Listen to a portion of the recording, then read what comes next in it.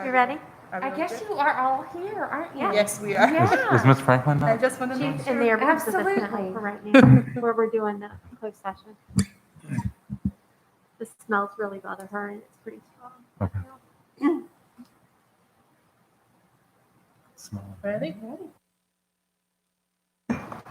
Well, good evening, everyone, and welcome and thank you for being with us tonight. And all the individuals joining us through YouTube, we welcome all. I call this meeting of Montgomery County School Board to order at 6 o'clock on August 18, 2020. Please stand for the Pledge of Allegiance. I pledge allegiance to the flag of the United States of America and to the republic for which it stands, one nation, under God, indivisible, with liberty and justice for all. Thank you. The next item is adopting our agenda. May I have a motion to adopt our agenda as presented? So moved. I have motion. Second. Motion and second. All those in favor, please say aye. Aye. Can we discuss briefly the agenda? I'm sorry? Can we have discussion on the agenda? The agenda? Yes. Sure, after the second, yes. Should we go get Miss Franklin or? I'm sorry? Mr. Chewbacca seconded. I second. Yeah, but if we're gonna have discussion, should we get Miss Franklin? Absolutely. That's right, Okay, yeah. let me go grab her. real quick. Thank you. Yeah.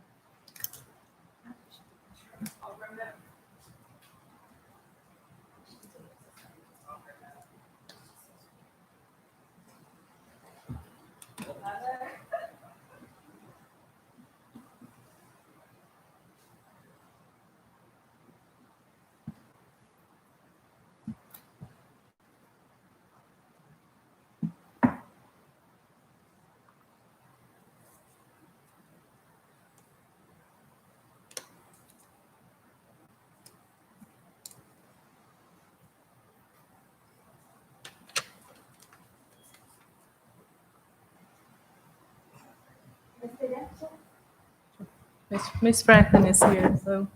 Okay, so my question or request is just wondering, I think some things will probably, there's obviously a lot of interest in the start of school, and we've continued to say that this is something that we're going to keep an eye on and whatnot, but I don't really understand where in our current agenda that would fall other than maybe unfinished business at the very end. So is that, I'm just wondering if, I know we're talking about face coverings under B and then the notification procedures under C.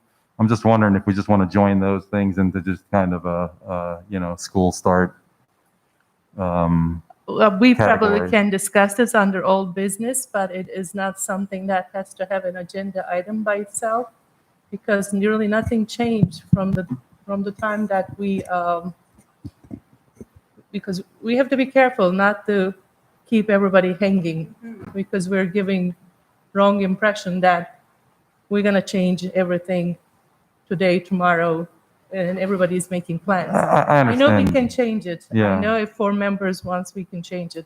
And I know governor may change it, or the NRV Health District may change it. I mean, I Sure. know it's not certain, but we have to make sure that we don't portray and give wrong impression that everybody is, waiting to change it tomorrow. Sure. I just think that where we are right now with things kind of changing on the health front, if you will, there's a great amount of interest in this.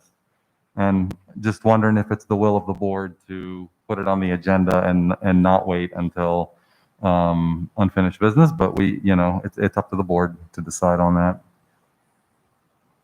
Okay, I'm sorry. I didn't understand exactly what you wanted to put Oh, I was asking if we can join B and C. We're talking about face coverings and the notification procedures, and I know that there's been a lot of interest.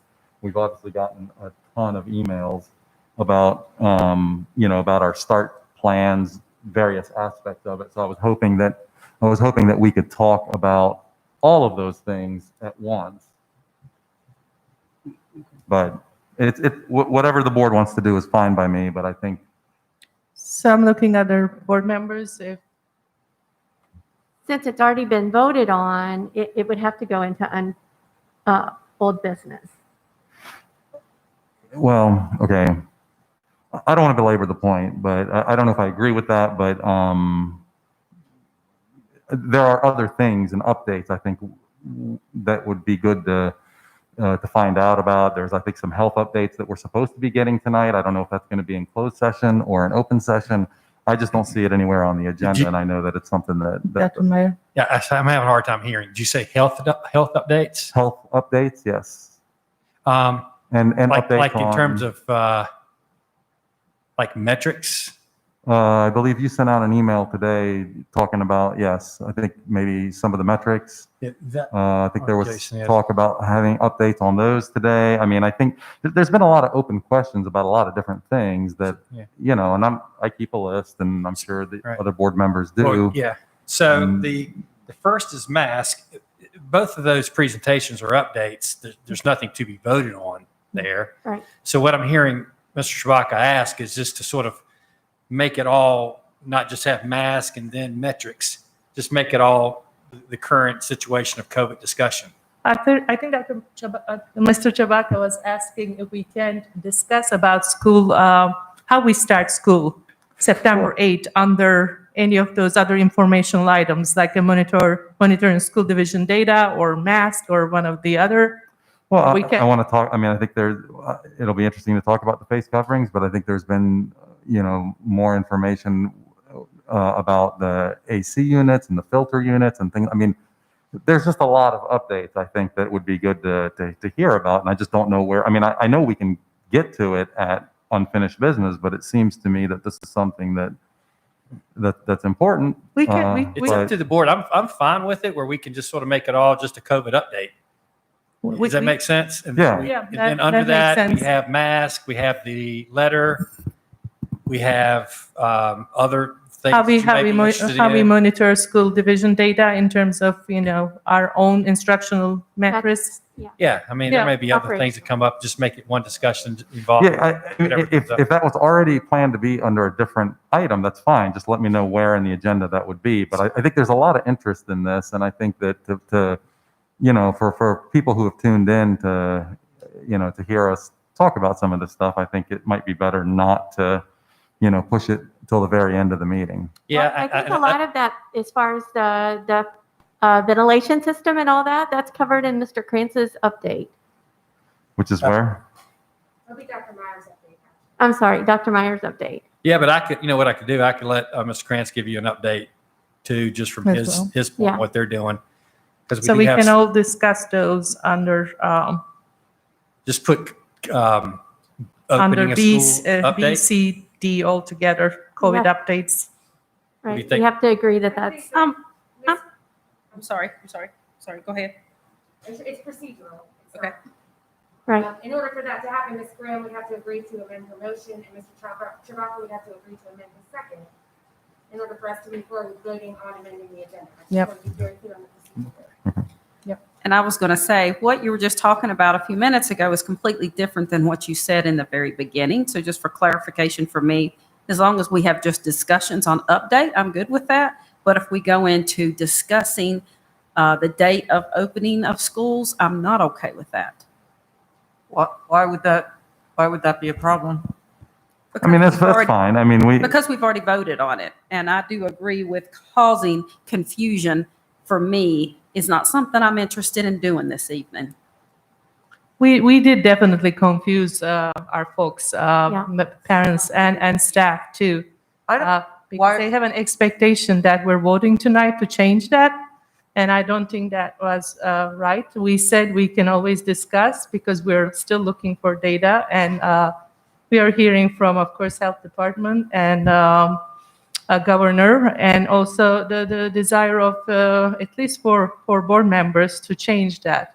But we have to make sure that they don't sit down all night long on YouTube, in front of the YouTube expecting a vote is going to come.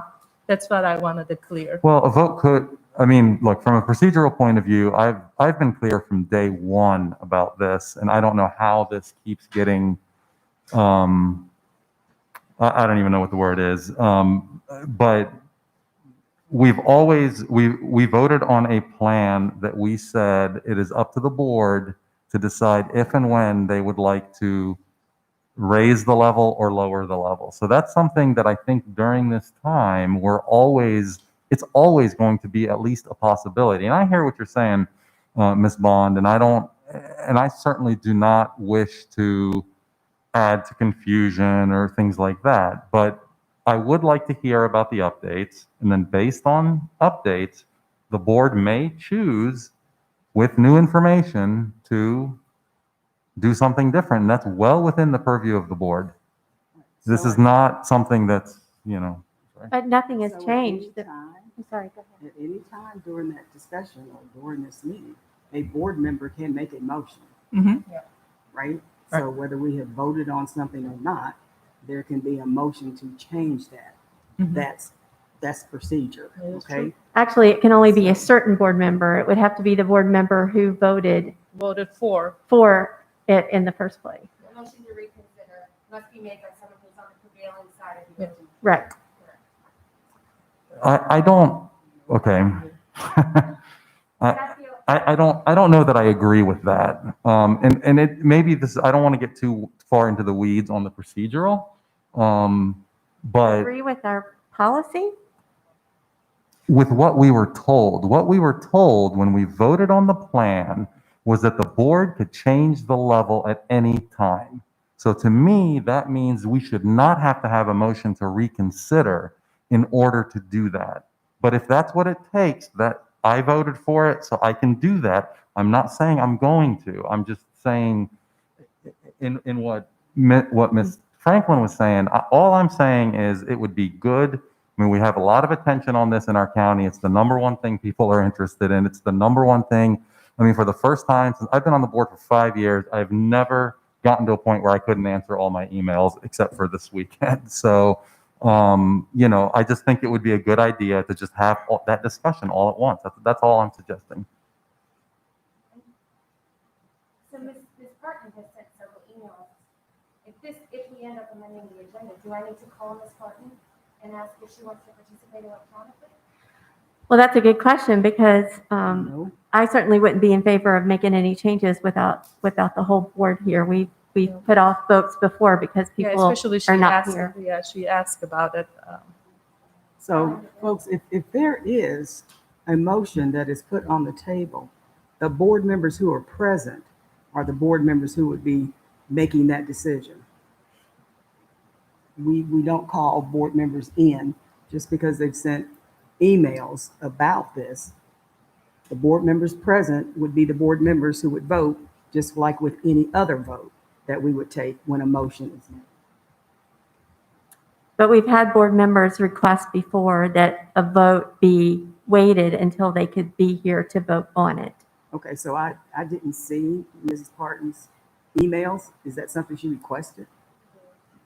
I'm sorry. Okay. I mean, if we get to that point, that's fine. All I am asking for, our agenda, there's a lot of stuff on the agenda. All I'm asking for is that we join B and C, and I guess I see D now. I don't know if that's new or I I mean, missed it any of before, those but- items actually open to related discussions that you've been Okay, talking about. Am I okay. right? I mean, we can talk about under all those. Am I right or not right? I don't understand. So I think if we leave it under old business, once we've gone through everything else, Okay. Yeah, that's what It'll- my it'll just initial, make It might things answer some cleaner. of the questions. Yeah. Is that what you're thinking? Yeah, that's what my initial thought, to discuss it in old business like we did it last time. So it's and I just- think that's okay.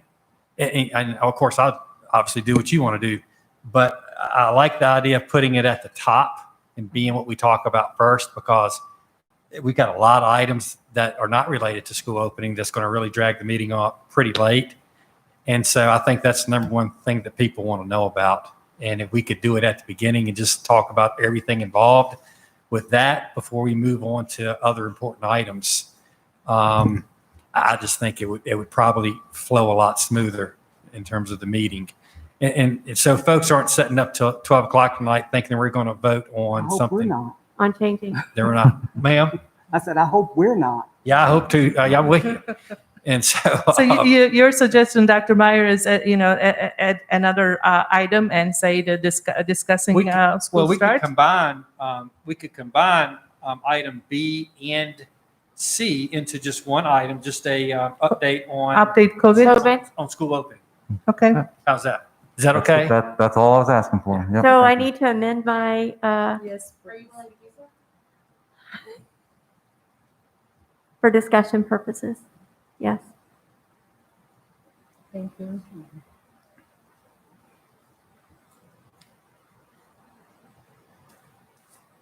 Mr. Trebek? I will amend my second. Now, can we have another motion to approve our agenda? We as already have amended? the emotion. Oh, We I'm sorry. amended it. Okay. So we're voting now. Okay. You want All to, those in favor? Aye. Oh, sorry. hold on, I thought if they agreed to amend the motion, if they agreed to amend the motion, you didn't vote on the amendment. You voted on the amendment. Okay, I can go with that. are all good to say, all those in favor, aye? Aye. Aye. Aye. Any opposed? We have an agenda. Next item is entering the closed session.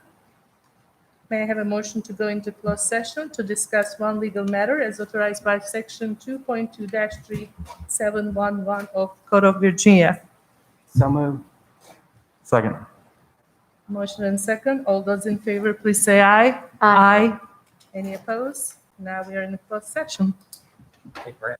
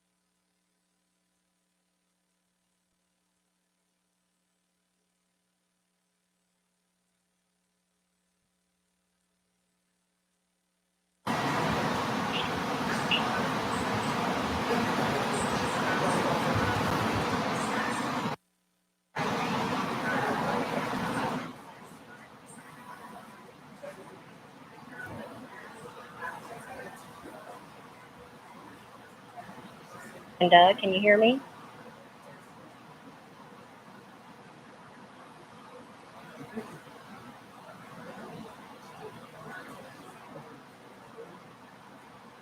Brenda, can you hear me?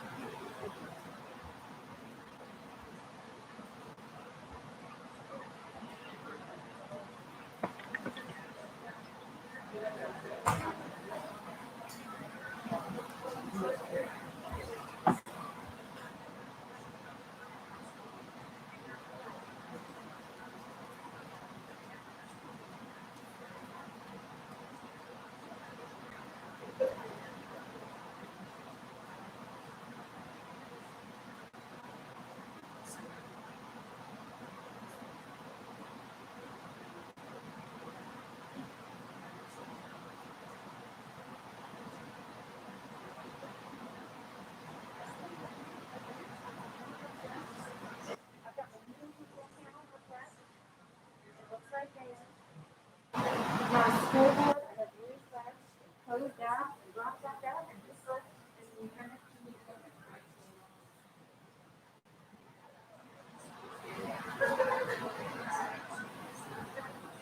Sure.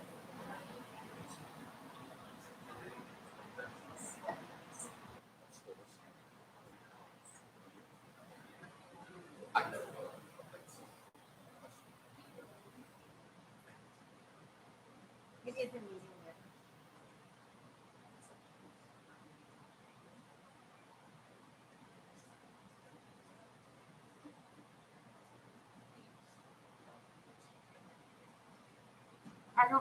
I don't stop it. I just let it keep going.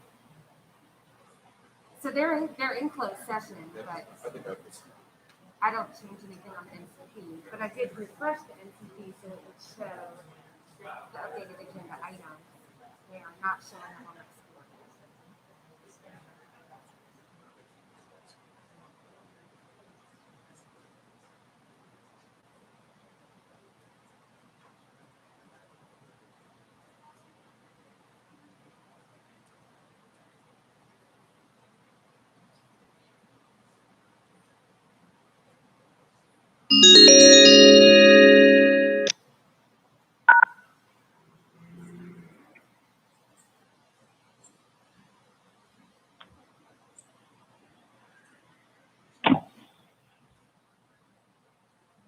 The adoption of the agenda is the motion, but Hello? 3C is the new item.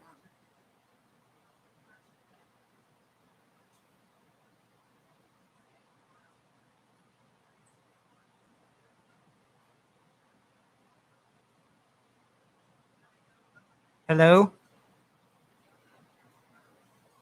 Testing, testing.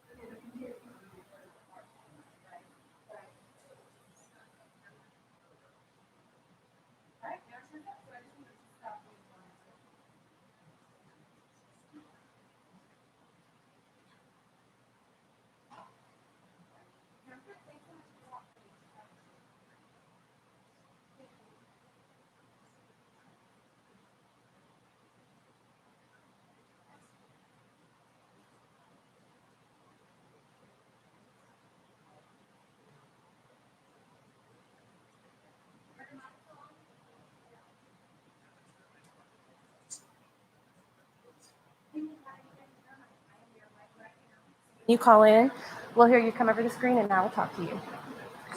Okay? Thank you. That's the dingle, right? Yes. Okay. The minute I would come up, she came up before I would come up. Before you could get here. Sorry. Saying about this stuff. No, not yet. Okay. She'll be fine. Jeff was saying that picks up so much. It does. Yeah, but it's not on the No. thing. Yeah, it's just for Dana. When someone's in front of it, it's fine. We just have to. Well, it'll go off when they come back. It'll all come off. Make sure she's good. Hi, Miss Parton. You're over the big speaker in the boardroom. Everyone in the boardroom can hear you if you speak.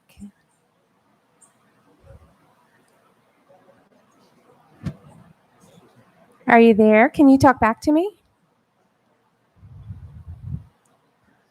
Hey, Brenda, can you hear me? I hear you. You have such a soft voice.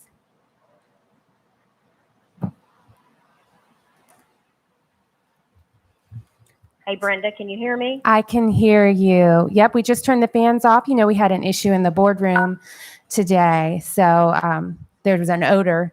We've been working to get it out, but we're going to have all these fans turned off before the meeting starts. So you're good to go. I'm going to send you Matt's cell Hello? phone number, and he'll help you out. And we're hearing you great in here.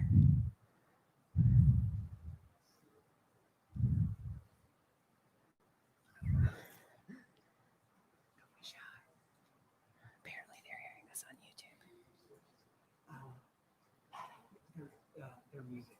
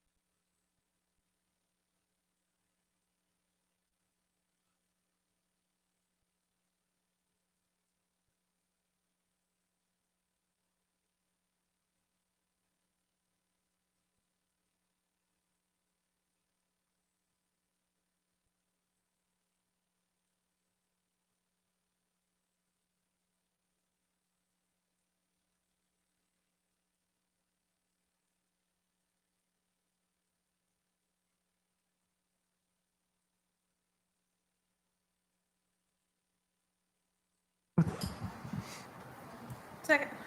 I have a motion and second. All those in favor, please say aye. Aye. Any opposed? We are now in open session. I need a motion to certify closed session that, to the best of each member's knowledge on the public business matters lawfully exempted from open meeting requirements by Virginia law were discussed in the closed meeting to which this certification applies, and only such public business matters as were identified in the motion convening the closed meeting were heard, discussed, or considered. So moved. Second. We're ready for roll call. Ms. Vaughn? Yes. Mr. Chewbacca? Yes. Ms. Franklin? Yes. Ms. Graham? Yes. Ms. Cass? Yes. Ms. Karan? Yes. Board members, based on the revision to the agenda, Ms. Parton asked to participate electronically. For the first part of the meeting this evening, we have added an agenda item for her electronic meeting participation. You'll need to hit refresh to see both that agenda item and the new revisions to the agenda. Ms. Parton has dialed in and is able to participate electronically. If anyone would like to make a motion to approve that participation. May I have a motion to approve Ms. Parton's electronic participation? So second. All those in favor, please say aye. Aye. Aye. Any opposed? Thank you.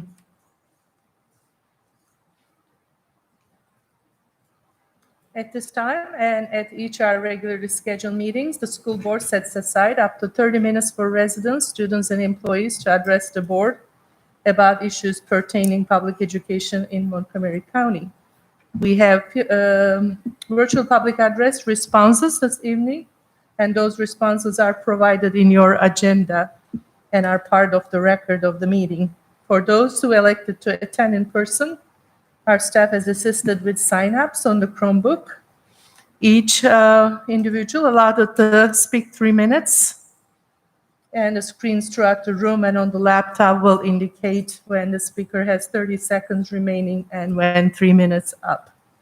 As a reminder, the board doesn't respond to speakers during the public address. Now I will read the names, and please come and state your name, and you have 3 minutes. And first individual is Courtney Thomas. And as Courtney Thomas comes up, we have some wipes and hand sanitizer to the left of the computer that our speakers can use to sanitize the microphone and also their hands. And Dr. Thomas coming with Betty Thomas.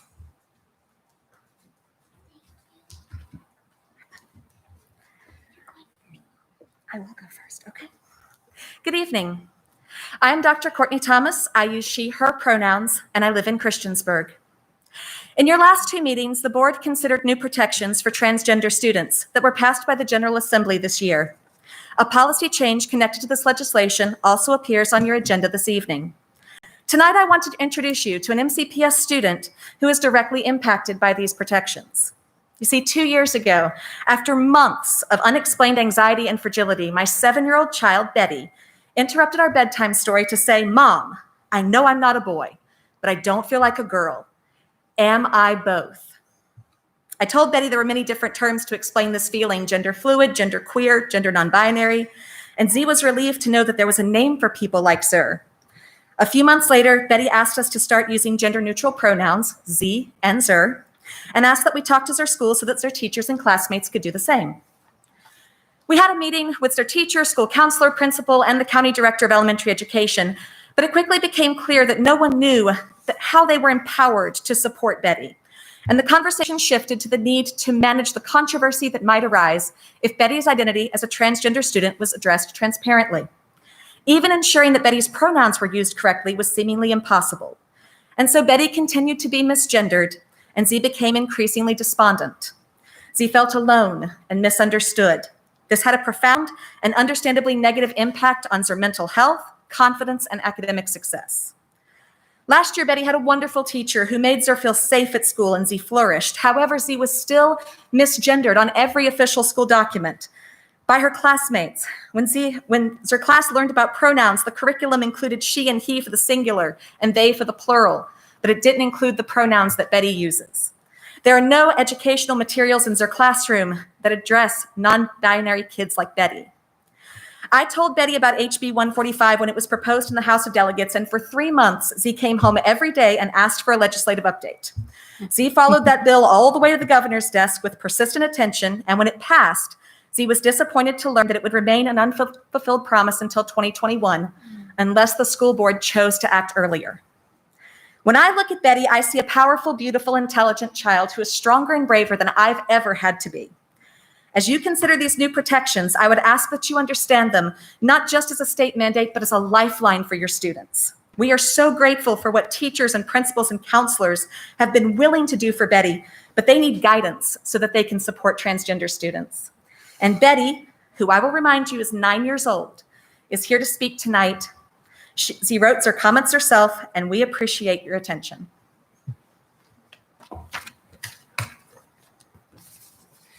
Hello, my name is Betty Thomas and I use user pronouns. I live in Christiansburg, Virginia, and I go to Falling Branch Elementary School. I'll be in 4th grade next year. I used to go to Christiansburg Primary School. I'm gender fluid, and that means I'm neither girl or boy. I felt different since I was 3, and I came out as gender fluid 2 summers ago. But before I came out, I felt sad. You can never see a smile on my face. I felt like I didn't belong. I was mad. In 2nd grade, I told my teachers that I was gender fluid and that I wanted the teachers and students to use my pronouns. But they didn't. That made me feel even worse. I thought I was the only gender fluid person in the world. 3rd grade was different. I had a new school and more teachers knew my pronouns. My 3rd grade teacher, Ms. Valentine, was the nicest teacher I've ever had. Even though she wasn't allowed to use my pronouns in class, and she didn't, at the end of the school year, she put a note on my report card. They used my pronouns in every line. She was supportive. But I still felt scared. I had to take many risks. I had to worry that people wouldn't be my friends if I told them I was gender fluid. I had to worry that they would tell their parents, and the parents would say they couldn't talk to me anymore. My principal said I should wait until middle school to tell people that I was gender fluid. But that's a long time away, and I don't want to wait that long.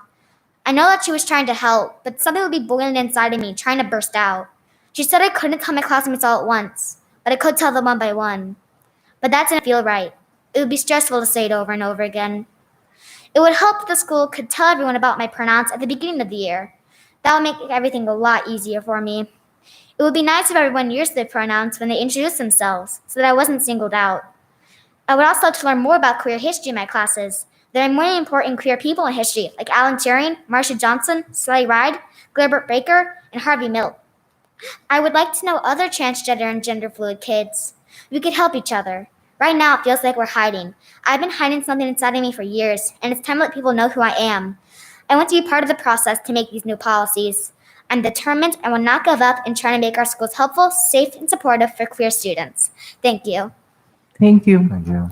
Thank you, both of you. Next individual sign up to speak tonight is Mr. Fentress.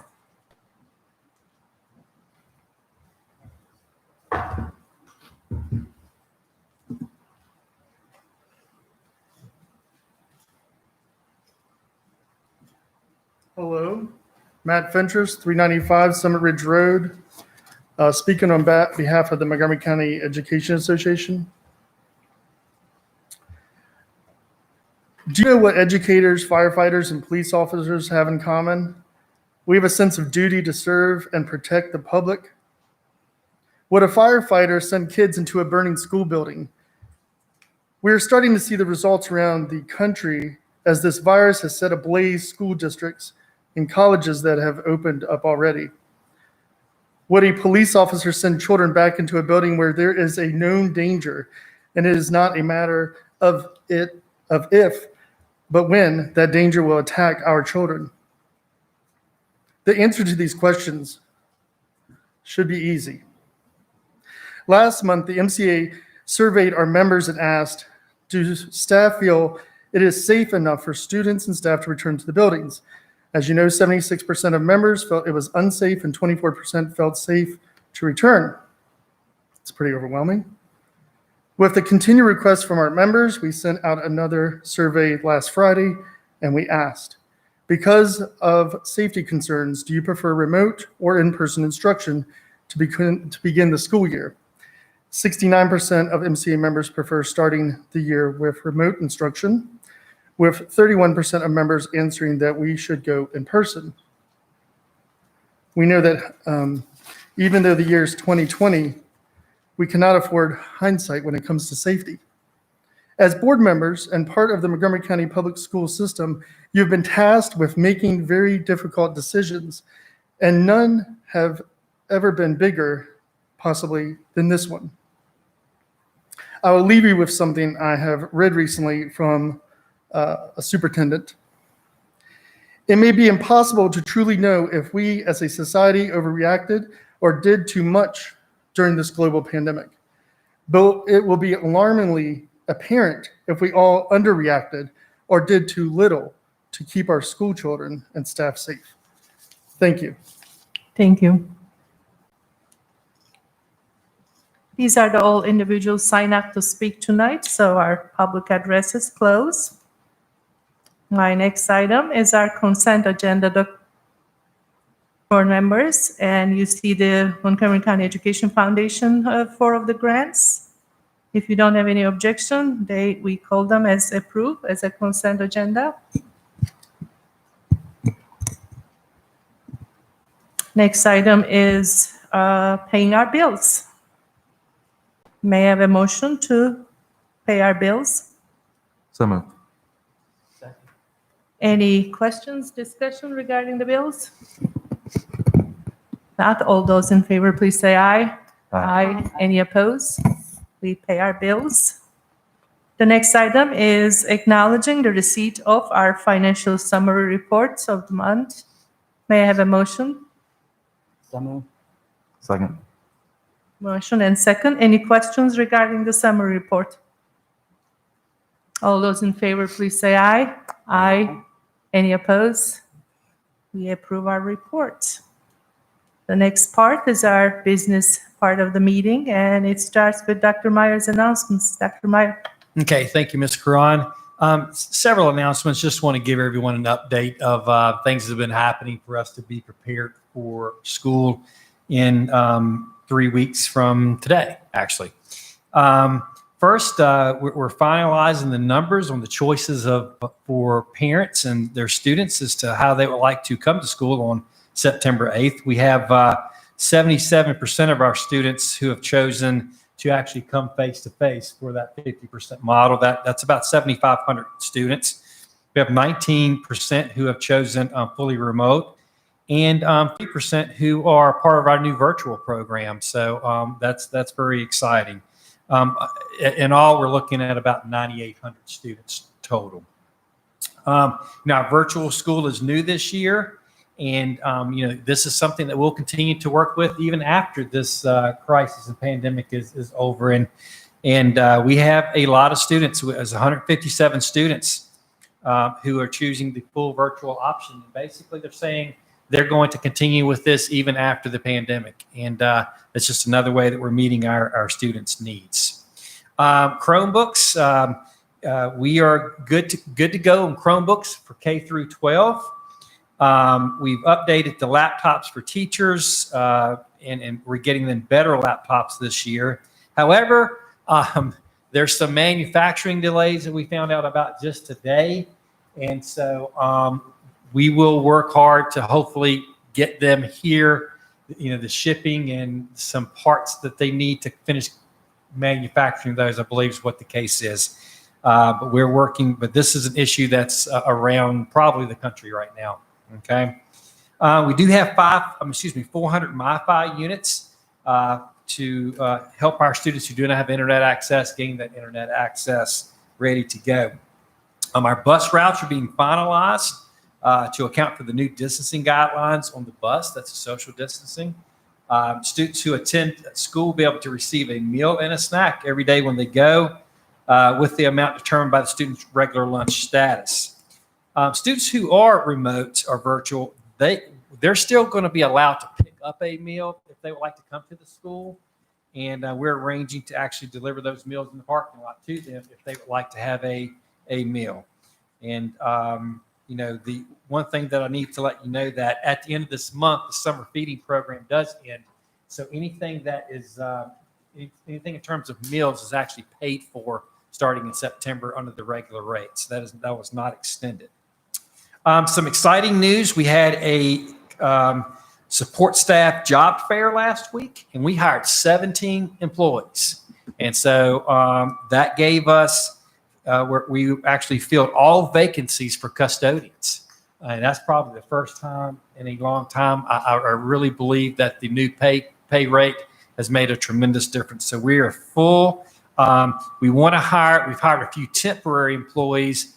We do want to hire more temporary employees to have on staff as well, but we are full finally. Other HR news, we have five current teaching vacancies that we expect to be filled this week. Teachers have been participating in workshops, over 40 workshops that have been focused on remote learning for our staff over the last several weeks. Our curriculum instruction team continues to work with the teachers to identify essential skills to be taught and making necessary adjustments to the curriculum and pacing guides. What our folks are doing in curriculum now, they are going back and anything that was missed at the end of the school year, making sure that there is a natural bridge from one class to the next class, that there were no gaps. So they're working on that with our teacher teams.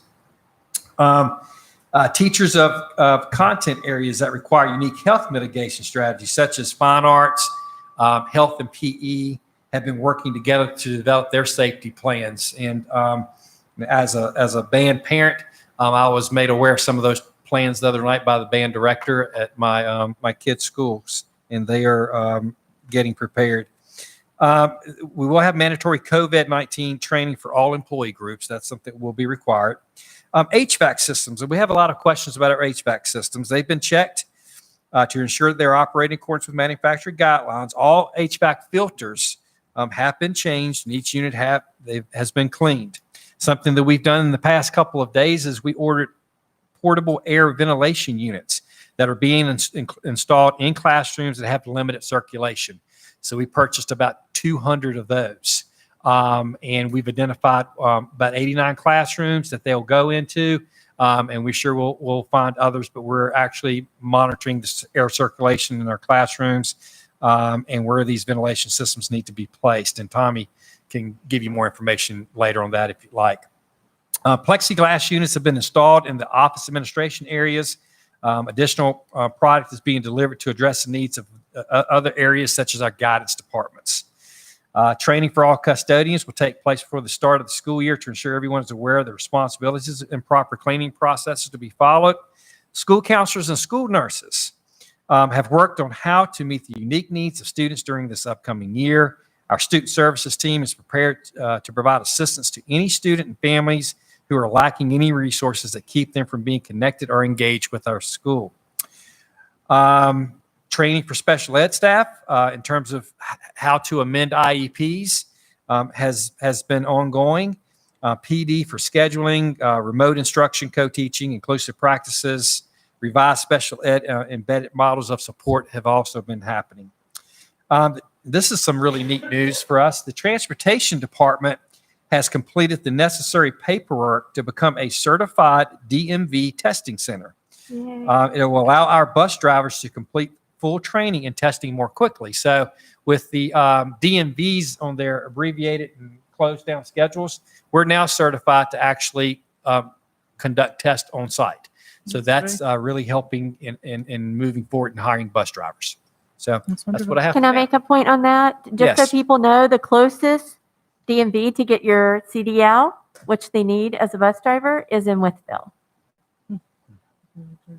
Wow, And now we're going to be doing it here. Yep. that's So- wonderful. Wow. So I, It will be helpful. That's huge. Yeah, it is. so I appreciate our employees who are willing to step up and be the trainers and Yes. take part in that. So very good. All right. Now, the next item will, unless you have questions, Dr. Meyer, at this time. Next item will be updates on school reopening. And would we like to start with the update on face coverings, or we want to start with the How about start with the notification as to what's going to happen? notification? Okay. As you see, the board members, the positive notification letter is attached, and per our discussion in a closed session, we decided that the notification will go with a positive case to all the families in the division with the identity which school the case of, occurred, in which school the case occurred. And also, following with the consultation of health department, affected employees will be notified as part of the contact tracing conducted by health department. Any questions regarding any further discussion while Mr. King is still available? Further clarification, you see the letter.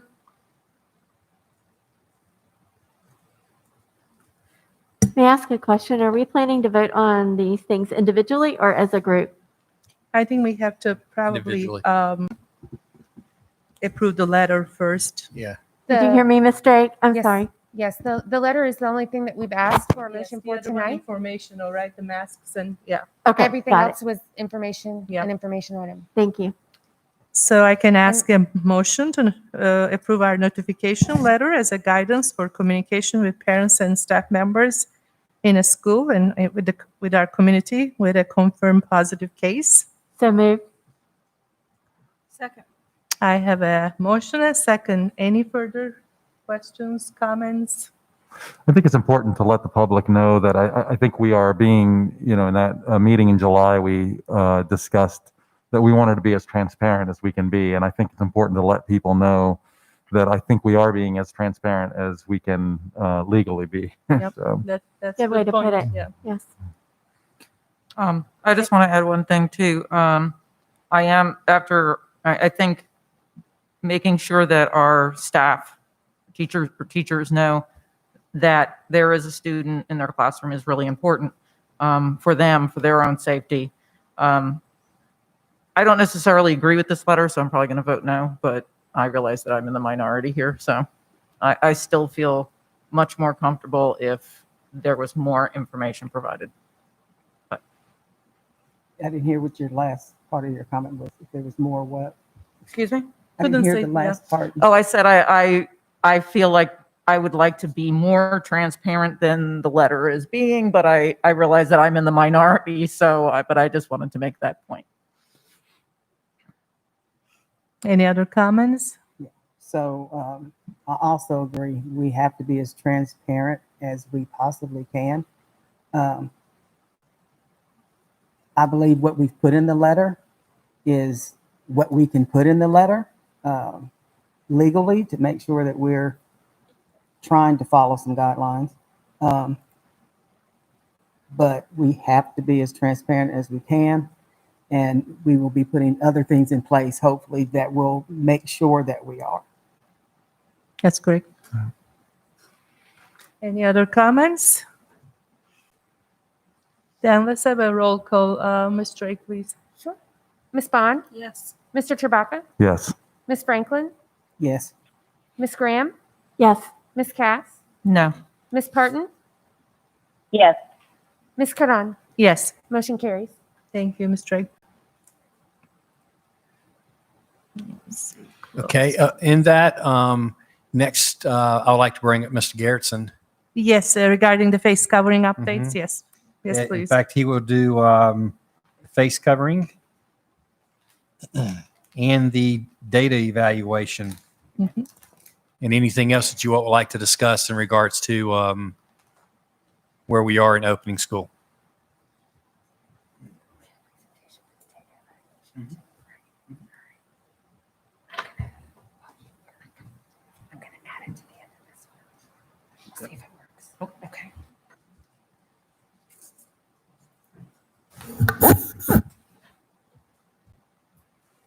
Thank you, Mr. King.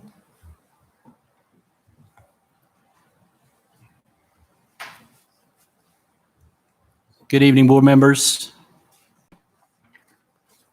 Good evening. We did want to offer some updates on discussions we've had since your decisions back in late July regarding just some details regarding face coverings.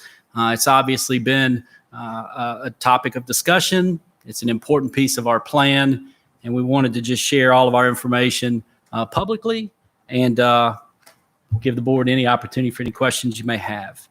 The background right now, of course, you've all seen essentially all public health organizations recommend this, recognize this as an effective mitigation strategy.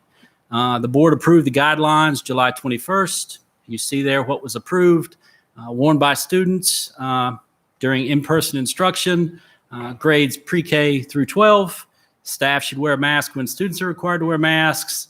There are some leeway there for staff members speaking directly to remote students and are 6 feet away from another person.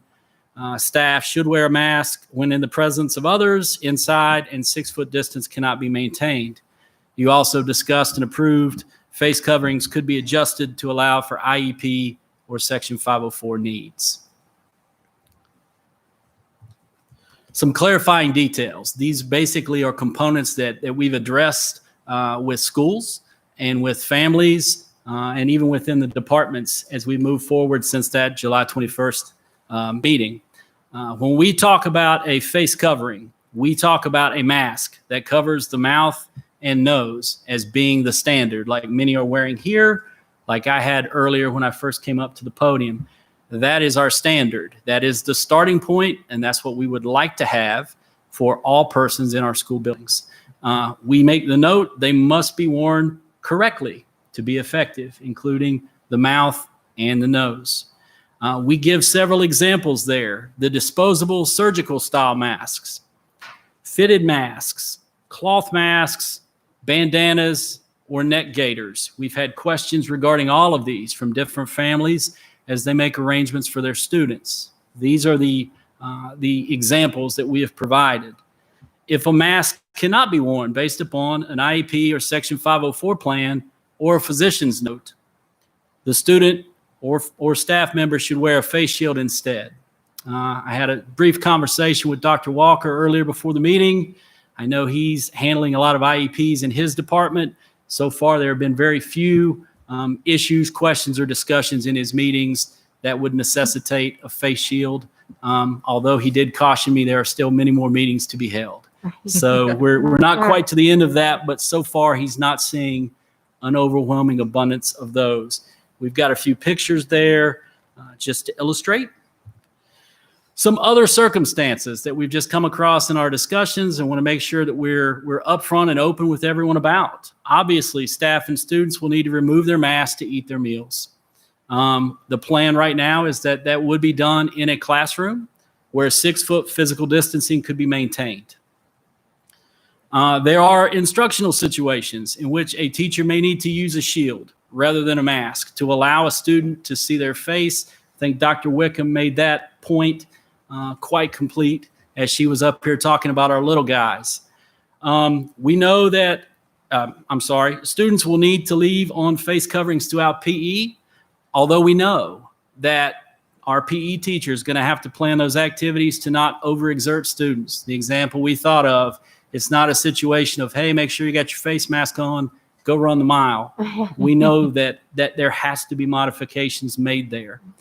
Lastly, we talk about continuing to make plans for music, band, and choir, as Dr. Meyer discussed in his announcements. Our intention throughout all of that is to have students in masks as much as possible as we continue to make those plans.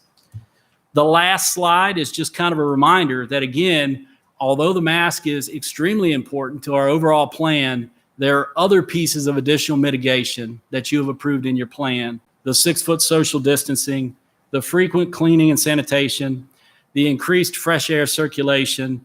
And then we talk about some possibility of some of those classes like PE, music, band, and choir classes potentially being held outside when possible. And then we talk a little bit about some specialized masks. And I gave you some pictures there. The mask on the left is a mask made for band. That's basically referred to, I'm learning the language here, an overlapping face mask, which was as it was introduced to me. And it's more commonly now being called a blowhole mask. So that's on the left. Also, we look at some the possibility of needing to put covers on the bells of our music instruments in the band classroom. And then on the right side, you see just one example of many, many styles of the face mask with the clear piece that allows you to see the mouth and allows you to also better just see facial expressions. Mr. Krantz has a large number of those on order. Late last week when he talked to me, he said he was expecting the first of those to be coming in this week.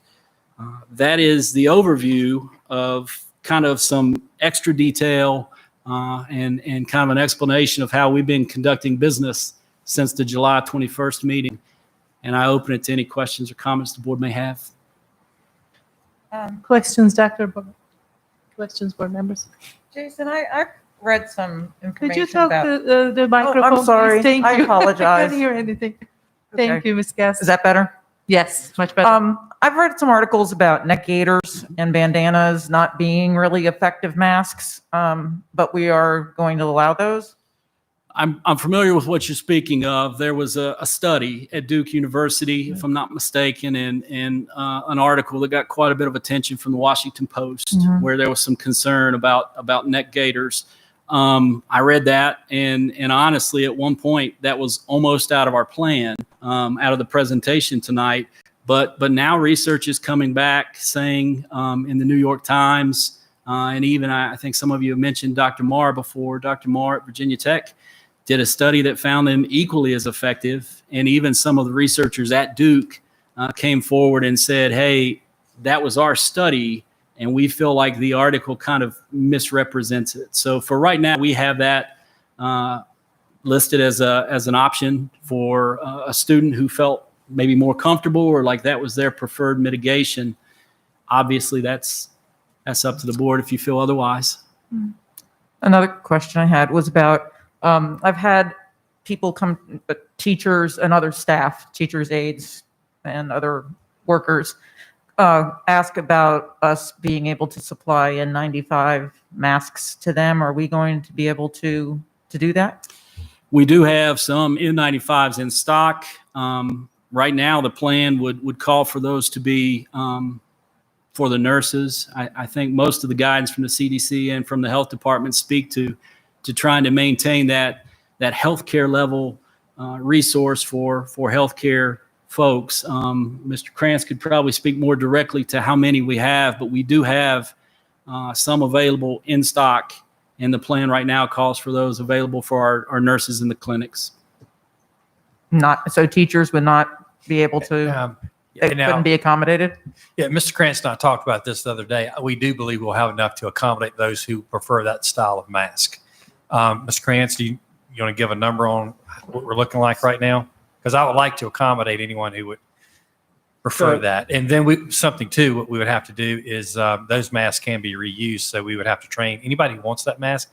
Well, we talked about having to train them on how to properly take care of it too. So, and Dr. Myers right on the mark. So the N95 mask runs us about a little over $3 per mask. Cloth mask runs typically right now about 39 cents. Though we saw during the whole crisis, it was as high as over $2 as well. We currently have on the N95 mask right at about 600 masks. The cloth mask, we have over 60,000 of those masks. We have 20,000 shields. We have 500 children's shields on hand. We are procuring the mask that we saw for the band. That was something that has been brought to our attention. So we're doing, I think, an excellent job of keeping our inventory and trying to have as people come. But as Dr. Meyer said, it's training them. Even the cloth mask has a shelf life of about 5 days. Mm-hmm. But what you should do is when you finish, you take it off, you put it in a Ziploc bag, as long as it's not soiled. Once it's soiled, you need to let it dry out and then see how it comes out. We have 20,000 face shields? Yes, ma'am. And schools are asking for the face shields. But I thought face shields weren't as effective. Most of the schools are using it in conjunction with the mask. It's a double protection. Okay. It's a double. Oh, Yes, ma'am. or either that, or in the special education cases or in early learning instruction, okay. where it's important to Gotcha. see the mouths of teachers and kids and that kind. And then too, there's some face shields being used in band class, like with the flute. Correct. You can't play. So this is something that's come up a bunch. So just to clarify, Jay, this clarifying details. This is the first time that I think I've seen this part. Is that correct? So we are clarifying that we are, unless there is a valid exception, like Ms. Franklin was saying, we are asking students and requiring students to wear a mask instead, right? That was in what we voted on. Yeah. Well, when we No. first presented back on the 21st, we talked about kind of interchangeably. Correct. And we do, obviously, the information changes and changes quickly. It's become more clear that the cloth face mask is the preferred first choice. But we know that we need to make the face shield available for a wide number of reasons. But again, the expectation is face coverings at school. And as Mr. Krantz said, of course, some people may choose to wear both. So, Mr. Brock, if they don't fall into a medical category or an instructional category or special education category, then we're going to require a cloth mask. Yes, sir. Okay. Thanks. Any other questions, Mr. Garrison? You're not done, Mr. Garrett. I know. Thank you. Okay, and I think I'm also next, as Ms. Drake said. Were you able That's to right. You connect? can't leave. We just need to do a little refresh.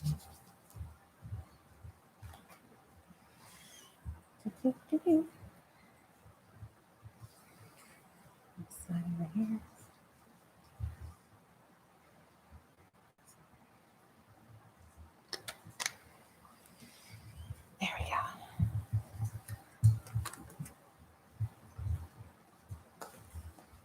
Thank you. Also, we spoke at our last board meeting about monitoring some data, paying attention to some data and what would be some things that would potentially stand in the way of us successfully completing our back to school plan.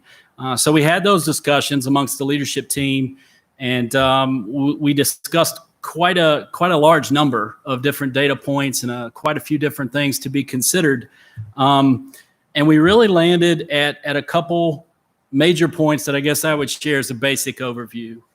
We do believe that monitoring key data allows us to make informed decisions, right? And that's to go both directions, either increasing our in-person instruction. Currently, you're at 50%, starting the day after Labor Day. We do need a plan that says how to move forward from that. Our goal ultimately is to get everybody back in school. That's what we all hope and wish for. But we also understand that we need to be flexible, and based upon information and things that happen, we may have to decrease some in-person instruction. VDOE was very clear and made that a mandatory component in our back to school plan. We had to make that arrangement. And of course, you guys voted and made those decisions back on the 21st and said, you know, if we were going to make a decision about scaling back, reducing in person, or potentially going back to online, we would listen to health department recommendations. We would take their recommendations. And I think at one point we even talked about Dr. Meyer needing to call the board members. And I think Ms. Franklin mentioned kind of having that direct line, that bat phone to be able to get a hold of folks. With all the data points that are out there available, we understand and we continue to hear from in almost every conversation, we must analyze data within its context. When you deal with this many data points, it's very hard to take just one and let it rule the day, right? There's great potential to make a mistake, to make a bad decision if we're just looking at one piece when we have so much available to us. The metrics we chose to take a look at, the ones that seem to be most important for us on the school end, is that school division data. And we would then, of course, rely upon our health department to make the recommendations based upon public health data, as we discussed back in July. The data that we would monitor and collect could be collected at the school level. That allows us to make individual decisions for each specific school. And then, of course, all those numbers roll up to give us a full division level picture to where we could potentially say, you know, this isn't just a school decision we need to make. This is a division level we need to make. And I think it's important for us to note and share that obviously our decisions need to be based upon trends, right? You don't want one good day to launch you forward when maybe you're not ready, just like you don't want one particular bad day to set you back. So it's this idea of trends. When we look at the school division data that we would monitor, we kind of broke it into three broad categories. We talked about our instructional function, our transportation function, and our operations function. And a lot of this has to do with our staff and our personnel being able to come in and do their jobs effectively. So when we talk about licensed personnel, it's not just teachers, right? It's school counselors, it's administrators, school psychologists. So we look at absences for licensed personnel, and there's kind of two categories there that we want to draw your attention to. Number one, we want to talk about that daily fill rate, right? So if I have 10 teachers absent from my building, they're out, they're absent, my ability to pull in subs to cover those classes. Now, we all know we can never have a class unsupervised. And as we talked in the leadership team, all of us who had worked in the building level had said, we all remember those days when we don't have a sub or we're short. And I've got to run down and cover the Spanish class. Even as a principal, I've got to cover that class to make it happen. Or another teacher is covering that class to make it happen. I think the board even approved 2 years ago, I think, that classroom teachers could cover another teacher's classroom during their planning period and get paid a portion of that sub pay. So we know that happens. But we're talking about that daily fill rate where we're always going to have the classrooms covered. We have to. But when we look at that list of substitutes, what's our fill rate, right? Are we filling 90%, 95%? And that's just that daily piece. Another important component to us, particularly when we talk about the instructional function, is the long-term fill rate. So maybe Mr. Garrettson, the school principal, has to go down and cover Spanish for a period or a half a day, and we kind of get by, right? I'm able to execute the teacher's lesson plans to some degree. Some of my other tasks will be taken care of later. The long-term fill rate talks about the instructional impact if I'm doing that frequently, or if I'm doing that regularly, or if that Spanish teacher is going to be out, even with subs, a very specialized class like Spanish, we probably don't have a lot of subs. They do a great job, but who are really qualified to come in and really cover Spanish the way we want it covered. So we're talking about that daily fill rate, but we're also talking about the instructional impact of that long-term fill rate where, sure, we've got people in there, we've got coverage in there, but how well are we executing our instructional program? So that was licensed personnel. We feel like instructional aides, same situation. Dr. Walker's talked to you before about the large number of instructional aides that we have who work very closely, many times one-to-one, with some of our students with the greatest need. If those folks are out or need to be absent, then sure, daily fill rate, were we able to cover it for a day, versus if we have to fill those positions long-term, the impact it really has on that student's instructional program. That speaks to our instructional function. Our transportation function, our bus drivers, we found were also very much hard to duplicate, hard to replace. The pool for bus drivers who are able to come in and manage those buses, that's a small select group. So when bus drivers need to be away, at what point do we run out of subs that are available? And then it's also important to note that Mr. Krantz taught me this, that you can be a substitute bus driver, but it's a whole nother level. It's a whole nother certification to be able to drive that bus with passengers. So I can drive the bus, but I have to have an additional endorsement to be able to drive that bus with students. So the transportation function becomes important. And then our last component there is our operations function, where we talk about our cafeteria staff, nurses, and custodians. And again, when we look at situations where if we are having trouble staffing for whatever reason, then it really stands to stand in the way of us completing our mission with the in-person instruction. The last comment there, the last bullet, speaks to availability of supplies. We've talked a lot. You've seen a lot from David Hodge about the cleaning strategies and the increased cleaning protocols that he's put in place. We have to have those cleaning supplies to make school run. And additionally, as we discussed PPE, we have to have PPE to make the schools run, as we have detailed in our mitigation plan. So those are data points that we would look at a school level, at a division level, where we would need to pay close attention and could monitor it at a school level and then also at a division level to help us make decisions about where our next steps would be. I believe that's my last slide. And again, I'm open for any questions you may have. I'm wondering, okay, I understand these are the data points, but so how are we planning on measuring, like what's acceptable and what's not acceptable? So how many absence? So we're just monitoring the data. What are we going to do with the data? I think the data for us on our end, if Mr. Krantz is having difficulty lining up bus drivers, or if Mr. Knott is saying, you know, we're having difficulty securing subs, then that's a conversation that gets held in our leadership team and could potentially prompt Dr. Meyer to contact the board and say, hey guys, we're really having difficulty running buses, or we're having difficulty staffing classrooms.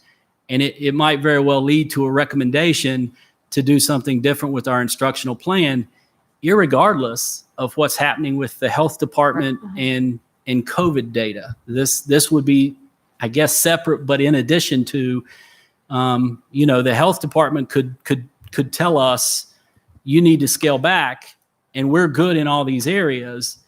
The opposite is true as well. The health department could say you're in great shape from a public health standpoint, but one of these is tripping you up. It's hard to put. We really tried and thought through it. It's really hard to put an exact number on it because there's so many different scenarios.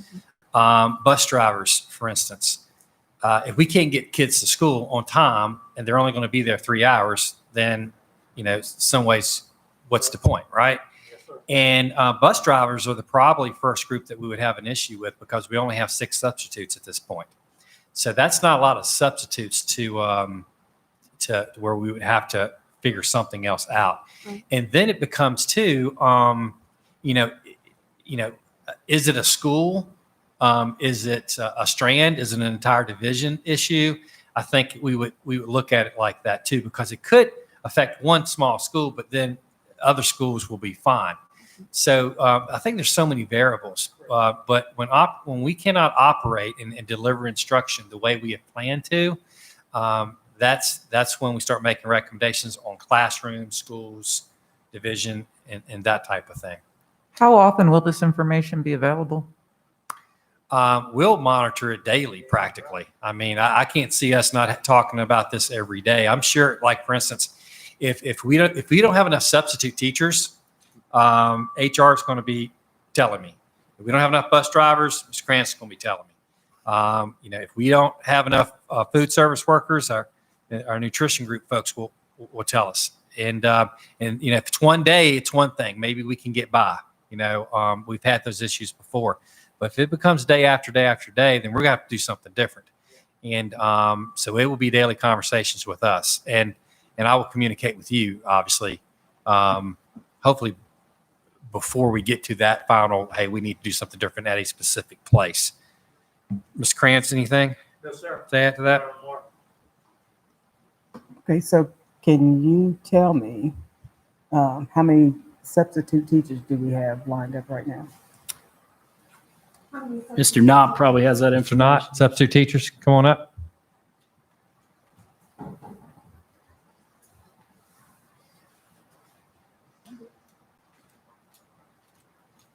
Currently, we have 284 substitute teachers. We are expecting more as we get our Radford student teachers in. They sign up to be substitute teachers while they're student teaching. So that helps the schools that they are in, Auburn Elementary School specifically. That's why their rate's the lowest of anybody in the county. But we don't know if we'll get any more. We haven't had a tremendous number in the past week leaving us. So what's the normal number that we would have? We've had over 500. We average usually somewhere around 380 to 400, I would say. How many do we usually have at the beginning of the school year? 50. 350 usually at the beginning of the school year. And what do we? Not necessarily people taking it. some of those might take one job a month. Mhm. And how many do we have now? 284 currently. Have we polled them to see if they are interested in still subbing? Yes, we have. They have been getting information from us. We have also reached out to them to see who would be willing to be trained by our technology department for remote learning in case we need them to use our technology for any kind of remote learning that we need. So we have a cadre of those folks that will be receiving training from technology for that. It's still a pretty low number compared to what we've had in the past to start out with. So we're starting out with 70 less. Approximately, yes. And during a pandemic. So I'm going to go down the list with this, just to let you all know. So instructional aids, where are we at?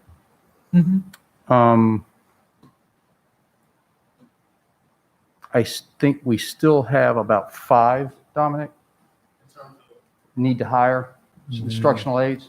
No. No. Mr. McKee, come on up, please. That was your question, correct? I think we still have 5 that we need to hire. All right, I'm not as, sure about as that. regular aides. Yeah, you're talking about the recess aides? Or the No, sir, regular I'm not aides? talking about recess aides. I'm talking about just instructional aides. But that's a group that we are constantly hiring for throughout the year. So that number is not unusual. The reset, instructional aides that still need to be hired, not counting the recess aides. Where are we there? Do you know?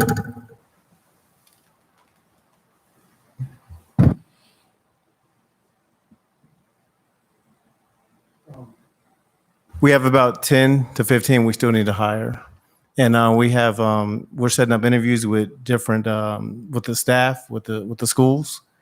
And we're also checking applications on a daily basis. So are we getting applications? They're coming in slowly because we did have the job fair where we had a couple aides come in and we interviewed for them as well. Okay. Thank you. Okay, so bus drivers, where are we at? Bus drivers. How many and how many subs?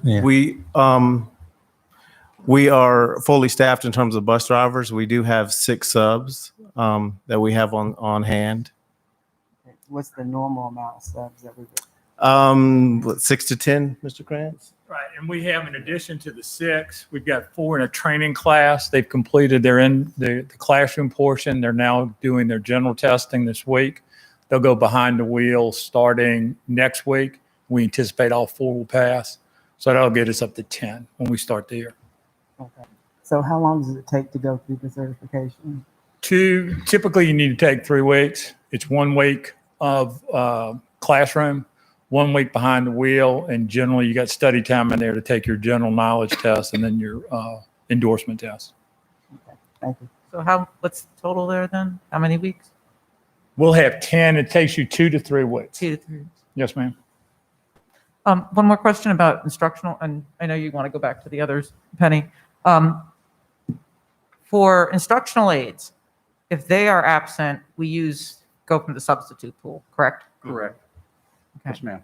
So we're down 10 right now, and so if we don't get those 10, we'll have to go into that substitute pool. So to fill those. I do want to clarify. The 5 aides that I were talking about were our full-time instructional aides. The aides Mr. McKee was talking about were for our daycare and that program. We're kind of on a hold for that right now because our numbers of daycare students aren't matching what we were projecting.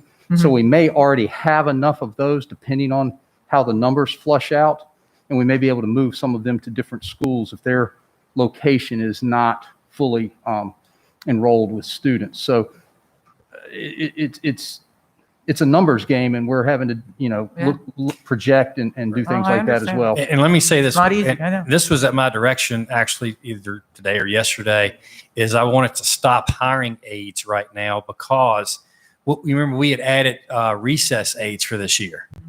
And so we hired several recess aides, and then we don't have recess, but we're putting them in the daycare to help out. I didn't want to, and then I started getting the word that the numbers on the daycares are not as high as we expected. So we're putting a hold on hiring them to reevaluate the numbers at the daycares as to if we really need to hire all that we needed to hire if school were actually in. And so I've asked them to hold off on hiring those folks for right now. And how are you looking, Mr. Walker? I mean, Dr. Walker, excuse me, I'm sorry. We just had a interview for instructional assistants yesterday.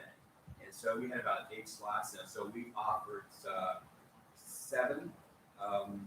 And they're going through workflow at this point in time. So we'll have 1 vacancy.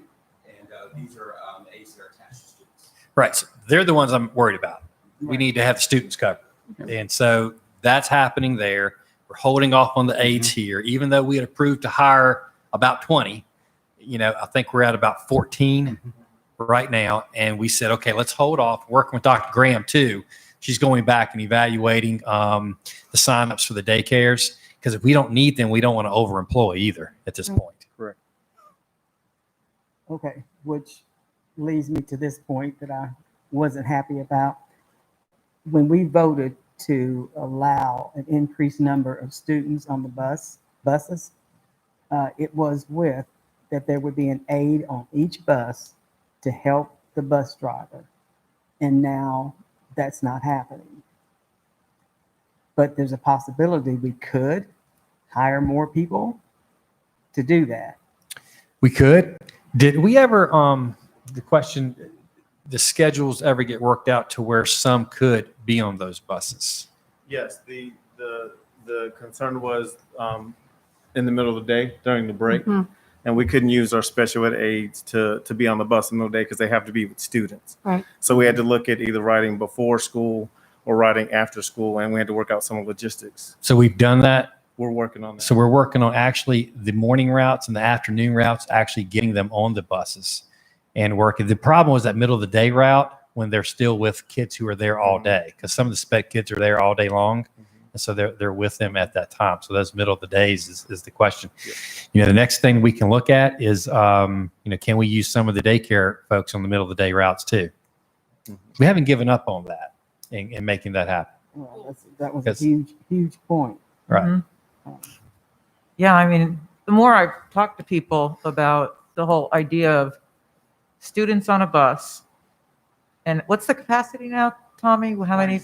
26 students on a bus, and you're a bus driver, and you're responsible for making sure not only that you're driving them safely, but that they also are wearing their masks and staying in their seats, and that's a lot of responsibility for a bus driver.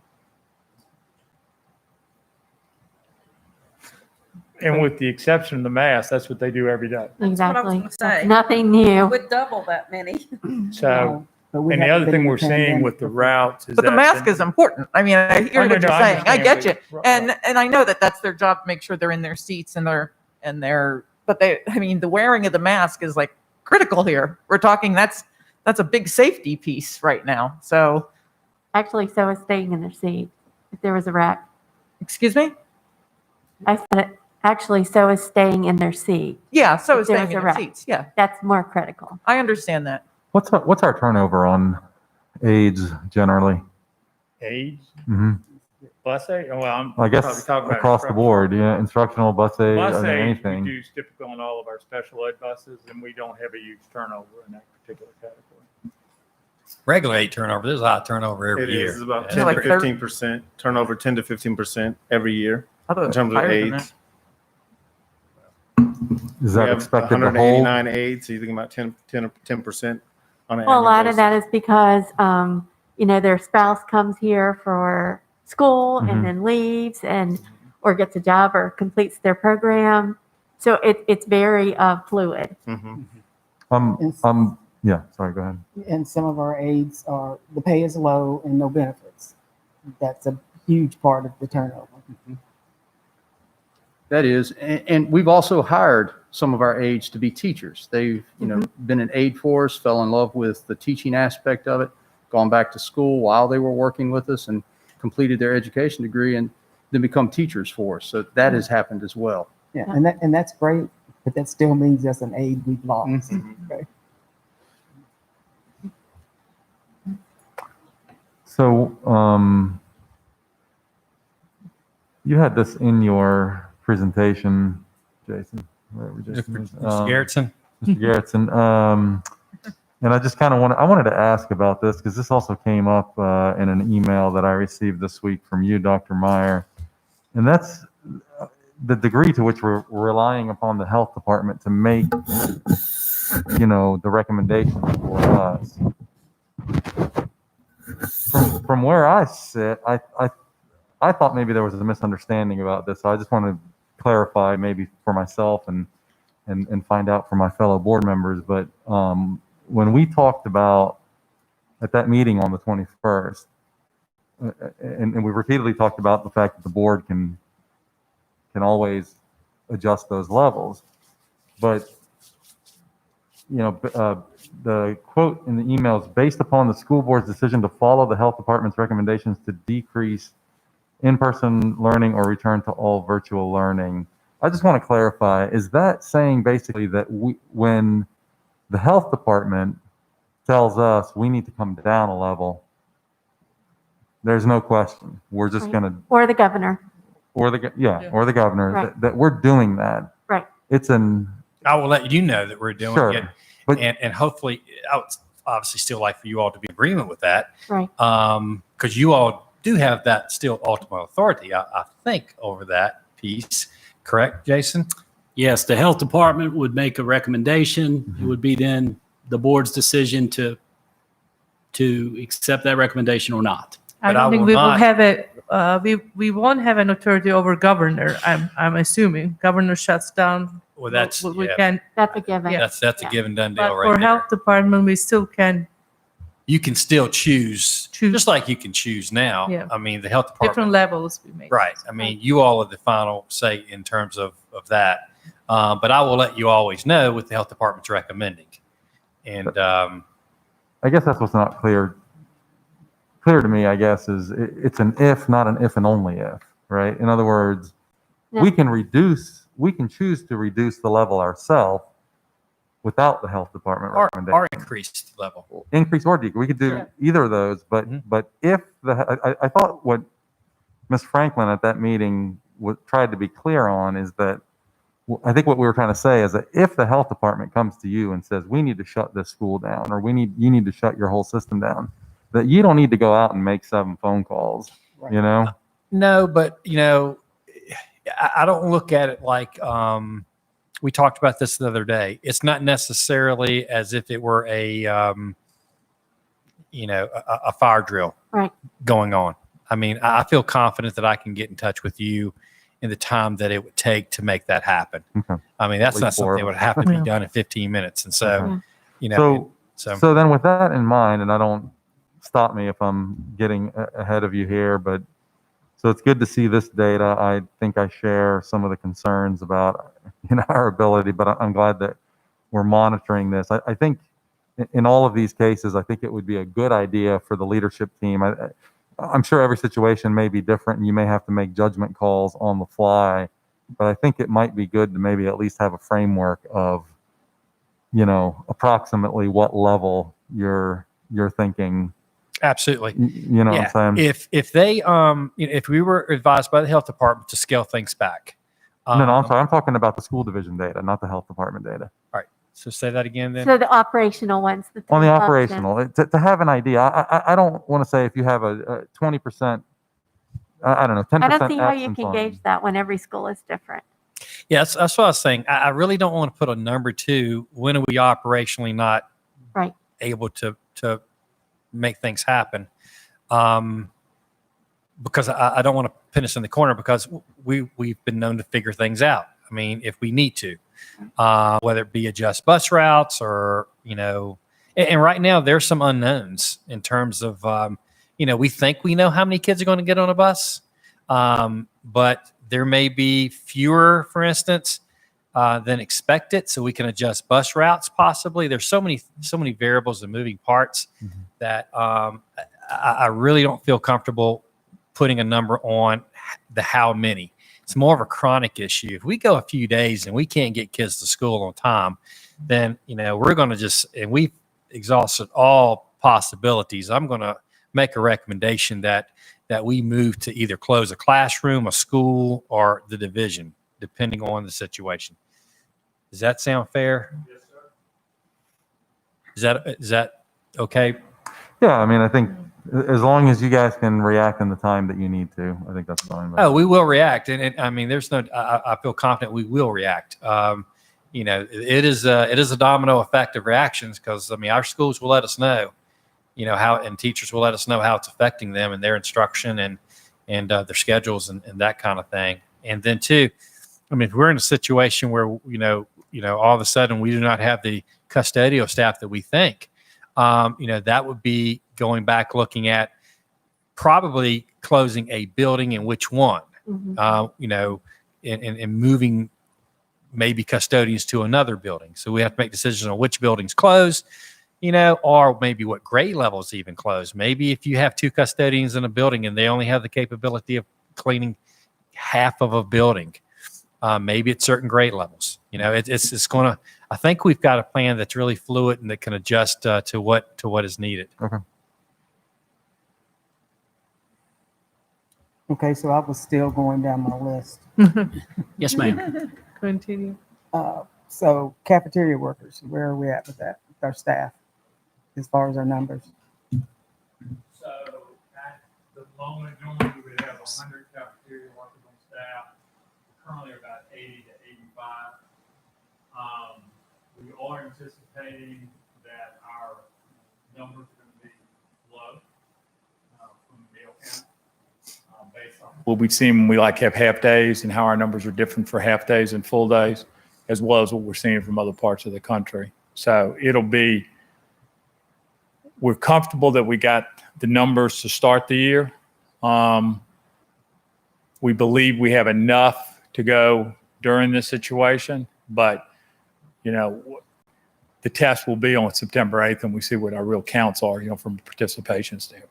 We're anticipating a drop, I would think. I mean, if you think about the way we have kids coming in and out, kids that are leaving at lunchtime and then coming at lunchtime, many of them will choose to possibly eat before they even get to school or say, hey, I'll just eat when I get home. You know, that's a real big possibility. They know that food is in sight. Right. And we fed last year about 70% of our free students ate reimbursement with us. We're projecting we'll be close to 35%. I think we'll even be lower than that. Reduced students last year, we would feed about 50 to 55%. We're projecting that to be about 10%. Full pay, we typically run about 32%. We projecting at 10. I actually think we'll be closer to 2 to 2.5%. Mr. Grants, it's a good time too there's been some questions that have floated around about the school lunch program as it pertains to all students receiving a free lunch and qualifications. Yes, sir. In regards to that and to why we do not see that as being a feasible option for us. Would you explain that to the board? CEP. So the CEP. So the CEP program is a great program. I did it at Richmond and we did the entire district. The benefits of it is everybody eats for free. There's no accountability. I don't need to go through the pin pad process. Number 2, it eliminates the applications. With applications there's a stigma attached to the application. And so you eliminate the application. There is no application. It's against the law for us to seek that information. The CEP is based off of the number of students you have that qualify under programs other than the application. So it's basically what they call direct certifications. You take that percentage times a factor of 1.6. That becomes the percentage that is used on your total reimbursable meals. You get paid at the free rate, which is significantly higher than full pay. So it's about $3.41. You take the total reimbursement you had, less what you qualify, and that becomes what you get reimbursed at the full rate, which is only 30 cents. As a general rule, your direct certifications need to be at least 40% to even think about it. That does not mean you still fit mathematically. So we look annually at schools. My first year here, we looked at the Eastern Montgomery strand. We thought we could pull that off. Didn't work. This year, we looked at Eastern Montgomery Elementary with Montgomery Central. When we submitted the data to the state and working with them, in order for us just to break even, Now remember, school nutrition has no fund balance. So if school nutrition is short, it has to come out of the general fund. There's no other place for it to go. So we needed to increase participation by 8%. Well, we normally feed, for example, like at What Eastmont, percent? Sorry. 8%, but it's more than 8% because normally we feed the group about 54%. We need to hit 62. That's actually a 15% increase. So here we're going to go into a shortened year, fewer students, and it's all about your total participation number. Okay? If I take the 5 schools that were referenced in an email based off of 40% or higher, those 5 schools, just their payroll, not food costs, is $478,000 a year. A good rule of thumb says you need revenues, your payroll costs cannot exceed 50% of your revenues. Now, if we had gone through the whole year, didn't have the pandemic, we would have hit about $5.1 million of sales. Now, the $5.1 million, 22% was a la carte. And of the 22% a la carte, half of it is high school. Half of the half is middle school. And the rest was elementary. You know who was the highest elementary in the mix? Was the Eastern Montgomery Elementary School. You're not going to have a la carte. Take that off the table. So we would need to hit $1 million of revenue. We're not going to hit $1 million of revenues in those schools. It's just not going to happen. But yet we've got $478,000 of payroll costs. So it's great. CEP is great. I'm a big believer in it. We were very successful in Richmond. And I continue to try to find a way to make it work. It just does not work financially here. And that at the end of the day, if we have a shortfall in school nutrition, we have to come out of the general purpose side of the budget. And you know, the General Assembly started today on their special session. I don't see where there's a pot that we're going to be able to do that with. So we continue to look. We can apply at any time during the year. You know, we're not limited just to the beginning of the year.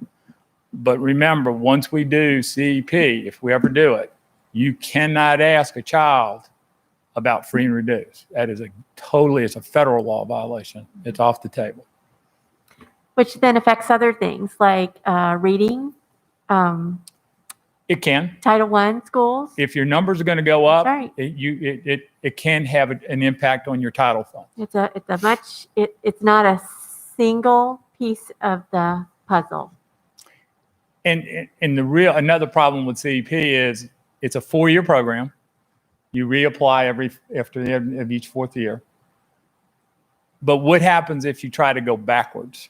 And I haven't been in that situation, and I don't ever want to be in that situation where you're going to go from the whole, you know what I'm saying, all of the district, which was what we did in Richmond, and then you move back to your eligibility program. That would be, I think, disastrous. What makes it work for certain school divisions versus not for Participation. us? It's just a number of people we have, or School nutrition is all about one thing. At the end of the day, you know, we talk about these metrics, and school nutrition is one thing, and one thing only: it's participation. If you can't get the kids to come in and eat, it's not the staff. Mm-hmm. They can work. Our staff here has done a tremendous job during this whole event. And I want to say everybody that was involved during this has done a tremendous job. People that we didn't think were going to step up, and they did. Mm-hmm. And I think you'll see them continue to step up. I really do. But it's all about participation, and you know, it's tough. It's tough. The new laws are very difficult and limits the amount of portions you can have. So if I'm there in high school, guess what? I'm not going to eat that. I was too big for that. I had my calories were higher than that. So it's not a lot of times about the food, or it's about what we do or don't do. It's, you know, there's a lot of other factors involved.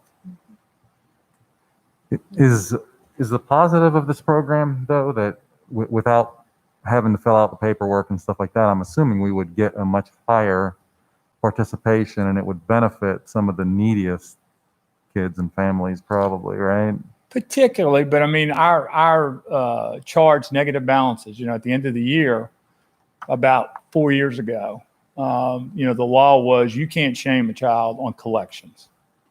And so every year, whatever the negative balances are, the general fund has to write a check to the school nutrition fund to cover it. In the 3 years that I've been here now at this cycle, we started off, our first year was around $11,000. Our second year was right around $16,000. This year, we're going to write a check for about $21,000. And it's the old 80-20 rule. 80% of those balances is 20% of the kids. Yeah.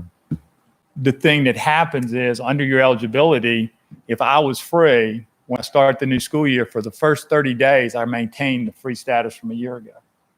On the 31st day, if I haven't done my application, I go to full pay. And until the application is submitted, I'm full pay. When I do qualify under the application to go back to free, you can't backdate it. So whatever we've accumulated in negative balances, the district is in a position that we have to cover those balances. And as Dr. Meyer said, what's going to happen with the rules not changing is all of our children we have to feed under the accountability rules. So I have to know I gave a meal to Tommy. Prior to the start of school, we just gave out a bag and we said we gave out a bag and we collected. Now I got to know I gave it to Tommy. Then I got to go to the system, put it in the system. And if I was full pay, I better have money against it. Can you see it on the bus? And you're trying to exchange money. It's not going to happen. But we'll do everything in our power to keep that balance low. I can assure you of that. I appreciate that. Other questions? Ms. Franklin, were you finished with your groups? We still have a few have more to 3. go. Yeah. So nurses, where are we at? That's not mine. All right. Of course, either. We have one that we need to hire. The one that we had to hire took a teaching Can't hear position. you. Get on closer. I'm sorry. We have one we need to hire. The one that we need to fill the vacant position for took a teaching position with us. Okay. Substitute nurses.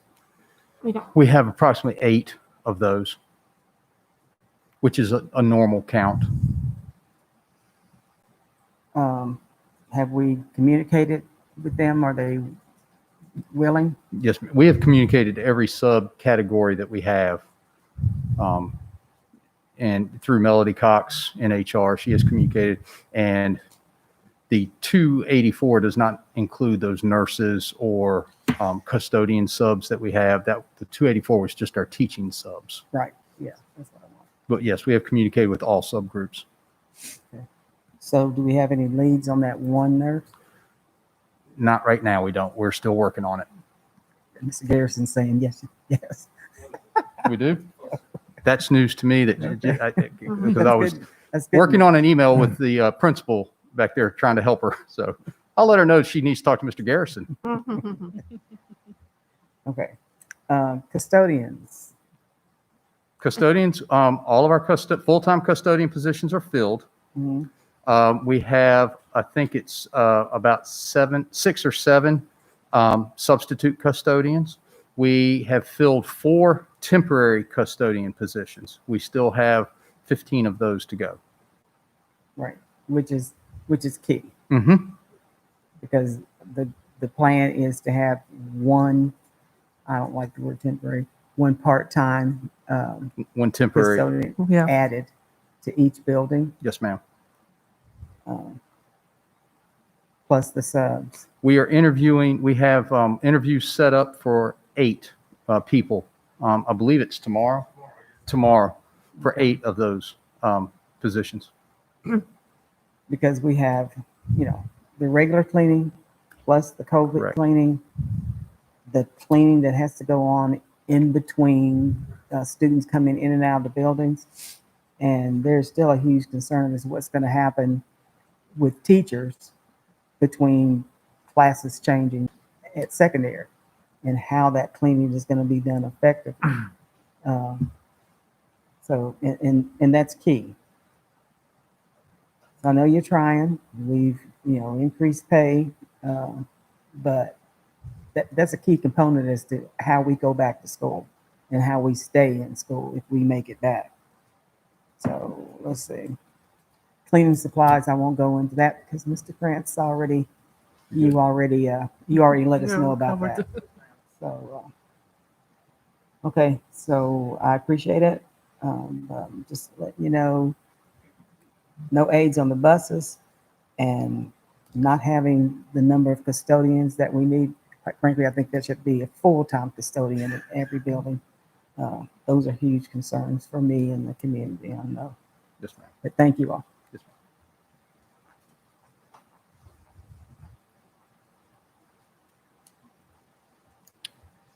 Any other questions Any regarding other this? questions to Thoughts? Mr. Garrison?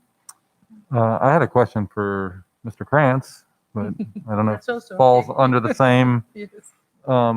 So, Mr. Krantz, could you talk a little bit more about, Dr. Meyer alluded to it, but, and actually, really, Mr. Garrison also alluded to this with the mask recommendations, and you said that we keep finding out more and more, and it's fast changing and ever changing, and I think that, you know, the air component of this virus has been, I would say, maybe well known since at least April, I think, was when that Aaron Bromage article came out that I sent to the board.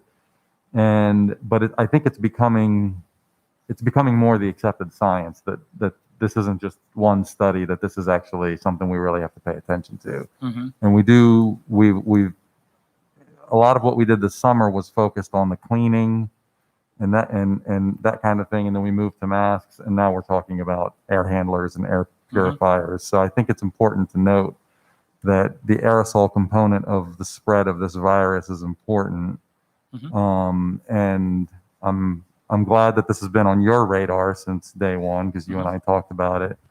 So where are we on this? I understand you had said something in the last meeting about, I don't know if you said newer buildings or if you said newer HVAC systems. I know some of our old buildings like CPS and Harding, in the last few years, we've replaced the air handlers on those buildings. Correct. Would those new handlers have the ability for the better MERC filtration and for changing out the air more frequently and that type of thing that our newer buildings are capable of doing? That's correct. Okay. The newer buildings, we have 5 older buildings that, which are going to be Margaret Bates, Gilbert Linkus, CES, Bellevue Elementary, and then the older section of Charlottesville Middle School.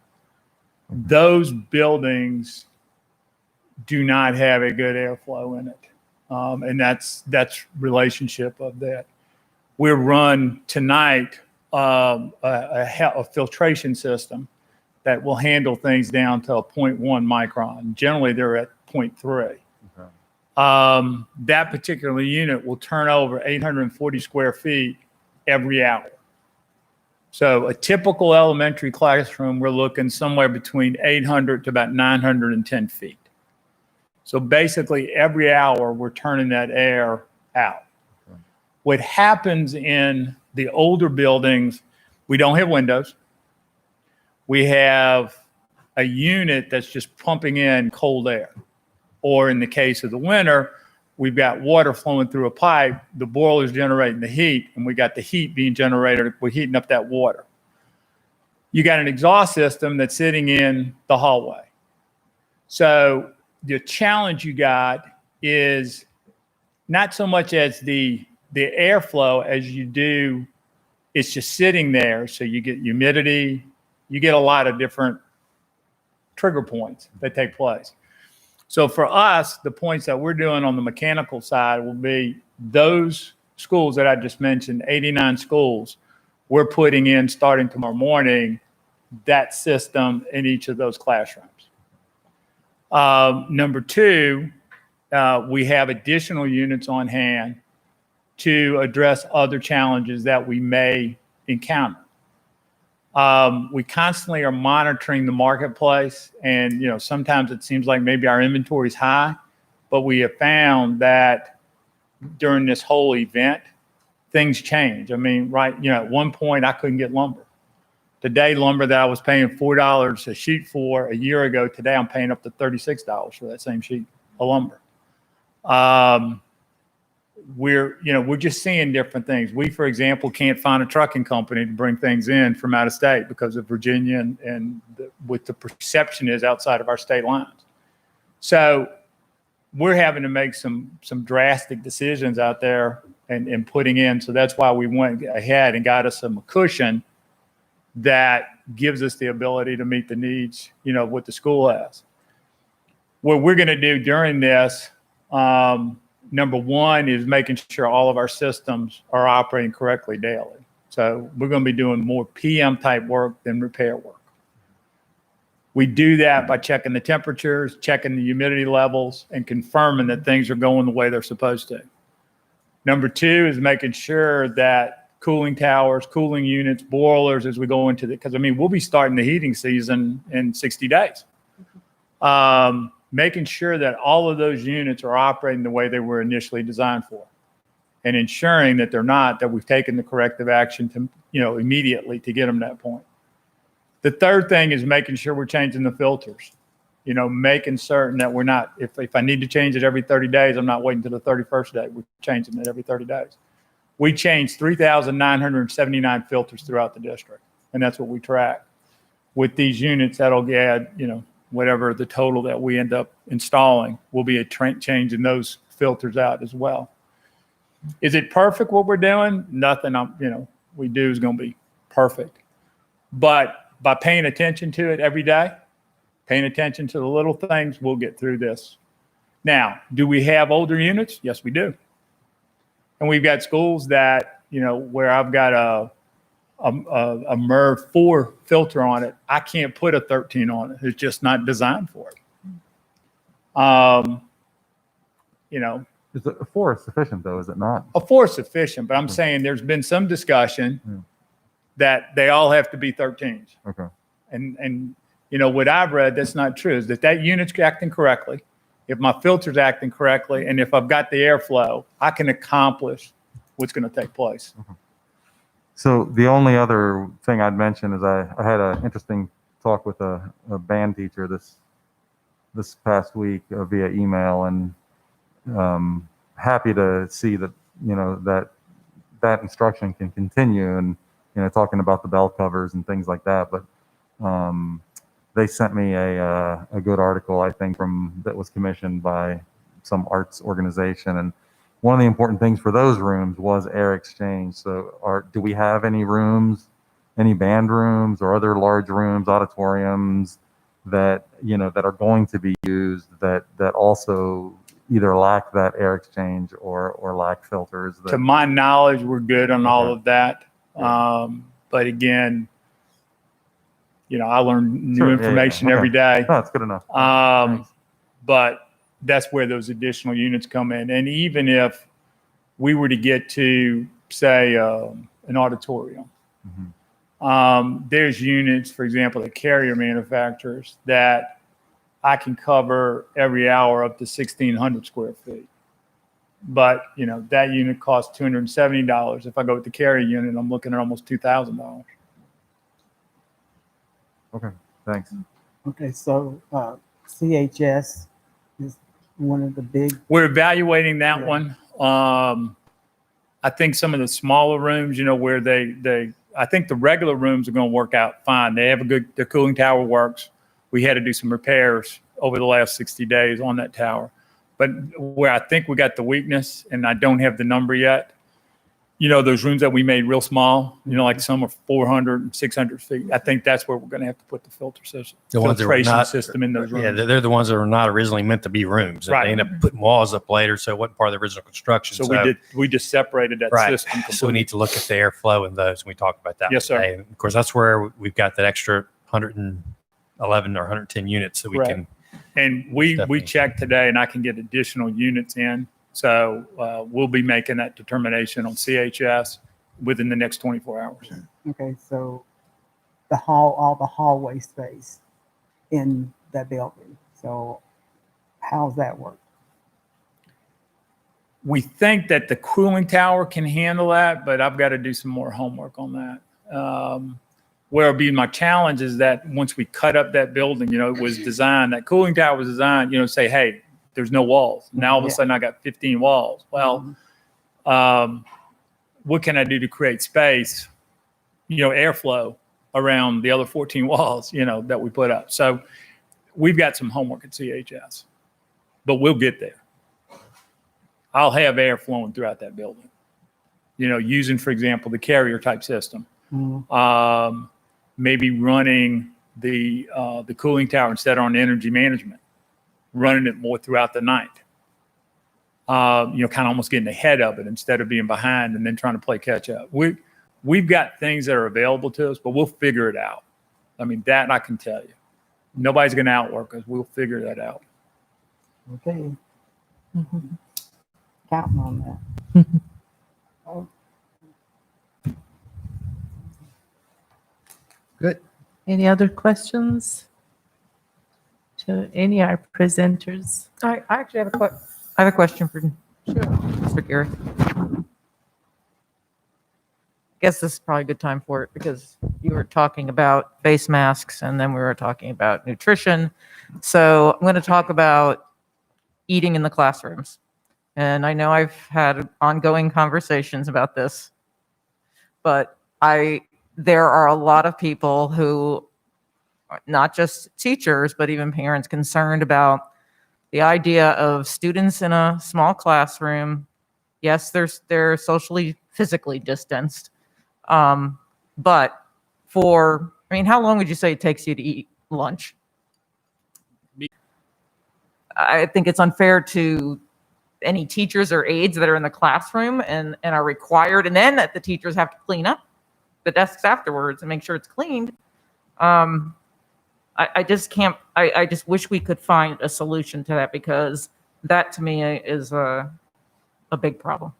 I understand the concern and was actually in a Zoom meeting with a group of teachers, I guess, when you could kind of see it click, right? Like they knew the plan, they understood the plan, and then it clicked that the masks obviously have to come off for people to eat. We talked a little bit about how, again, masks are a huge part of the plan, right? I don't mean to minimize them in any way. But again, it's one of several mitigation pieces. So in the classroom, again, you're right. It's one of the smaller spaces in the building when you compare it to cafeterias and auditoriums and places like that. But we've also measured the room to help ensure 6-foot physical distancing. And those students should be seated at a desk, not up moving around. So they are maintaining the 6-foot separation. Also, again, as Mr. Krantz has already discussed, the increased airflow. I understand the question. I've heard it from teachers myself. And I would just remind people that, there are other mitigation strategies in place as well beyond the mask. And I understand that. I think that here we're doing all of these things to make sure that everyone is safe. And we're going above and beyond in some areas. And then within 15 minutes, we've now blown it all apart because now you've got students sitting and granted, high school students will probably stay in their seat. Older students will, but first, second, third graders, and they're eating their lunch and they're talking and they're spitting and then they're spilling and then they got to clean it up and it's all and I just, to me, that is just a recipe for spreading. Well, that type of that's going to happen wherever. Okay, it was. We took our guidance from the CDC. I understand. And let me explain to everyone. And the Virginia Department of Education and CDC actually, this was their specific recommendation. They actually said, don't do it in a large area, and do it in as small of groups as possible. And this was advised because of classroom groupings, keeping certain groups together, and not commingling between the classes as needed. Because of course, the social distancing is one thing, but then also the cleaning of an area. If you do rotations, then what has to happen is, say we put just a few kids in the cafeteria at a time and spread them out. Then you've got the cleaning aspect that has to occur. Whereas if you bring kids into a classroom, not just cleaning, but the sanitation piece would not have to occur at that student's desk. until the instruction was over at the end of the day. And so that's the difference. So, from what I've read from the CDC and the Department of Ed, the safest place to actually feed lunch to students is in actually a classroom. Same suggested actually. It's American Academy of Pediatrics.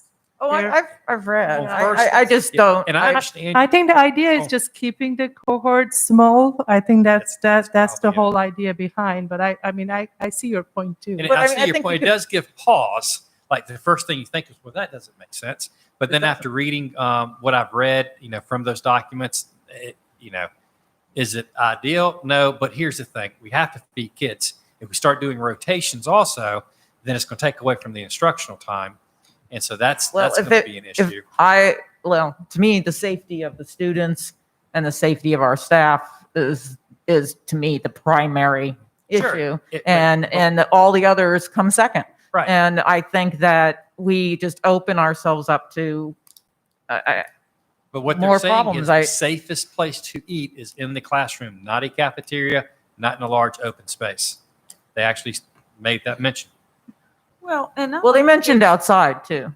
Yes, and I'll say this too: if a teacher has, Well, that's what I mentioned to you. Why don't we try to set up some sort of tents or something that that teachers could use? And the thing is, it's a great idea to eat outside, but what happens when it rains, or what happens in October when it starts to get cold? And it sounds like a terrific idea right now because it's beautiful day today. But. And so think of also the how kids are rotating in and out during this time. In the morning, what's happening is it's a grab and go breakfast to the room.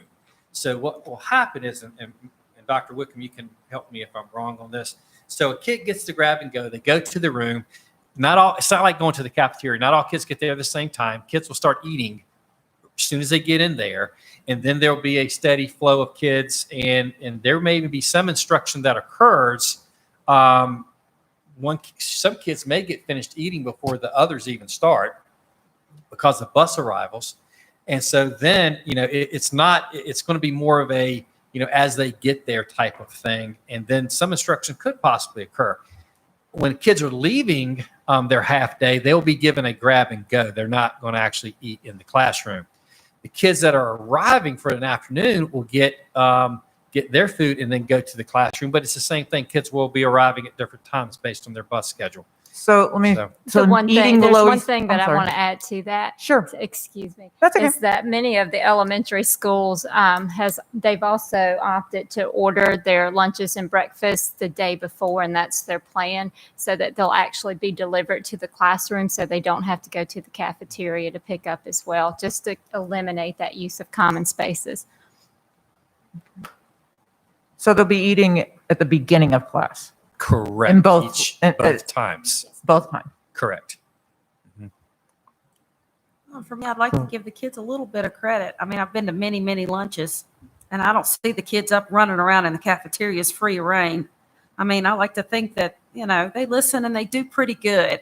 I think we are taking a little bit out of that for students. They try and they do well and they listen, and we need to give them credit where credit is due.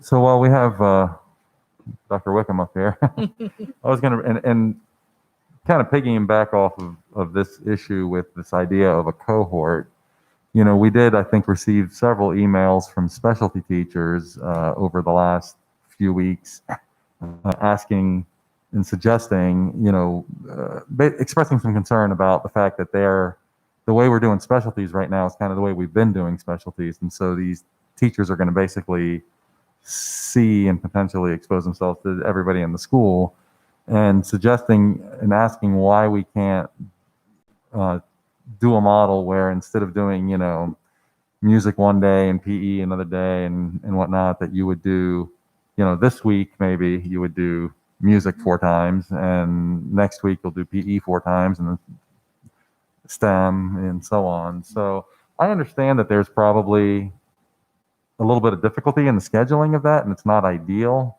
But I guess the name of the game is nothing's really ideal right now anyway. So with that safety in mind, we go to this trouble to have the kids in one place for eating. Why don't we do the same type of thing with the elementary specialties?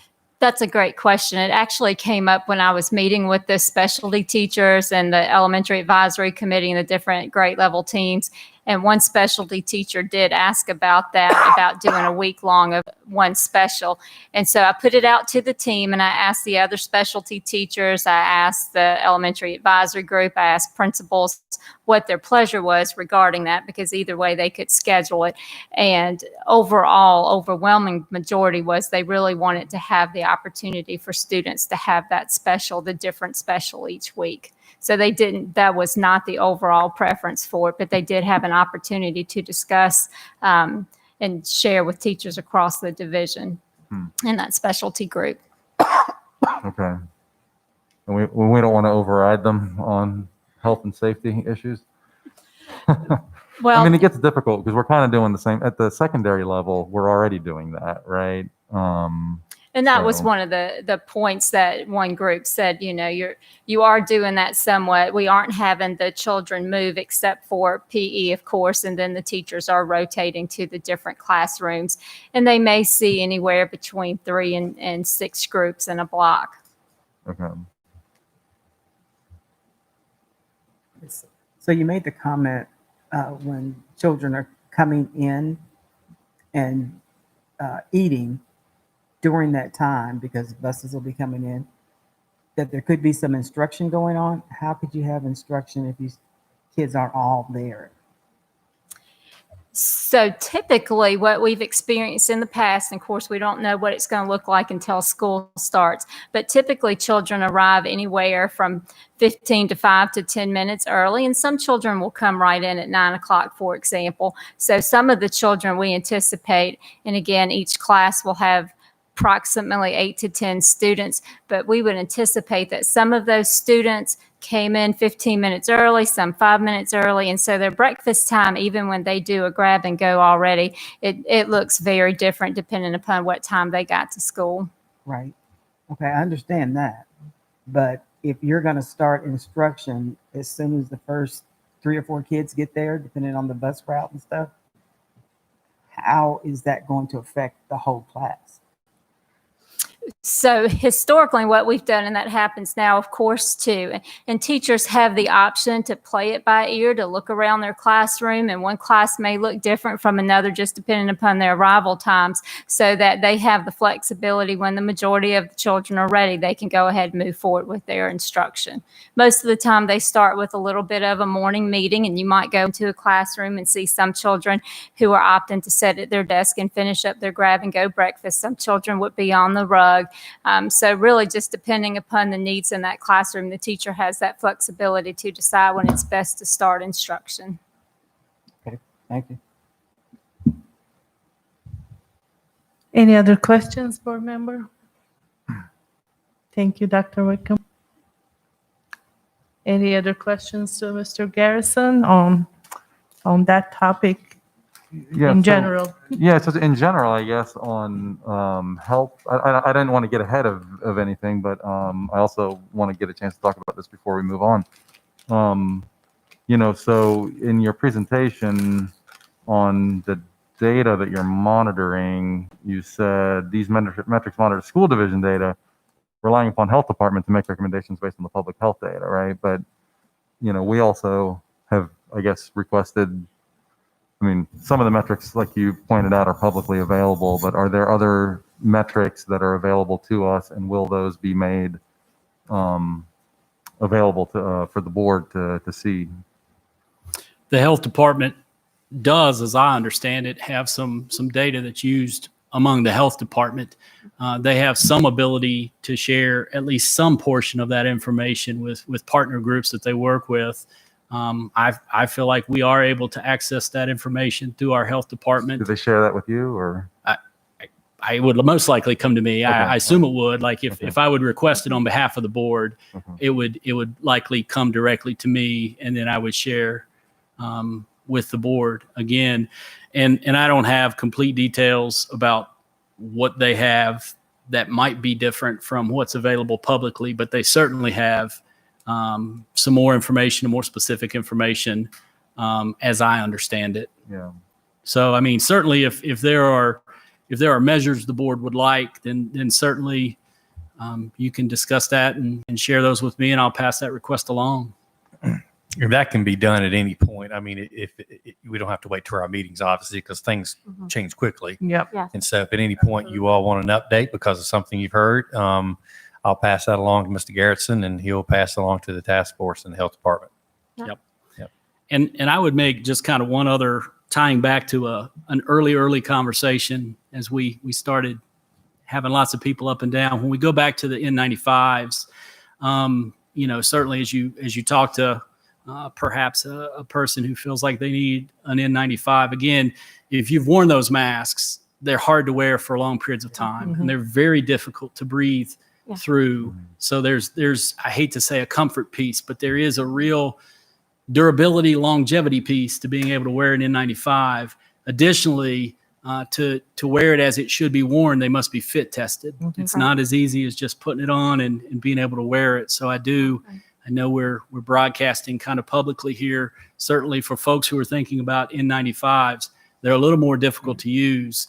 They are much more uncomfortable than your typical face mask. And there's also a lot of, I won't say a lot, there's also some information out there that seems to indicate that the cloth face covering with the shield is just about as effective as the N95. I won't say exactly, but getting to that higher degree of protection if that's what someone was seeking. So I would just offer that up in our discussion, going back to the N95 masks. Thank you. Yeah. Other questions for me? Thank you, Board. Thank you, Mr. Garrison. All right. Thank you, Mr. Garrison. Thanks to the team. Are we moving on to the next topic? Yes.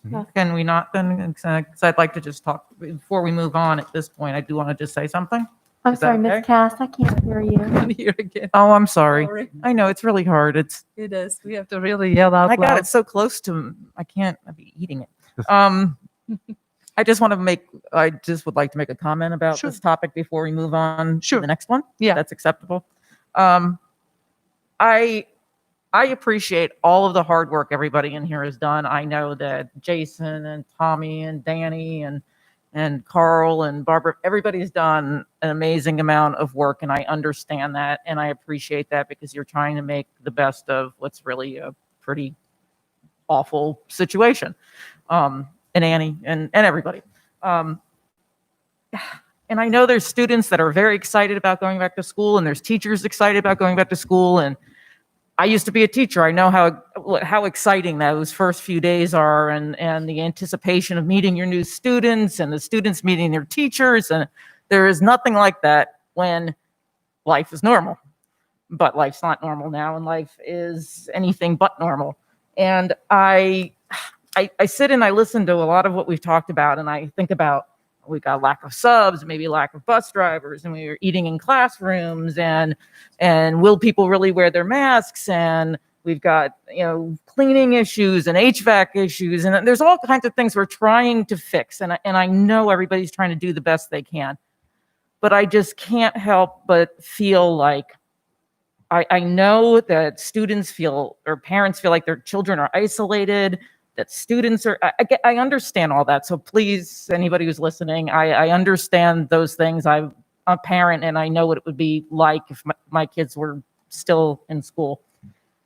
But I still think that at the end of the day, the most important decision we have to make is the safety of our staff and our students. And when I say staff, I don't just mean teachers. I mean our custodians and our cafeteria workers and our bus drivers and our aides and everybody.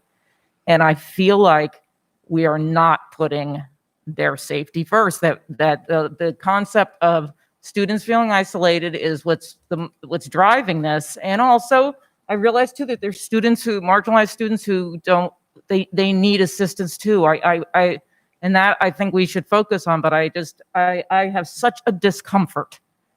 I was sitting here before, and my stomach hurt, because I'm thinking about sending people back to school. And I think that we are making a rash decision to do that, and we are putting lives at stake.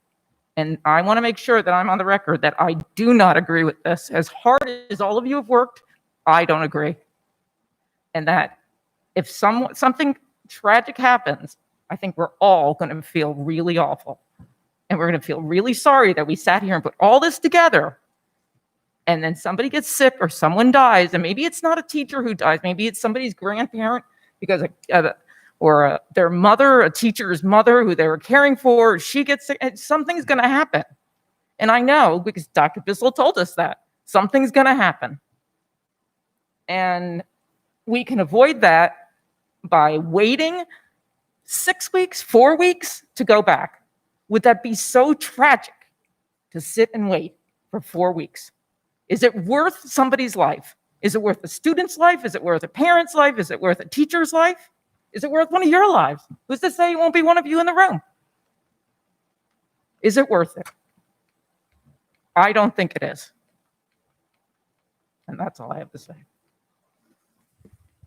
Any other comments? Yeah, and thanks for that, Sue. I think it always brings some clarity when you put it like this. I'd like to, Madam Chair, maybe try to add at least some of the new things that, since the last time we voted on this. One of the reasons, we compromised on pushing things back to the 8th and not starting remotely for various reasons. But one of them was to see what would happen when the students started coming back. And Radford University is back sooner than Virginia Tech, but Virginia Tech students have been moving in.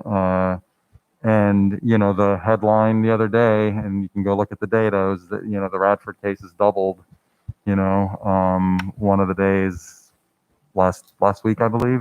You can go look at the data. And if I've been trying to pay attention to some. I was asking last time we talked about metrics, and Mr. Garrison was talking about them too. And and like I said before, I think to some degree, since this decision has come down on us, we do have to pay attention to the science and to the metrics. And some of the places where I'm looking is the CDC and Dr. Birx. There's a recommendation that the positivity rate needs to be below 5% before you open schools. I think for us, we peaked at 4.9% on 8/8. It's on the VDH website. On the 8th of August, we peaked at 4.9% for total cases.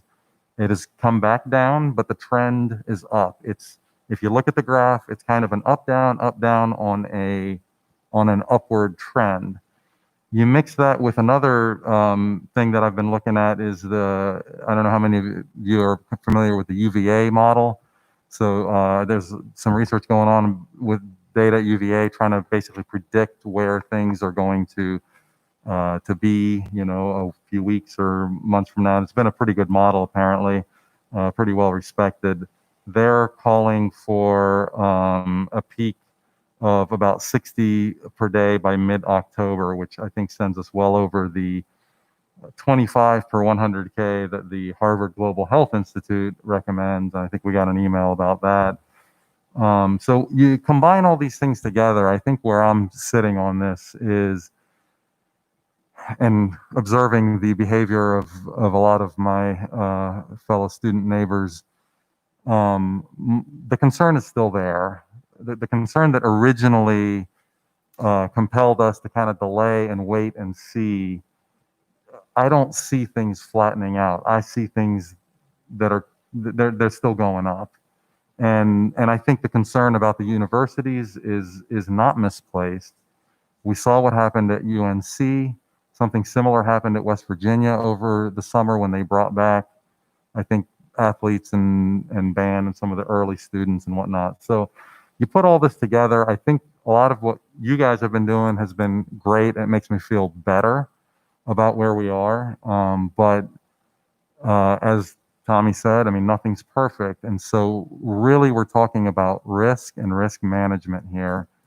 And, one of the best expert voices that we heard on the 21st was from Dr. Bissell herself saying there's going to be cases, people might die.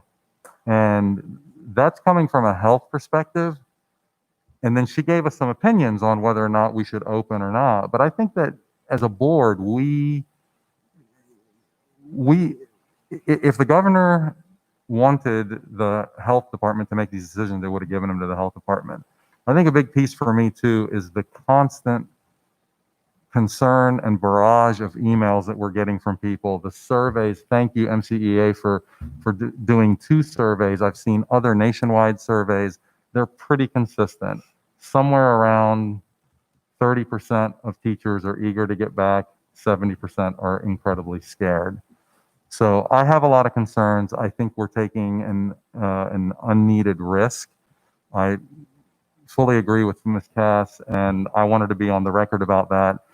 I understand the concern that you brought up, Ms. Graham and Ms. Perron, that this isn't something that I wish to visit and revisit over and over again, although I do think new data is something that we need to keep considering.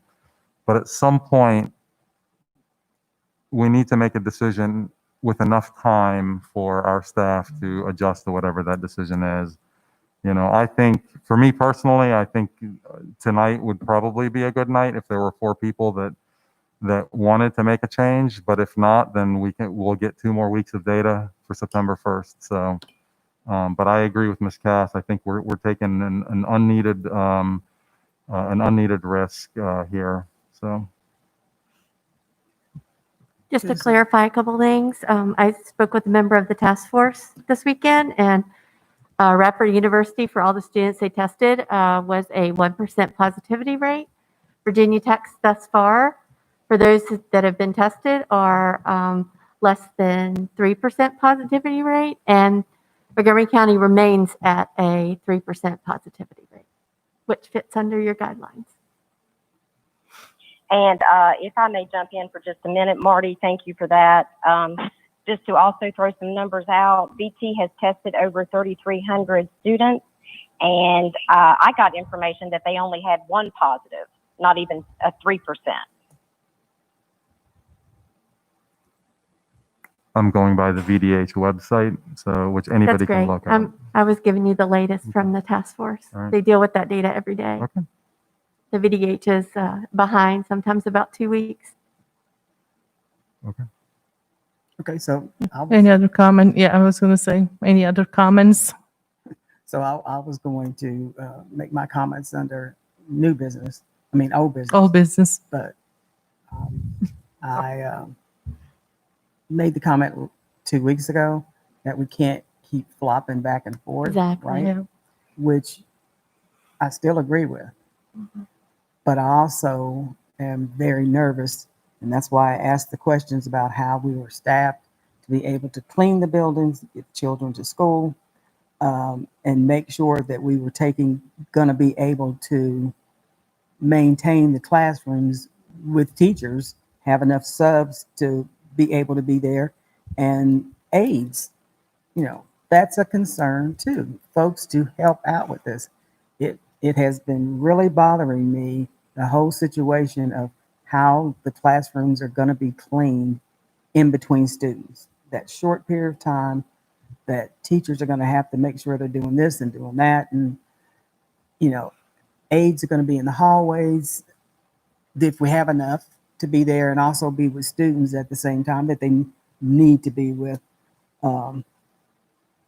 So at this point, with everything that's going on, and to make sure that we have the aides, the bus drivers, nutrition, after listening to Mr. Krantz, I'm not so concerned about being able to provide that, but I am concerned that we're going to have students who are not going to be eating. I would like for us to take the 3 weeks, 2.5 weeks, whatever, in September to look at things, and for September, the month of September, to go virtual, to see how things are going to play out for 30 days in September, so that we can see what's really going to be happening with students, with folks still traveling and coming back and forth into town. That's where I feel we should go at this point. Start school on the 8th, but do it virtual for 30 days. I agree. So if we did that in 2 weeks and they're doing virtually and people are still going on vacation and they're still playing ball and they're still going on tournaments and they're still shopping and they're still eating out and they're still going everywhere they can go. And in 2 weeks, we're at the same point as we were at September 8th, which we pushed back 6 weeks as it was. And you still got all kinds of parents working every single day and have since the beginning and trying to figure out how they're going to do it. And one of the reasons we don't have as many subs is because those parents have students that are only going to school half the day as it is. So they can't sub because they don't know what to do with their children. And I've had people come to me and I've had plenty of emails that support a different view. And I've had plenty of Facebook messages that support a different view. So, at what point are we going to say, okay, well, the numbers are still up in August, in October. So yeah, let's remote it on through October. And so then I've had parents concerned about their higher level educated students already getting half the time, say a granddaughter that's taking geometry as a 6th grader. Lots of concerns about things like that. I'm concerned about CTE and what's going to happen in a couple years when we don't have, people that have gone through cosmetology and machine shop. And I hear, and I'm concerned about everyone too. I have family members that are teachers. My grandchildren are going back to school.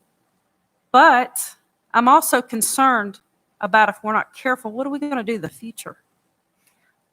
And I just think, like I said, when I see people out every day shopping and going to stores and going to restaurants, and if everybody chooses not to go to work, what's going to happen? Wonder if everyone that works at Kroger thought that. Wonder if everybody thought at Walmart.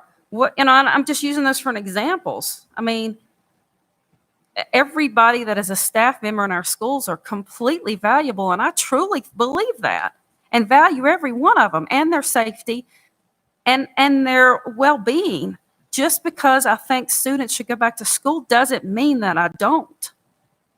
So, to reflect that bothers me. I think we've got to start somewhere. Could I say something? Yes.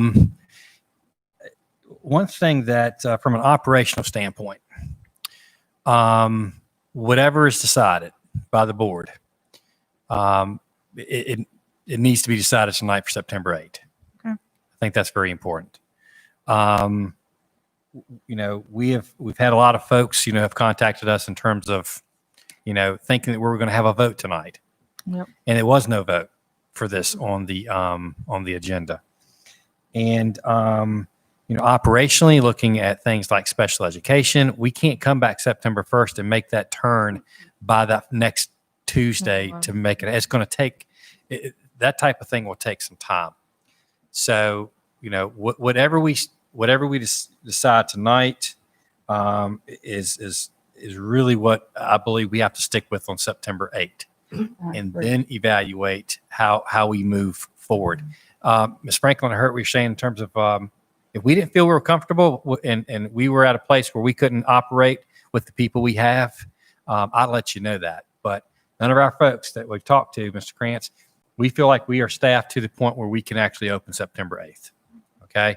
If that changes in the next, few weeks, we'll let you know.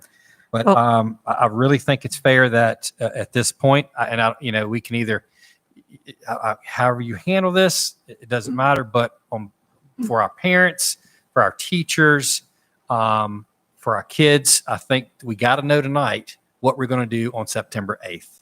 I don't think we can drag this out to September 1st. No. New teachers come back next week. I we disagree Teachers with come that. back August 31st. Yes, I think We're you're there. correct that we need to do that. I totally appreciate that, and I agree with that. And Jamie, I hear what you're saying, and I understand the issues for people. I just like you say, you appreciate the concerns of staff and students. I don't want, it's just not staff that I'm concerned about. I'm concerned about students also. I can understand what you're saying. But I still believe that 4 weeks is worth it to ensure the safety of our students and our staff, to make sure that we've really made the right decision, that we have not tried to push something through that, yes, you're ready to go. And I get that. We're operationally ready. You've done everything you can, Dr. Meyer and Tommy. Everybody's done absolutely everything that they possibly can. I get that. But you can't make COVID go away. So, I mean, you can't make that go away. Nobody in this room can. So, and that's not going to happen. And maybe it's not going to happen in a month. Maybe it's not going to happen in 2 months. I don't know where we're going to go, but I know it's not going to happen in the next 4 weeks.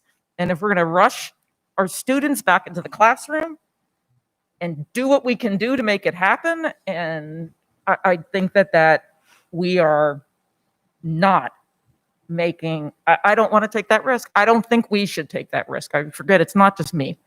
This is not just about me. We've already pushed it back 4 weeks is my point. Yeah. Well, we talked at the last, well, on the 21st, we had a plan where we would go back remotely on, we had talked about trying to go back on whatever that date was, August 14th, Remote 13th. wasn't an option on August 13th. Right. And we talked about pushing the date, but then we said, okay, let's go remotely on the 13th. And then that fell through. It was 1 a.m. and it fell through and it didn't happen. And I was perfectly willing to go with that and compromise with that. And I know Mr. Chewbacca was trying to do that. So we could have done that and made that decision on July 21st, but we didn't make that decision. So now here we are on August 17th, 18th, thank you. And yeah, that's right there. And September 8th is going to be here before you know it, and we have to make a decision. And I still don't feel like the students are just coming back, and it's not just the students, it's out there, and we're rushing back into something. I just feel like why not? Is it more harmful to wait 4 weeks than it is to just try to make this work? I'd rather see us ease into it. So, what if we go back remote and then we do that for 4 weeks, and then the teachers have the remote thing down. They're ready to roll back into their classrooms, and they can start doing the synchronous stuff because they've had 4 weeks to practice with using the remote. You're going to ask teachers, boom, go hybrid, do something they've never done. And I think that's a lot to ask. And I know a lot of people have concern about the spring and remote. You cannot compare spring remote to fall. I mean, that's apples and oranges. There is no way. Teachers and technology are so much better for the fall. Everybody is well-versed and they're ready to go. So you cannot say, well, it sucked in the spring, so we shouldn't do it in the fall, because it's not the same thing. Anyway, I've said enough. I'm sorry. I'm sorry, I need to make a correction on something I said. I didn't need to talk again, but I just wanted to make a correction. I got to update that a third of the on-campus students have been tested at Virginia Tech, because they're testing all of the on-campus students, and that positivity rate is 0.027%. And that's okay. And on the students on campus make up what percentage of the student population? Anyway, I just wanted to correct myself. Because that's not even a my quarter of the purpose. students. 3/4 of the students are living off campus, and they're the ones who are out there and about. They're the ones you're in the store with. It's not the ones on campus. It's not the freshmen that came with their mom and dad and got tested before they got here or whatever. It's the rest of them, the other 20,000 that are 21 and over and going to be going out downtown. Well, actually, they don't have to be 21 because they all have fake ID. And so they're all going downtown, and I know that there are, even if 90% of them follow the rules, if 10% of them don't, that's a couple thousand people. I think, and again, maybe nothing will happen. Maybe there'll be one student who ends up with COVID. So what? So then 4 weeks went by and we made sure our students were safe. Well, at this time, I think I have to ask the will of the board, because we already voted for September 8th and opening 50% in person. So if there is, either we have to affirm that, or if we want to make a change, it has to come from a board member that voted. Would you like to give us your opinion, Ms. Caron? I mean, I went back and forth on this, I have to be honest, because obviously there is nothing to compare with, when you look at it, the lives of the people you're putting in danger, extreme. Of course, none of us wants anybody's lives on the danger. But I'm trying to look at it as education perspective on how essential the education is and who are our customers. Students are our customers, and we serve students, and I am really worried, especially seeing that 77% are willing to come in a hybrid model. And then we have a division that has 60% school with a free and reduced lunch rate. We have 1,100 special ed kids. We have 100 plus without internet, 300 plus English second language. And I attended this Brookings Institute Broad Education Center webinar the other day. And there was a professor and a lawyer and actually Virginia Beach superintendent on the panel. And everyone said, you have to serve your kids that least serve in general. So it is just bothering me so much to flip, besides the fact that every email I receive says remote. Another email I receive, we're ready to go to school. And that is pretty much with both teachers and parents.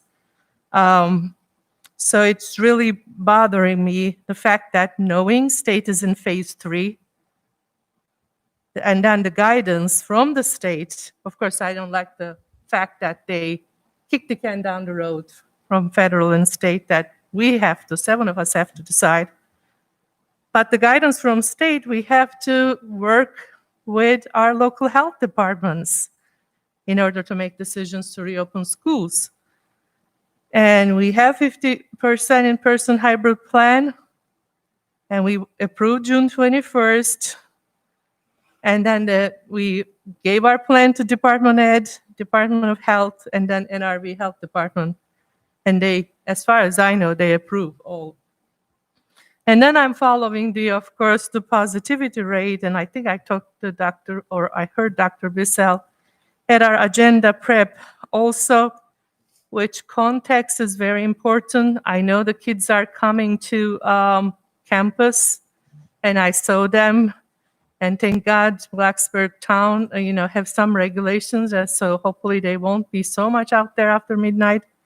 But I know so many of them obviously live off campus and they can do whatever they want, but they don't live in our schools. So the way I understand, of course, I don't have a magic ball to say that nobody's going to get the virus in our schools, but it is not like media projects that everybody's gonna be, living together and spreading together. And in fact, the last 3-4, people that I heard got COVID, they got their COVID from their family members or their close friends because they lowered their guard down and then they didn't wear the mask and they got the COVID. So looking at all those, and I'm, really, truly, honestly trying to look all aspects of it and try to keep the emotions out of it.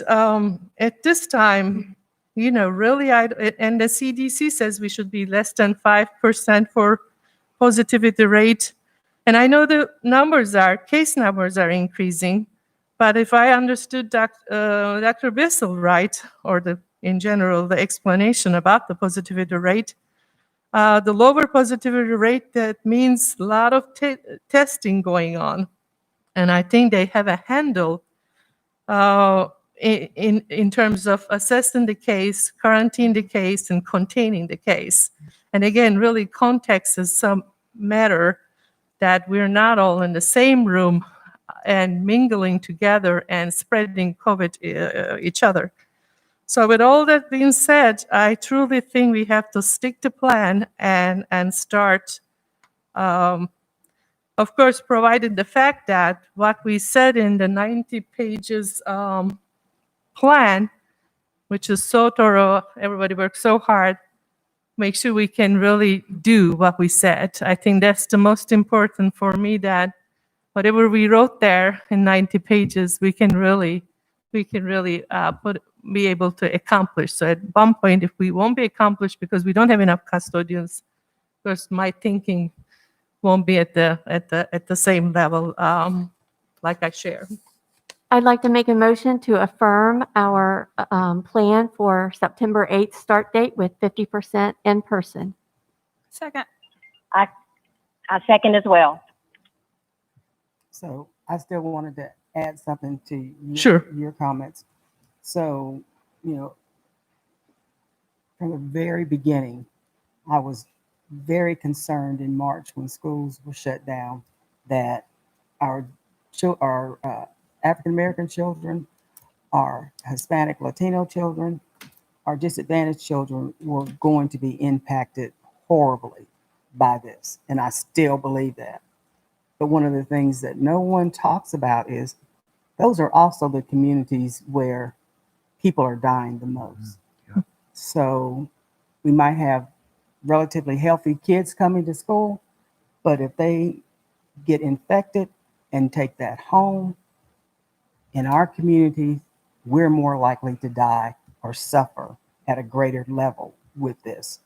That concerns me, and no one's really talking about that. It's kind of a catch-22, caught between a rock and a hard place, because either way we go, these communities are going to be disadvantaged. But I'm going to tell you, I would rather have a disadvantaged child alive and healthy with both their parents or grandparents or other folks who they have not infected, because we didn't wait a few more days just to make sure. Absolutely. Just like Jamie said, we have all gotten the emails and everything else from folks saying, go, don't go, go, don't go, don't go, don't go, go, go. Yep. It's been overwhelming to try to just keep up with reading the emails and having conversations with folks. I've got a bear that's been hanging around my house, and between the bear and this, it's been right stressful. Right? But I would rather deal with the bear than have to deal with knowing that we did something that we could have waited just a little bit longer, because at some point you can't. You gotta go. I said that before, but everything is telling me we need to wait just a little bit longer, because we don't have everything as smooth as we would like it to be. Mr. Krantz, I absolutely believe that you're going to get Christiansburg High School ready to go as far as the ventilation, but we're not there yet. And we've got 3 weeks to get there, but we're not there yet. So that's where I'm at with this. And I know I've said a lot already, and Gun and I appreciate what you're saying, and I hear you, and I know I've been a proponent all along, an advocate of going remote and being less risky in our decision making. But personally, my own life, I'm not as risk adverse as I am thinking about other people's lives. And so the things I do myself might not necessarily be what I think are the right things for others. And what I hear is that 70% of our teachers are afraid to go back to work. And when I shouldn't say teachers, and Matt, is all staff you talk to, right? Not just teachers. So 70% of our staff. So that includes anyone. That could be custodians, that could be cafeteria workers, that could be instructional aides. 70% are afraid to go back. And yeah, right now we have 75% or whatever of families saying they're going to send their kids back. But I've got a lot of emails from people saying, I'm going to change my mind. That is not set in stone just because I said my kid's going. It's not set in stone. So I don't believe that 75% is accurate. I don't necessarily believe you're going to see that many students back. So I just reiterate what Penny said. To me, and what I've said already is that to me, 4 weeks is worth it. 4 weeks is a small price to pay for somebody's life. I think it's important to add to, when I was elected to this office, there were definitely lots of parents that voted for me. but there's also lots of community members that don't really have a stake in the school normally, besides maybe how it second or third order effect. And I've heard from a lot of community members too. This affects them. You know, if we contribute to outbreaks and stuff, they're going to see it. But listen, I think people have spoken. One thing I would like to ask, I will say from a positive point of view that I do think, you know, looking at the data and looking at some of the stuff that I shared, I feel like we're on the cusp and the Virginia Tech students haven't fully arrived yet. So I think that's one of the big concerns. I agree with what Dr. Meyer said about, you know, I brought this up last time because the sooner we get to a consensus on this, the better. But at any point, and I'm not going to keep bringing this up, but I think if we see the kinds of spikes, hopefully, that would cause one of us to bring it up, that the health department would step in. But one thing that we're doing, I think that's good, is we're giving parents and students the choice for what they want to do.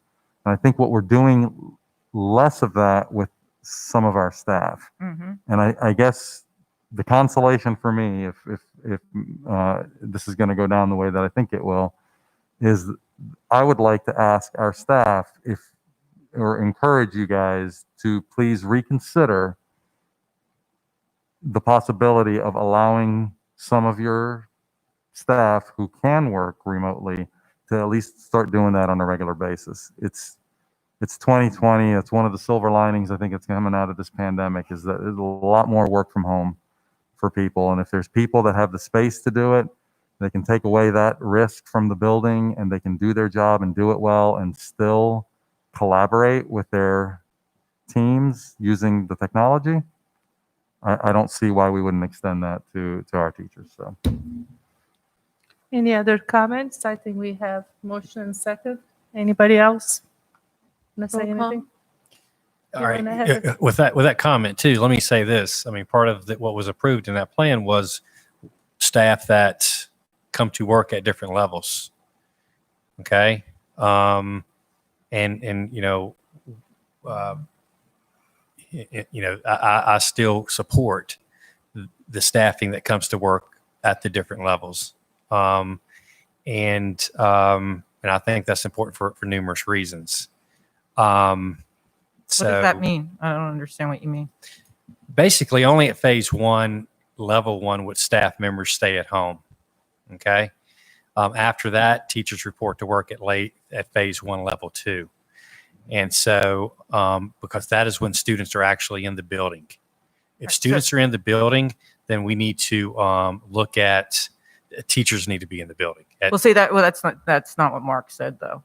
Mark is saying that we need to be able, so if this is the way the plan's going to go, which I still totally disagree with, that we need to give teachers the option. We're allowing students to have the option. we can't give all the teachers the We do option. not have we do not have the ability to give that option the way we've set up the way we have set things up. And so, you know, basically if students are in the building at that level two, phase one, we have to have teachers in the building. There's no choice in that. So, you know, I just don't want to give teachers hope that since you asked that question that can be done. You know, we are adhering to FMLA guidelines, and any teacher who has a health risk, we will definitely work with, and that's what we're doing. Besides that, our staff will be required to come to the building. Well, that's but level two is still students are not going into the building. Phase one, Right. level So two, yes, they are. basically, if we did remote learning, teachers would still have to go to the building. Correct. And I don't think a teacher have a problem being in a building if there's not students sitting in front of them eating their lunch with Right, their mask I understand. on. But I'm just going back to circle Okay. back to what Mr. Jabaka said about allowing more teachers to stay home. That would be a very difficult thing, is how to make that choice. I mean, we have teachers teach different grade levels, different subjects, different. I mean, there's so many different variables to that, and we're going to have kids in the building at phase one, level two. The only time that I would recommend that teachers not be in the building is if we were to go back into the lockdown as directed by the governor of the state. Sure. That's not what I was talking about. We can agree to disagree on that one. Thank you. Yeah. Well, you can Are help we me ready understand for if you the- like. Ready for a roll call. Mr. Chewbacca, what were you that? talking about? it's my understanding that some teachers that are assigned classes where the entire class might be remote for whatever reason. Let's just say even in the case where the class is quarantined or something like that.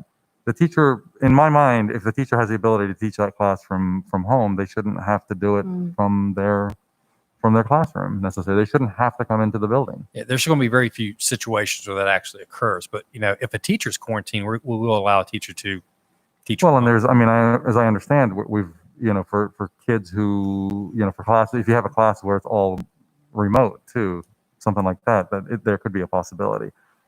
Maybe it's few, I don't know, but if it helps a few people, then why not consider it? But that's fine. Thank you. I think we're ready for a roll call, Ms. Drake. Ms. Bond? Yes. Mr. Chewbacca? No. Ms. Franklin? No. Ms. Graham? Yes. Ms. Cass? No. Ms. Parton? Yes. Ms. Karan? Yes. Motion carries. Board members, if it's the pleasure of the board, it's been about 4 hours. Our next presentation has multiple presenters, including students. If you'd like to take a 5-minute break, that'll give them time to set up. That will be nice. Again, pleasure of the board. Yeah, I think it will be nice to take a 5-minute break. They'll be able to At get least we set can up, use get 'em restroom. ready. Thank you. Thank you, Ms. Drake. What time is it? Oh, yeah, the equity update. 9:50. Take a bit. 10.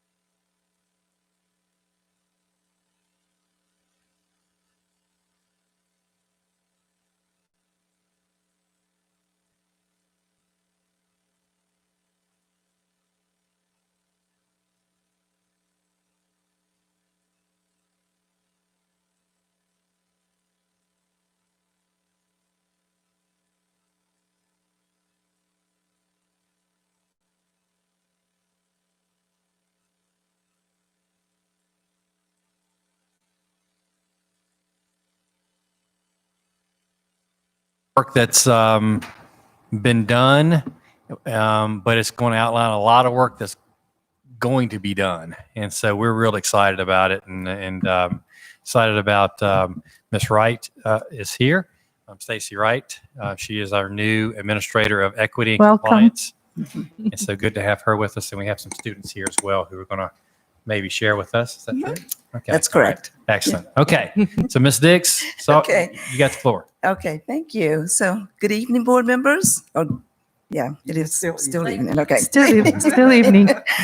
It gives me great pleasure to be able to have this opportunity to share with you our equity plan for the 2020-2021 school year.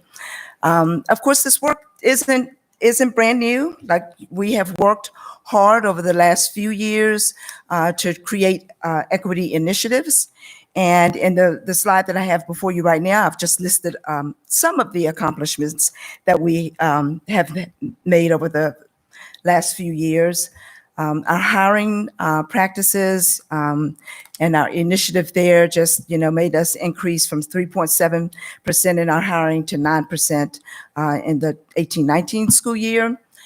We had already taken many opportunities to have some trainings around anti-biases and anti-racism through the Teaching Tolerance Program. So we have spent some time doing that. One of the things that I felt like was really successful and that we got lots of good compliments, especially from our faculty members, was around the socials that we had for our employees. That was hosted by the Minority Retention Committee. That was well received by our attendees, and they liked it and wanted us to continue in that sense. We continue to have regular collaboration with our community groups, such as the NAACP, the Dialogue on Race, as well as Virginia Organizing, as well as being intentional about creating individual intervention plans for our Black students who have demonstrated some difficulties in being successful, especially in the areas of math and reading. So those are just some of the strides that we have made. But what I'm going to do now is just talk about moving forward and what equity is going to look like for this school year. So where did it all begin? Basically with our strategic planning.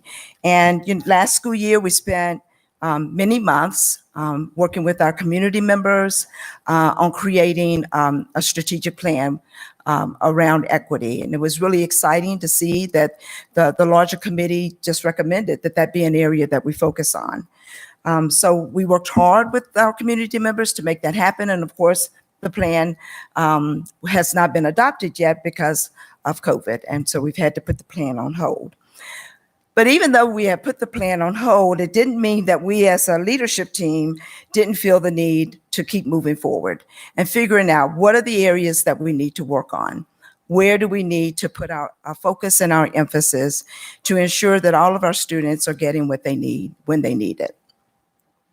So one of the things that we did through the strategic plan is we used our data and we looked at the information that was before us so we could get a better snapshot of where do we need to begin this work. And so the information that you have in front of you is from the school's quality profile data.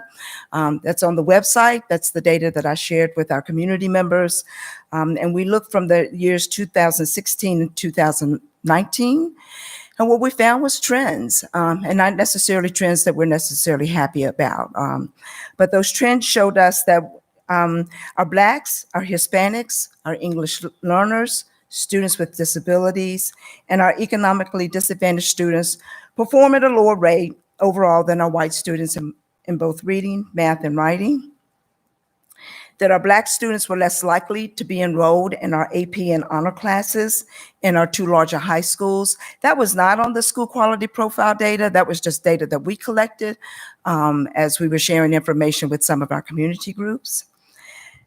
That there has been an increase in chronic absenteeism for our Black students, our students with disabilities, and our economically disadvantaged students over the last 3 years. And then last, our suspension rate for Black students and 2 or more races have increased each year for the past 3 school years, while the rate for white students has decreased. And I might note here that our overall numbers decreased over those 3 years, especially for our Black students, but the rate at which they were suspended was higher than Blacks, which made it disproportionate. And so that was the piece that we've looked at. So when you look at this data, again, you see trends. And what we want to do is eliminate the predictability of those trends occurring. So we're going to move forward now into what now? How should we manage some of this? So the first thing that we have done is we kept our division equity team. And we had many members who served on the original equity team for the strategic planning. Many of those members continue to be interested. So we had continued with some of those members, but we added new members. And we added new members basically because then we decided that to get a better focus, we needed to divide the work up. And so you can see our subcommittees and how they've been divided. So it's along the lines of instruction, discipline, family and community engagement, being focused specifically on the LGBTQ community. And you heard the testimony earlier today, so you can see why that's necessary and important, as well as our policies and procedures and minority retention. Those committees have all met already this school year, and part of that focus was just to be in tune to what's going on, especially as we're creating our instructional plan for this school year and all of the differences and that we're having to consider as we look at that plan to making sure that we're still trying to provide equitable outcomes for all of our students. So as Dr. Meyer has already said, one of the first things that we've done too is we have our administrator of equity compliance that has been hired, and Stacy is here in our audience, and yes, we are. We are very excited and happy. She has just jumped in with both feet, and it's been exciting to really just being able to have somebody else to bounce ideas off of and to be able to coordinate with and to plan all of the things that we need to do to make this work move forward. One of the main areas that she's going to focus on is analyzing the performance of all of our student groups. And so she's going to be really digging into that data. Well, we both will, but that's going to be a primary role of hers. And in addition to that, she will also focus on concerns of discrimination, especially around race or really anything. If families or students feel like that they have been discriminated against, Stacy is going to help us to investigate those, to come up with recommendations about how we respond to those concerns. The majority of the concerns that we see are really around our practices and our policies. And so a lot of what we're going to be doing is just really figuring out then how do we best meet the needs of our students by creating consistent and strong structures and ways in which we do this work so that all of our students are getting what they need. She will also be busy auditing practices, for example, our hiring practices, and so she'll be working closely with our HR department as well. And then just making sure that our curriculum is what it needs to be to ensure that we have cross-cultural experiences in the classroom. So again, we're just really happy to have Stacy on board. She's going to actually serve as the lead for our equity policies and procedures subcommittee, and also will help to lead the work of our equity leads for the secondary schools.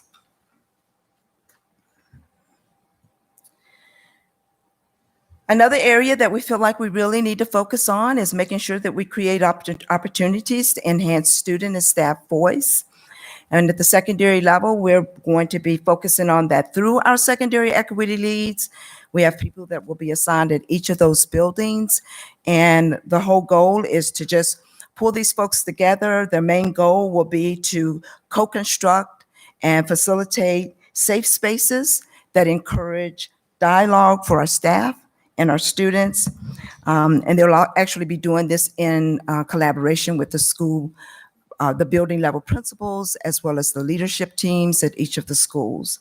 And just making sure that we're working really closely together, knowing what the data is, helping them to sift through that data, helping them to understand what are the underlying problems in the building, and then coming up with really specific and concrete ways in terms of how we address it. Because each building will be different, so we will have to address it different. At the elementary school, we will basically do that through our school counselors because they already do a lot of this work through the classroom lessons that they provide for our students. They already do a lot of individual groups with our students, but we're going to be intentional about making sure that they are addressing the needs of all students again and making sure that we hear their voice, that we understand what their needs are, and then just figuring out what it is that we need to do to make that happen. Student voice is going to be facilitated through our student cabinets, and so we'll be creating cabinets for our students at the secondary level, groups of students, so that we are making sure that we're capturing and understanding and hearing the voices of all students, underrepresented students, as well as students from the dominant groups. And so tonight, I felt like I should give you an opportunity to see kind of what that has been like for us. When our students led the protest, you all were aware that there were some demands or concerns that they had.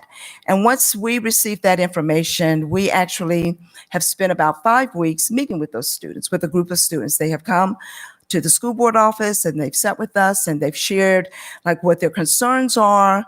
We've been able to listen to why they're having these concerns, what are their experiences, what are they seeing, what's happening.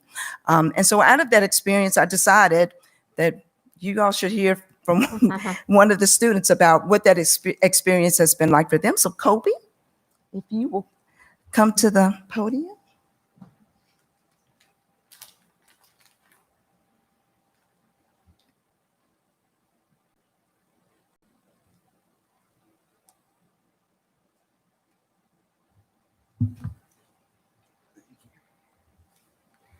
Good evening. My name is Colby Brown, and I'm a senior at Christiansburg High School.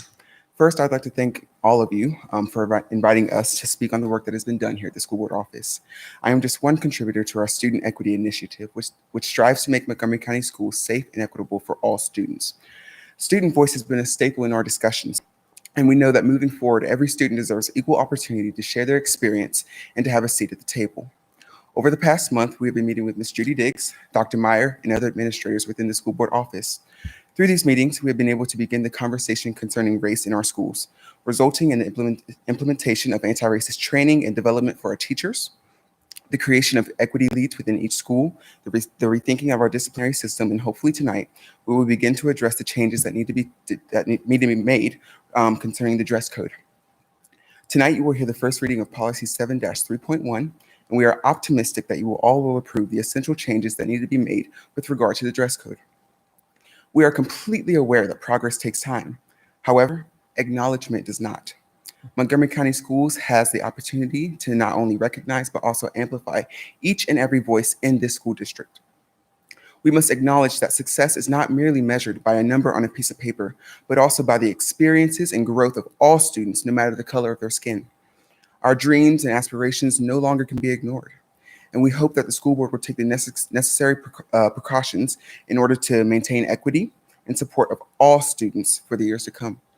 Our fight is far from over, so thank you again, and let us not forget, every student counts. Thank you. Thank you.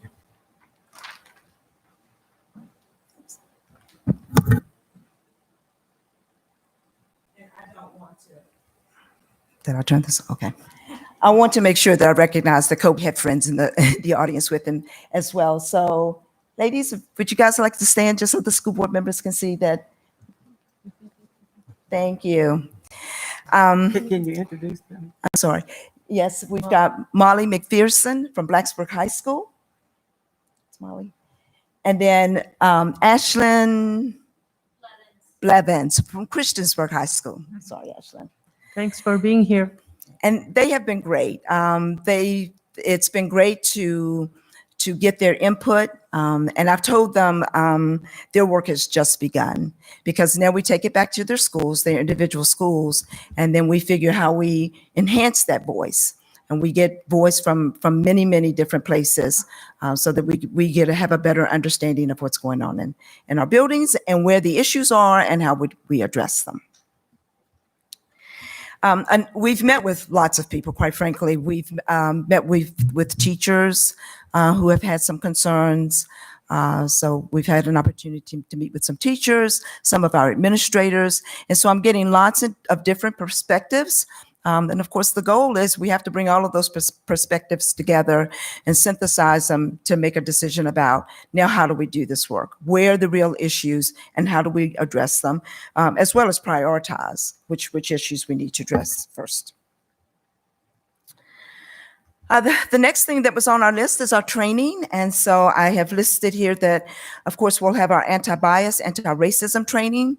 The training has been broken down into 2 sessions, and the first session will be offered in September on the Wednesdays for our teachers. And then the second training will be offered during the month of October, again, for our teachers and administrators. So that's for all teachers and all administrators. The first session is called Social Justice Education, and it will focus primarily on engaging in personal reflection. Our teachers will then be allowed to investigate strategies for facilitating critical conversations and considering ways to teach about implicit bias, race, as well as racism.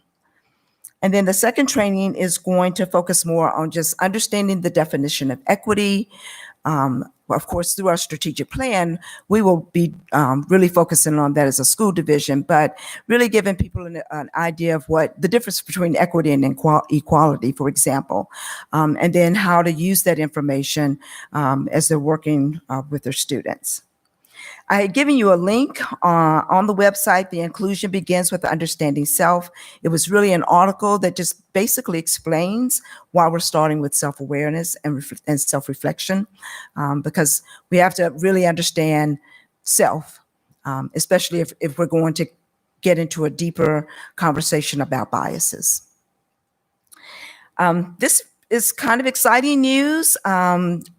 Last week, the Virginia Department of Education had their Equity Summit, and the keynote speaker was Dr. Bettina Love. She's the author of We Want to Do More Than Survive, and she talks a lot about abolitionist teaching. And she was like awesome, really awesome. And so Dr. Myers said, Yes, we need to get her here. Yeah. She was amazing. It felt like the 21-day challenge. He was like, can we see if we can get her here? And I'm thinking, okay. And so I reached out, and we were fortunate enough. They reached back and said, yeah, we think we can do that. So we're working out some of the logistics and the technology pieces, but we hope to have her join us so that all of our staff will be able to hear her on September 4th. So September 4th at, I think, 9 a.m. 9 a.m. Yes, sir. All of our staff will be listening. Of course, we can't come together like we usually do at the beginning of the year. Yes. But it will be a, we will Virtual. get you guys the links to Yes, be able to can listen we in get on the it. link? That will be We great. haven't figured out what the technology source will be yet, but Mr. Wickham is working on that. But we're very excited. She is very, very dynamic and will can make you uncomfortable, and that's okay. I think that's a good thing. So it's going to be good. And the one thing that we're learning really quickly, because we've already started some of the reflection pieces with our for our building administrators, our principals, and we just are really honest about saying we know that there are going to be some uncomfortable conversations. We've never done this before. I mean, not really. And so we still know that we need to create safe spaces and places so that people can feel comfortable doing what's uncomfortable, basically. So we're definitely just trying to keep that at the forefront as well. One of our other initiatives was creating an equity webpage, and you guys have a link to that. It is still a work in progress, but you can see where we have already added information of just about what equity looks like for Montgomery County Schools, so that if anybody pulls it up, they have an idea of what's on our minds and how we are interpreting this great work and information. There will also be a link where people can voice their concerns or give us suggestions or ask us questions. We're still working on that link. It's not complete yet. But the other page that you would have noticed is the page that offers resources for both our families and our community members as well as our teachers.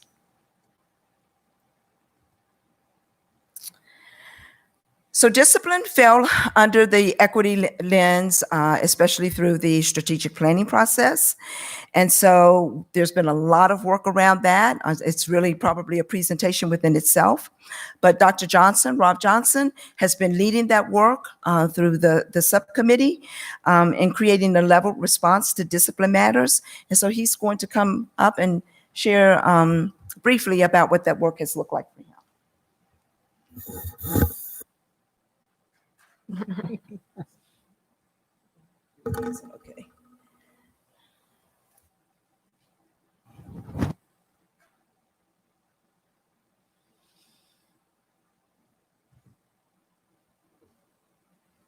Good evening, all board members.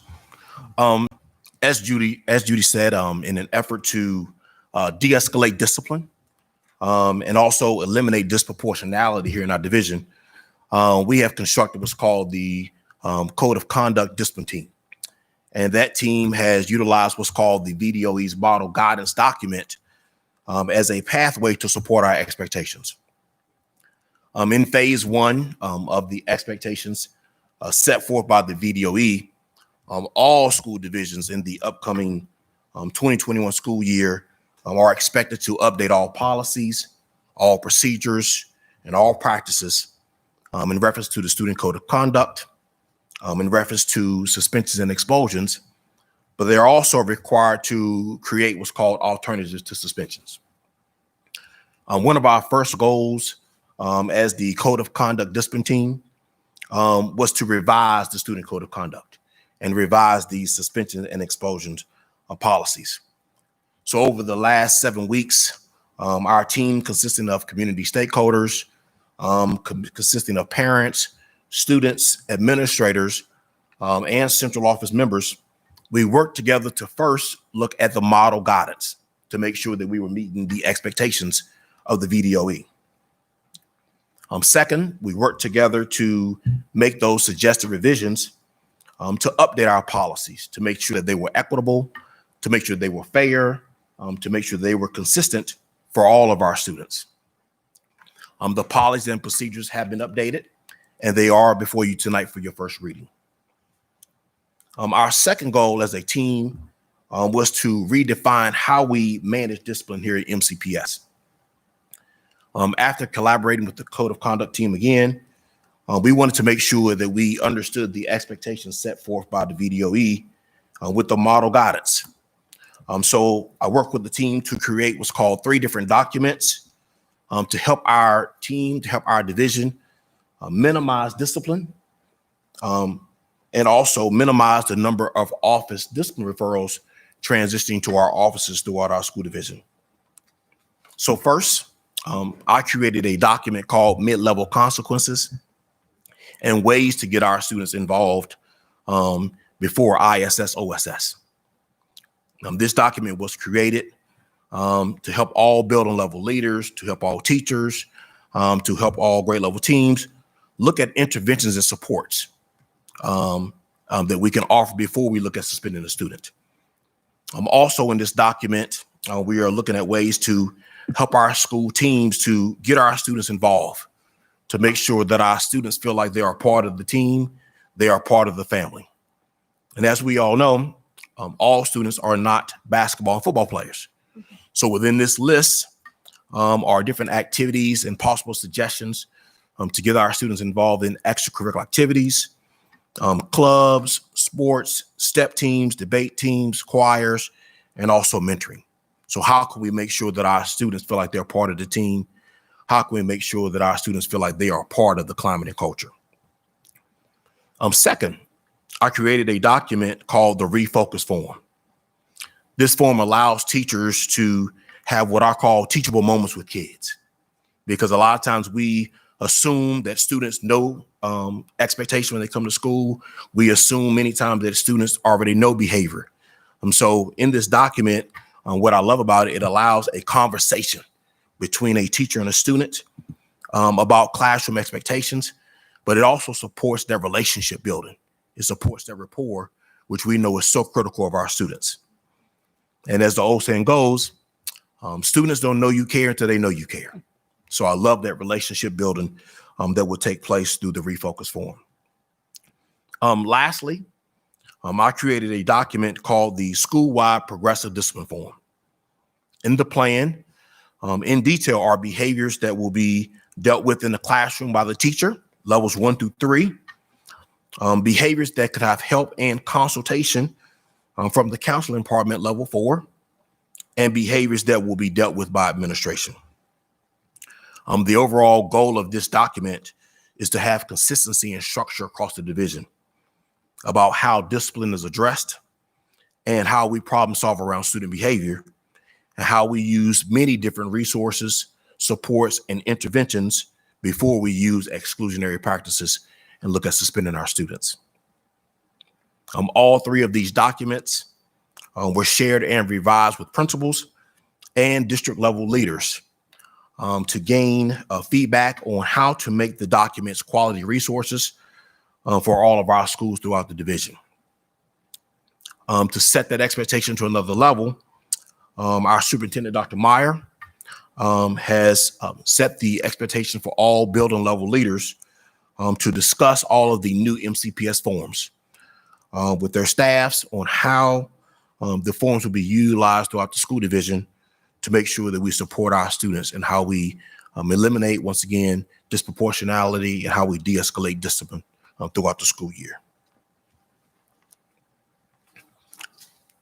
And in closing, in this new normalcy of learning, we feel like we have an opportunity here in MCPS to really focus on how we can work with our students and how we can make a collaborative effort to problem solve around behavior. The goal within our team is to build school-home relationships, which we talk to our staffs about, we talk to principals at principals meeting about, and how can we work to reform student behavior? How can we work to teach as well as reteach our students about the expectations division-wide? Do I have any questions? So sounds like a lot of hard work, good work. Thank you. And I know our big focus is on secondary, but elementary, how are we reaching out and with those students and helping them understand how to use their voices? And I think elementary is the foundation. Yeah. So we start the babies at our start at that level, and once we start at the relationship building for our young people, and we support them with, make sure they are part of the climate, they're part of the culture, and then that would transition directly to middle school and high school. But I think it starts with elementary. Okay, so how are we doing that? So we're not finished. Okay. So everything that we're talking about is going to be across all levels. It's not just for secondary. We created the equity. I'm sorry. Need help? Trying to plug the. I think I got it. Yeah. Okay. Oh, okay. I'm sorry. Yeah. The equity leads are we designated that at the secondary level. That's probably one difference, but we still are going to have a focus, particularly on gaining and enhancing student voice, even at the elementary level. It's not that it's not going to happen, but it'll happen really based on the developmental level of the students. And so just kind of meeting their needs where they are from a developmental perspective, if you will. But it's still going to happen. The discipline is going to happen across all levels as well. Okay. I guess for me, and you may have answered that, is how do we help them understand how to use their voices, how to verbalize how they feel they may not be treated or are treated? That will be part of the lesson planning that we will do at both levels. Quite frankly, in my opinion, part of getting that voice is including voice. And so I certainly have my own ideas. I've sort of set a template, if you will, but I am also waiting also to get more voice to make it happen. That's one of the discussions that we've even had with our students. They have one set of experience. You know, we all know that you can walk into a school building and you'll get different experiences from different students. And so part of our role, and even the role of our students, is to help us refine what that's going to look like, define how we are going to, what steps we're going to take to ensure that we're getting voice from everyone. But that's going to take we're going to be meeting with our equity leads, Stacy and I will, as well as with administration, as well as with our school counselors. It's going to take lots of people, and making sure that we are thoughtful and that we're not rushing it, so that we get the best outcome that we're trying to achieve, if that makes sense. No, thank you. So another, as Rob said, a lot of this is through consistency, and being intentional about creating plans that make sense for all of our students. And so one of the things that our principals have to do is create a school improvement plan. And this year we're really focusing it through an equity lens. And so some of the things that principals will be expected to do, of course, first and foremost is everyone's going to attend the ABAR training. Teachers are going to adjust their curriculum to reflect equity principles. There will be meetings with our elementary counselors, media specialists, as well as our administrators, and just working to continue to create plans for any of our underrepresented populations. And the biggest, I think, difference this year, as we are looking at those plans, is making sure, because we've had the plans, we've done that before, we've had conversations about, we haven't seen the growth, we haven't gotten the outcome that we've wanted. So we're going to be really intentional about monitoring their progress and teaching our administrators as well as our teachers about how that looks. What steps do you take? How frequently do you do this?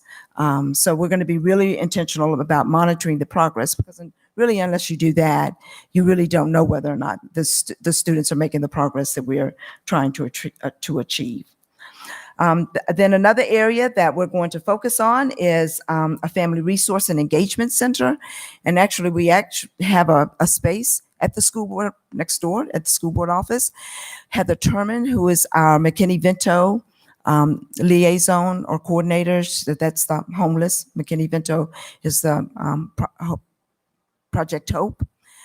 She has a lot of interest in creating a site, a centralized location for our parents, so that, especially for our parents who sometimes we know are not connecting to the schools, to create ways that we are being intentional about reaching out to those families, to those parents, and not only to provide them whatever necessary, maybe physical needs that they have, such as clothing items or school supplies, but also meeting their social and emotional needs, and not just the students, but the parents themselves.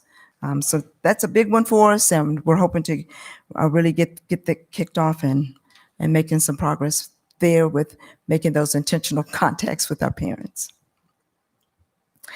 Dave Dickinson's going to come on now and talk to you about the curriculum initiative, especially around history. I know you guys have all noticed what an outstanding COVID safety model Jason is. I've been watching him many, many times now. I know exactly what. I have noticed. Gosh, I forgot that. I put it in my pocket, right? Well, good evening. It's nice to see everybody. Little changes in Virginia history or Virginia studies, U.S. history 1 and 2, and Virginia U.S. history in high school. So 4 classes that really that we focused on this summer. And Dr. Meyer and I chatted several times about what could be done. We really felt like we wanted to get a jump start on what the state, what we anticipated was going to come from VDOE. And we put together quite a group of teachers who volunteered this summer. They volunteered for pay. But I did put the draft notice out to everybody. They wanted to write curriculum for those 4 classes over the course of the summer. The teacher teams were created. We needed something to work with, though, and to start. The first thing I did was I looked at the data going back in a couple of cases, in the middle school cases, 8 years, looking at student performance by question on the SOL test in regard to African American history SOLs. And there's a lot of them. African American history is touched on many, many times in each of those classes throughout the SOLs, but it's very broad. And it was no surprise to me because I'd spent a lot of time as a principal looking at that data with my teachers, and I knew that we didn't do well as a county in regard to that. And so a lot of those, any of the standards where we scored as a county less than 50% on the student performance by question made it onto a list, a chronological list of people and events in African American history. And that's where we started, with where we were weak. And at least we had a history of being weak. And we also knew that because this is a little bit of a hot topic right now. If you've been paying any attention, you know that there's a new way of thinking about African American history, and it's been made obvious to everybody. But folks have been studying this for a long time, and I personally have read a lot about what we fail to teach in U.S. history in regard to our past, and how we fail to teach the bad and the ugly. Instead, we teach the good. We're supposed to teach the good, the bad, and the ugly. We kind of make the bad and the ugly look pretty good most of the time. It's presented from our opinion. It's presented. It's white history, and that's what our students across this country have been getting. And if that's going to change, it is. It's going to change. The content. So anyway, I kind of skipped. I wanted to make sure that you understood that we had a new list of people and events that we were going to include as we upgraded our social studies classes in anticipation of a real upgrade coming in 2 years. We've had a group of teachers come in. They wrote lessons that are going to be inserted into curriculum guides, and our teachers are going to be required to hit those. And they know this. I've met with all of our elementary and secondary teachers that this applies to, and I've met with all the principals last week, I think. And it's expected that our teachers are going to teach those standards that we have been weak in over the past many years, and they are going to use either the lessons that our specialists created this summer, or they're going to use something that they have been happy with in the past. At least that way we know that kids are getting what they're supposed to get, that we're required to give them. But there's a lot of new things that we've added to our list, and I was telling Ms. Franklin earlier that I can make that available to you. It's in draft format, so please don't share it out there. But if you would like, I can go ahead and send a copy to Brenda, and she can get it to you, right? The content that we created, the lessons that we created, were intended to be presented in a culturally appropriate fashion. So we have thought about this. We know that a lot of the problems that come up in the classroom when we teach African American history is not what's being presented, it's how it's being presented. And so we kept that in mind as we worked. And our teachers, I will say that they really did great. They did a lot of really great work, and they all of them told me that they learned from it. They loved doing the research, and they worked a lot more hours than I thought we were going to have to pay them for. So it cost a little bit of money, but I think the product is going to be well worth it in preparing them for down the road. The last thing on the slide here, teachers should either use the lessons as is. This is what's expected. They need to use those lessons as is. They were written so that they could be easily used in Google Classroom in anticipation of possibly being virtual. And again, I mentioned earlier that if they have something else that they've been doing in regard to Nat Turner's Rebellion or the Tulsa Massacre, or the list goes on and on. We could talk about lots of things, but they need to use that, and they need to. When I stand here and tell you that they're teaching those standards, and I guarantee it, I need to feel like I'm telling you the truth. So we're requiring it. Any questions for me? I think I hit everything. You did fine. Thanks for the work you've done. And the work is not going to just stop with American history. We are going to be working across the curriculum and other subjects as well. Already talking to Michaeline Meyer about what she'll be doing there. I was going to address that. You go ahead and go right ahead and tell it what. So we have talked about this, but this is different for social studies than it is for science and English and math. They don't have African American history. We've got it. It's what we teach in social studies. But there are, we can't integrate the curriculum, in particular with English. And Michaeline and I were talking, Dr. Meyer and I were talking today. She intends to get a group of teachers together who are going to actually research and work on an expanded list of resources by minority authors.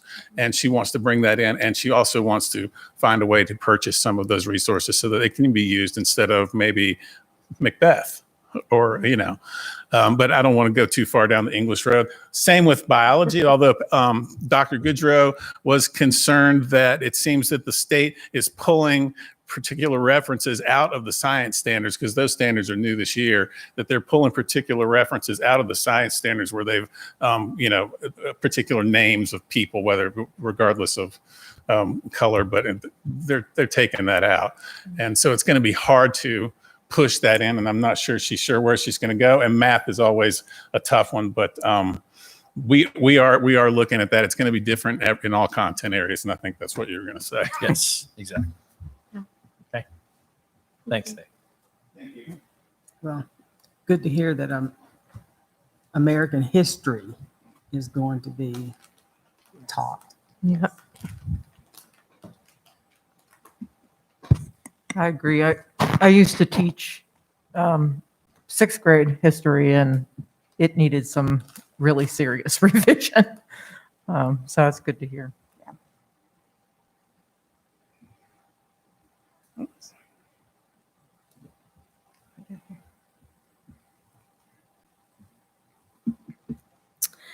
And so the next slide talks about how we will be advancing equity. And mainly we will be doing that through our strategic plan. And since that's coming up in October, we're really hoping to really get the rest of the plan rolled out. You can see some of the areas that we will be covering, some that we've already talked about. So we would just be enhancing some of those areas, such as cultural proficiency. But we wanted to get to some relevancy and making sure that it's responsive teaching at this point. Accesses to our courses, both, those courses that sometimes we don't typically see our African American students or any underrepresented group, quite frankly. But our gifted programs, our AP classes, our honors classes, and just making sure that we are really being intentional about assessing where the needs are or even where the barriers are so that we can figure out what needs to happen differently so that those students are getting access. Again, I mentioned the family and community engagement. That piece was mentioned in our strategic plan. Kindergarten, that should be ready. Why it's not on there, but just making sure that all of our students are kindergarten ready, managing the behavior and the discipline. There's also an equity statement that also has equity principles attached to that statement that are part of our strategic plan. And the state is, I like to say that we're kind of ahead of the state. They just rolled out within the last week some resources for us, and I've attached those just for your information. The first being how we should center equity through the Virginia's Equity 5 C's. And you can see what those are. It's continuous reflection. Again, it's us making sure that we understand ourselves and understanding how that impacts how we are influencing our students, being culturally responsive, being courageous leaders, being having compassion for students and their families, as well as curriculum reframing. And I just want to talk just a minute about the courageous leadership. It's The last 2 months, we've been able to spend a lot of time just reflecting as a leadership team. And so it was really awesome to see that when we had our retreat for our principals, our focus was on 2 topics. One was equity, and one was the starting of the school year. So we were really intentional. Dr. Meyer was really intentional about making sure that our principals and our administrators understand that this is serious. We're taking this seriously. It's going to be hard work. It will be long work. It will be continuous work. This is not a one and done. It's not just for him to figure out. It's not just for me to figure out, but it takes us to working collectively and together to get through this work. And then another resource from the VDOE, they are going to be forwarding us lots of audits and models. And so this will also help with our work because we already have the equity audit. They're going to be creating a model equity policy. I know that was something that we want to work on, model anti-racism policy, model transgender policy, a curriculum audit. I actually participated in a workshop, so I got a good feel for what that's going to look like, a school discipline audit, as well as a model equity dashboard. And that's literally where we park all of our information so we can see what we look like as a school division and can know where our priorities should be. And there will be continued focus on the social emotional learning as well. And so that concludes our presentation. This last page is just information for you all about where we have gleaned some of our information. The Southern Poverty Law Center website, you may or may not know that the Teaching Tolerance is an arm of that. So their work is embedded in that larger work. Again, our equity webpage, as well as the Virginia is for Learners webpage, because that has lots of good information about the initiatives that Virginia is taking and how we'll utilize their information. Do you have questions for me or anybody else on? Just a couple of points. So on your first slide, when you talked about collaborations, you left off the community group. The community group. Oh, yes.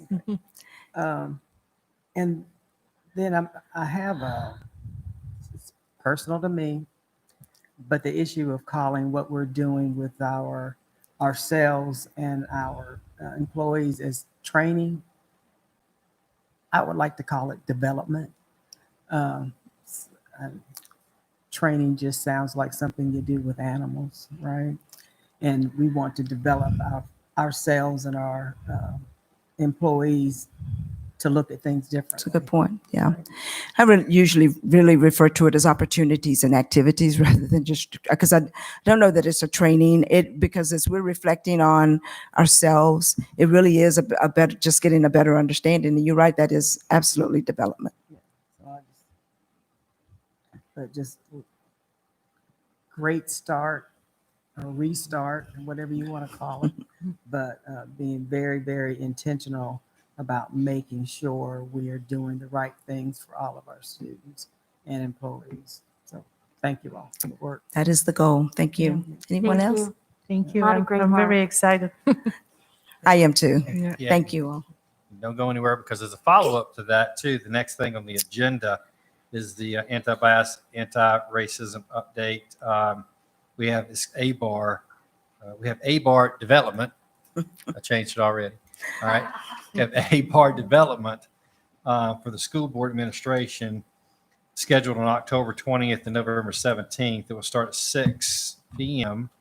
and we'll provide dinner. And these will happen at the PD Center.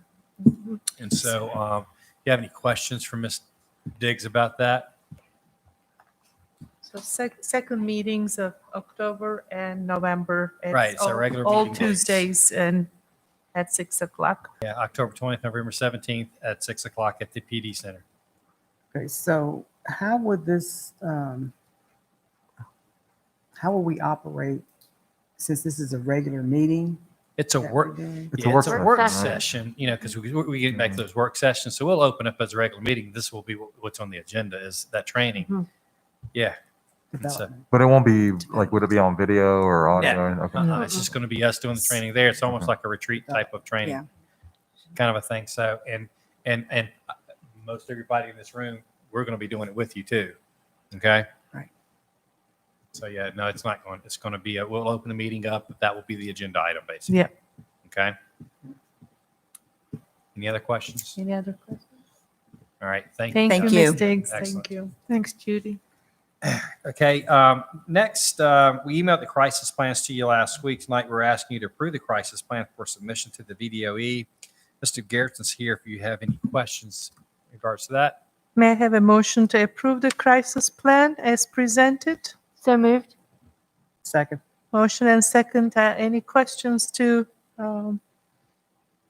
Mr. Garrison at this time? I'm not sure how he pulled this off along with everything else, but thank you. He's rocking it. Mhm. Yes, it is awesome. Thank you. And all those in favor, please say aye. Aye. Any opposed? We approve our plan.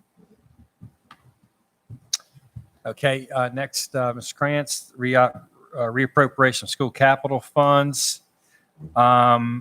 We have funds remaining from completed capital projects from Auburn Middle, Falling Branch, the modulars at Harding, and some CES. And we like to move these remaining funds to other ongoing projects. And so let me look that up real quick. You're going to come on up, tell them what that is. This doesn't seem right.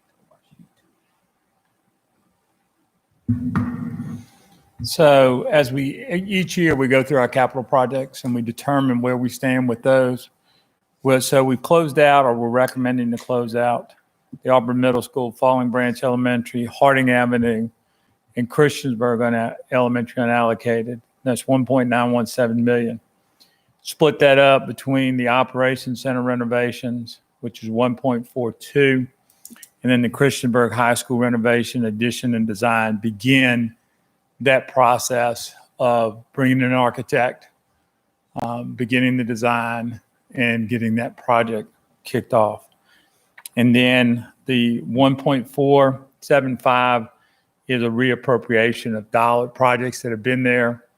We have wrapped up the CHS athletic, but we need to close out those funds. That's some bookkeeping entries. Christiansburg primary renovations, Christiansburg Elementary and Bellevue were before we got the bond issue done with the county. And so we have some dollars that are left over. The debt service is something we do every year associated with our performance energy management. And then a future unspecified projects of $422,000. That's for, could be for any project that may come up. But right now we want to put it in unallocated to give us resources when needed. So let me say, I'm excited that we're able to have the money right now to complete the renovations at the Operations Center based on the closeouts of these other projects. And something that's important is to begin the design of Christiansburg High School. So we can go ahead and move forward with that right now.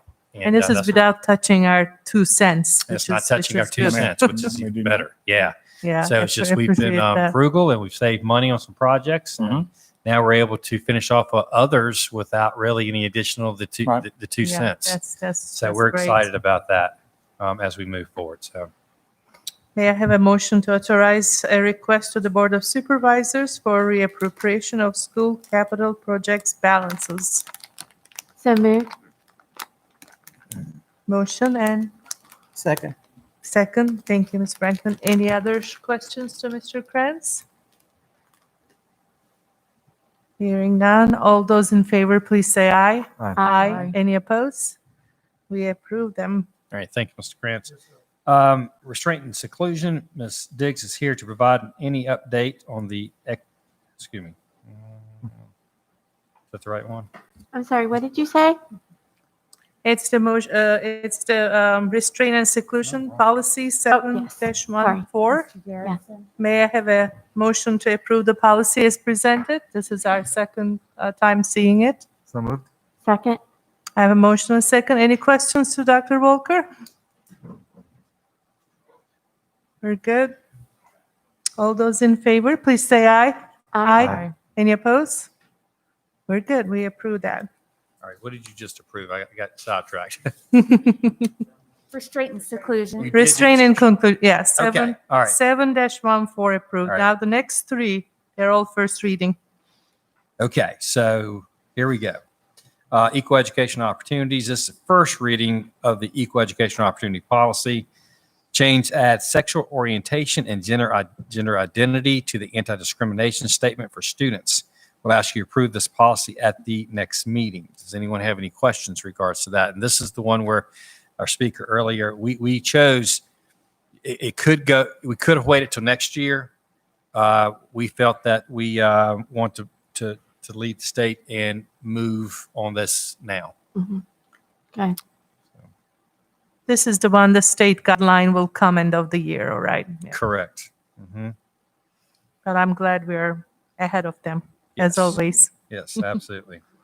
Are we updating all of our, I know this is a policy, but are we updating all of our anti-discrimination language based on that? Annie and I talked about that today.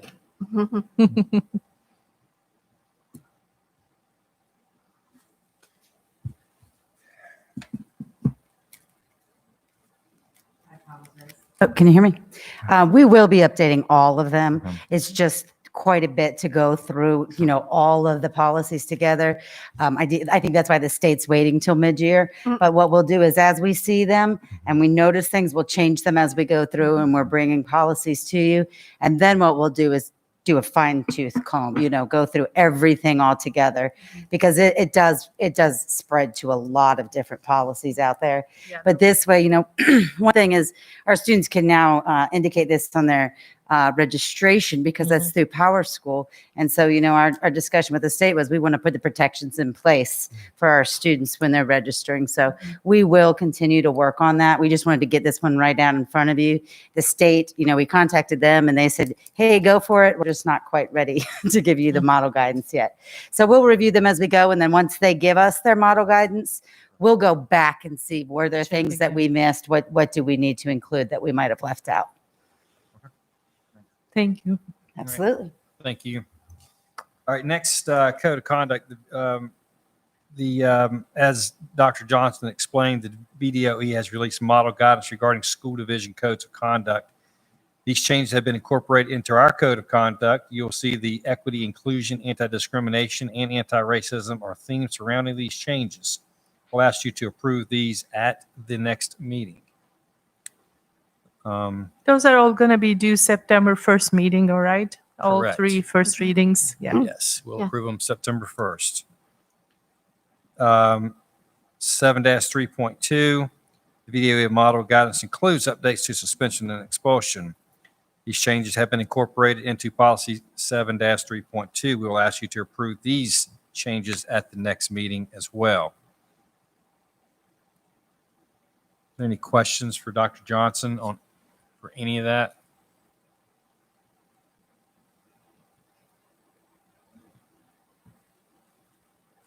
Good. I think we're good. Okay, excellent. The 2020 VSBA Media Honor Roll, the administration recommends that MCPS approve the resolution to submit Jen Cardone with WDBJ7 as our submission for the VSBA Media Honor Roll. MCPS has worked with Ms. Cardone on stories such as the success of our Core Cadet program, our stock market game winner in 2020 graduation, and our reopening plan. She even rode on a meal delivery bus to highlight our meal delivery program. We believe that she's an excellent example of quality reporting on education that is fair and balanced. Tonight, we're asking you to approve the resolution nominating Jen on the VSBA Media Honor Roll. May I have a motion to approve the resolution naming Jen Cordone to VSBA Media Honor Roll? So moved. Second. I have motion and second. Any questions? Any discussion? All those in favor, please say aye. Aye. Any opposed? We approve. Thank you. Next, law enforcement MOUs. The MCPS MOU with our local law enforcement agencies can be found. You skip Dr. Meyer. It's innovation update first. All right. That's not on my script. They've You been can do that patiently without waiting out there. Dr. Schultz and Mr. Husband are going to come up. They're going to provide you some Okay. information. They're patiently waiting. Thank you. We've been here all night. They were just incredibly Play their innovative. part. Yep. I do apologize. Can't skip the best part. I was wondering why you were staying so long. Good evening. So ours is all fun stuff, I think. Yes. So we are just going to give you an update on the various innovation projects that we've had going on for the last a little over a year now. So last week, the State Department of Ed announced the school innovation grant winners, and Montgomery County was one of the 5 that got that. This program is, they've had these for 6 years. This is the second time we've been awarded this grant. We initially got it a couple of years ago for Bruin Academy at Blacksburg High School. So this is the first year of what should be $100,000. So it should be $50,000 to do the planning and development, and then $50,000 to implement the year after. Our focus, as a lot of our work has been so far, is focused on the high school technology pathways and trying to connect kids from the classroom right into the career, and with a wide variety of options for the students as they're leaving, and trying to be more inclusive of the underrepresented populations in those high-tech fields and those high-paying jobs. So one of the things that's been nice about this has been that there are multiple projects and multiple opportunities that the state and various organizations have put together that are all related but aren't tied together, and we've been able to successfully tie them together. So last June, Mr. Husband started with the Go Virginia Economic Development Group to work on our grant that took us from June through April to get awarded, but we ended up with the money that's going to go to kids to go work in these jobs. In January, we got accepted into the Virginia's for Learners Innovation Network cohort so that we could start some work on making sure that we're putting really cool projects into our high school IT classrooms. Then the next thing we did after that was in April, we applied to be one of the school divisions of innovation, which we have not heard about that yet, but that was the setting, that application set us up for the grant. So this sort of ties things together now to say, okay, we've been awarded this planning grant.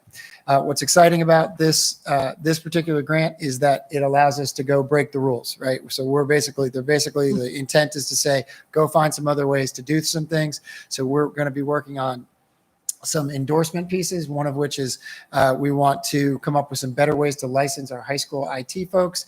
If you're trying to teach kids to be ready for these fields where there's already a million job openings, there's nobody to come back and teach. There's nobody's going to leave those fields to come teach for us. So we're always going to struggle to do that. So we want to come up with a micro-credentialing approach, partnering with Radford University, helping provide some guidance for us on some other ways for people to come in and get those licenses. So we want to take teachers who have been working in the classrooms for 10 or 15 years, and they want to change their skill set, or we want to take people who have the training but haven't been ready to teach yet, and use our AMPS program to put that together and just try to solve that staffing problem. We want to work on endorsing our teachers to be able to teach our elementary folks to create a STEM license like you would have for media specialist or art or music and PE in the elementary grades, because right now if somebody wants to leave, has a high school endorsement in technology, and they're like, well, I want to come down and go teach, I want to be your STEM teacher, they're showing up as not licensed because they can't work with elementary kids. So we want to help create that new license. We want to come up with different ways to award course credits to kids, so that based on speed, based on the kids' knowledge and what they demonstrate through micro-credentialing, they're going to be able to proceed at their own pace. So you might two kids might sit in the same class, and somebody's able to check off more boxes and move through. So it kind of breaks the time down. So it's no longer just about sitting in three high school classes in a row that takes 3 years. If you can go faster, you can go faster. We also want to work on awarding verified credit differently, so that you don't have to always pass an SOL test to get the math verified credit. So for example, rather than perhaps having to pass the Algebra 2 SOL test, we want to say that if you have work-based learning experience and a CTE completer certificate in one of these high-tech fields using our model, that they'll check off that box, which then frees up kids' courses in high school so that they just have more flexibility in the things that they're working on. And we also want to take our work-based learning model and spread that out to be how they, do the course codes and some of the awarding things that that kids are doing. So it doesn't look like you're just on, it's giving kids credit for the intense work that they're doing when they get out of those places. So Mr. Husband, I'll take over and tell you a little bit more at some of the details. Thank you. Jonathan did a great job, and you can see how much time and effort he's put into that without having a CTE background to be able to go through and tick off each of those areas within CTE. Just to illustrate a couple examples on that, as we go through and we create our associate's degree pathway for students to get a degree from New River in IT, we realized that we have teachers who are qualified to teach dual enrollment cybersecurity 2 classes, which is a sophomore level course. But Virginia licensure doesn't allow them to teach an AP course without additional training. There was security at Christiansburg High School, had a student in cybersecurity, and he was a little bit older student. It's a relatively new pathway, and got into it, and like halfway through the semester is done with the curriculum. It's just really dove into it. And so she's coming to me going, well, now what do I do with them? And I didn't have a great answer. But this program would allow us to say, instead of looking at a course as 140 hours, let's look at it as 4 micro-credentials. And if he can get 8 micro-credentials done in one semester, then let's give him 2 credits and let's move him on so we can get to more rigorous coursework. So as well as those really interesting things we're working with the state, of course, working with private industry is really critical for us. A lot of these companies that you've seen before, they worked with us, a lot of them, on the Go Virginia grant that was $180,000 for students to get out into the workplaces. We were really gearing up to announce that to our students and get working. We've been delayed on a lot of that, but really it's allowed us to align a little bit more, and I'll show that on the next slide. But some of these companies are, nationwide brands that have really been, it's been beneficial for our grant to work together. And as you can see, Virginia Tech has a really big place on this grant where they're going to help us study and rewrite some things, whereas different offices are working on the Go Virginia grant that are going to help us to actually employ students. And then our project work is going to be divided into the multiple different committees. The steering committee is going to have a wide variety of people, and then we kind of drill down on each of the smaller committees. Project-based learning. One of the things that we've heard from companies is that, so one great example, there's a government contracting company that really wanted to hire our students, but when they got into it, our students aren't 18, therefore they can't get a government clearance. So they really can't get into that type of a business. And so we've been working with them to come up with an idea of, they run a call center as one of their entry-level positions. So how can we create a simulation for a call center that we can actually bring into our schools, and students can do a week-long project-based learning situation? So that's kind of an idea that we took that we're jumping with, and we think that there are 3 or 4 probably other companies that want to hire students, but for whatever reason can't. So let's bring instead that experience into the classroom. And the curriculum committee is going to be working on that for the PBL. Micro-credentialing, Dr. Scholes mentioned. Work-based learning, as you guys know, we have hundreds and hundreds of students in a work-based learning program, but we set that up to meet the needs of students and employers. That's not something that's necessarily recognized statewide. We'd really like to push the Virginia VDOE to recognize that and allow other divisions to use that as well. Professional learning and licensure, again, the teachers that Dr. Scholes mentioned, in CTE, it's pretty rare that I hire a veteran teacher that also has worked in the field. Typically we hire one or the other. We're either hiring a professional and teaching them how to teach with our AMPS program, or we're hiring a veteran teacher and trying to get them some of the higher level skills within IT. So hopefully we can do that a little bit more effectively within professional learning and licensure. Equity, really critical, obviously, to expand. The middle school programs and the K-5 STEM has been a huge part of the equity piece. I was really proud that we kind of stumbled into it, but with the Go Virginia grant, there are actually tens of thousands of dollars of funds earmarked for students for things like gas cards and things like Uber, gift cards so that students that might not have their own transportation can actually get to work for the first few weeks until they get those first couple paychecks, and then they can afford their own transportation. So that was really groundbreaking. And most of the time a company or a grant would say, are you out of your mind? We're not giving you gift cards. Go Virginia actually pushed us, said, how can we find more ways to provide equity to students that might not have their own transportation? And then communication, of course, always critical. Dr. Schulz mentioned it brings together a number of different areas that we've been working on. And I think hopefully this graphic brings that together. Your support and Dr. Meyer's support for expanding middle school curriculum is essential to expanding IT at the high school level. Students taking courses in coding, robotics, and career investigation. Students have to know what kind of careers they want to go into. Waiting until sophomore, junior year at the high school level is just too late. AMPS we've talked about. And Ms. Whitaker has talked a lot about the number of CTE teachers. I've actually been surprised. I knew it would be a lot, but I think it's something like 80 or 90% of teachers in our AMPS program are CTE teachers. And this is going to benefit our CTE program dramatically. We mentioned the K-5 STEM. All of that leads to increased enrollment in computer science and IT courses in the high school. We now have some grant funding to create micro-credentials and to encourage work-based learning. And then we believe that all of these different items, really, our goal in the end is that students are able to attain high-paying, in-demand careers in information technology. We think that's going to be a game changer, not only for our students, but also for the local economy. And it's one of the growing areas with Virginia Tech and Radford in the area. So thank you for your time. Do you have any questions for Dr. Schulz? Oh, congratulations and That's thank you. awesome. Yeah. That's so awesome. Great work. I want to know how you can talk so fast this late at night. Thank you all. Thank Appreciate your you. time. Thank you very much. Thank you. All right. Thank you. This is absolutely wonderful. I mean, this is going to be great for us and some things that we want to do. So thanks for your work on that. All right. Am I ready for the MOUs? I think so. Okay. Thank you. All right. The MCPS MOU with our local law enforcement agencies can be found online on the MCPS website. Additionally, residents may contact the Director of Student Services and Safety for printed copies of these MOUs. Comments regarding the law enforcement MOUs can be directed to Mr. Garrettson. New legislation requires that we provide this announcement to the public annually. Mr. Garrettson, anything you want to share in regards to that? Because one thing I would like you to talk about how they're in line with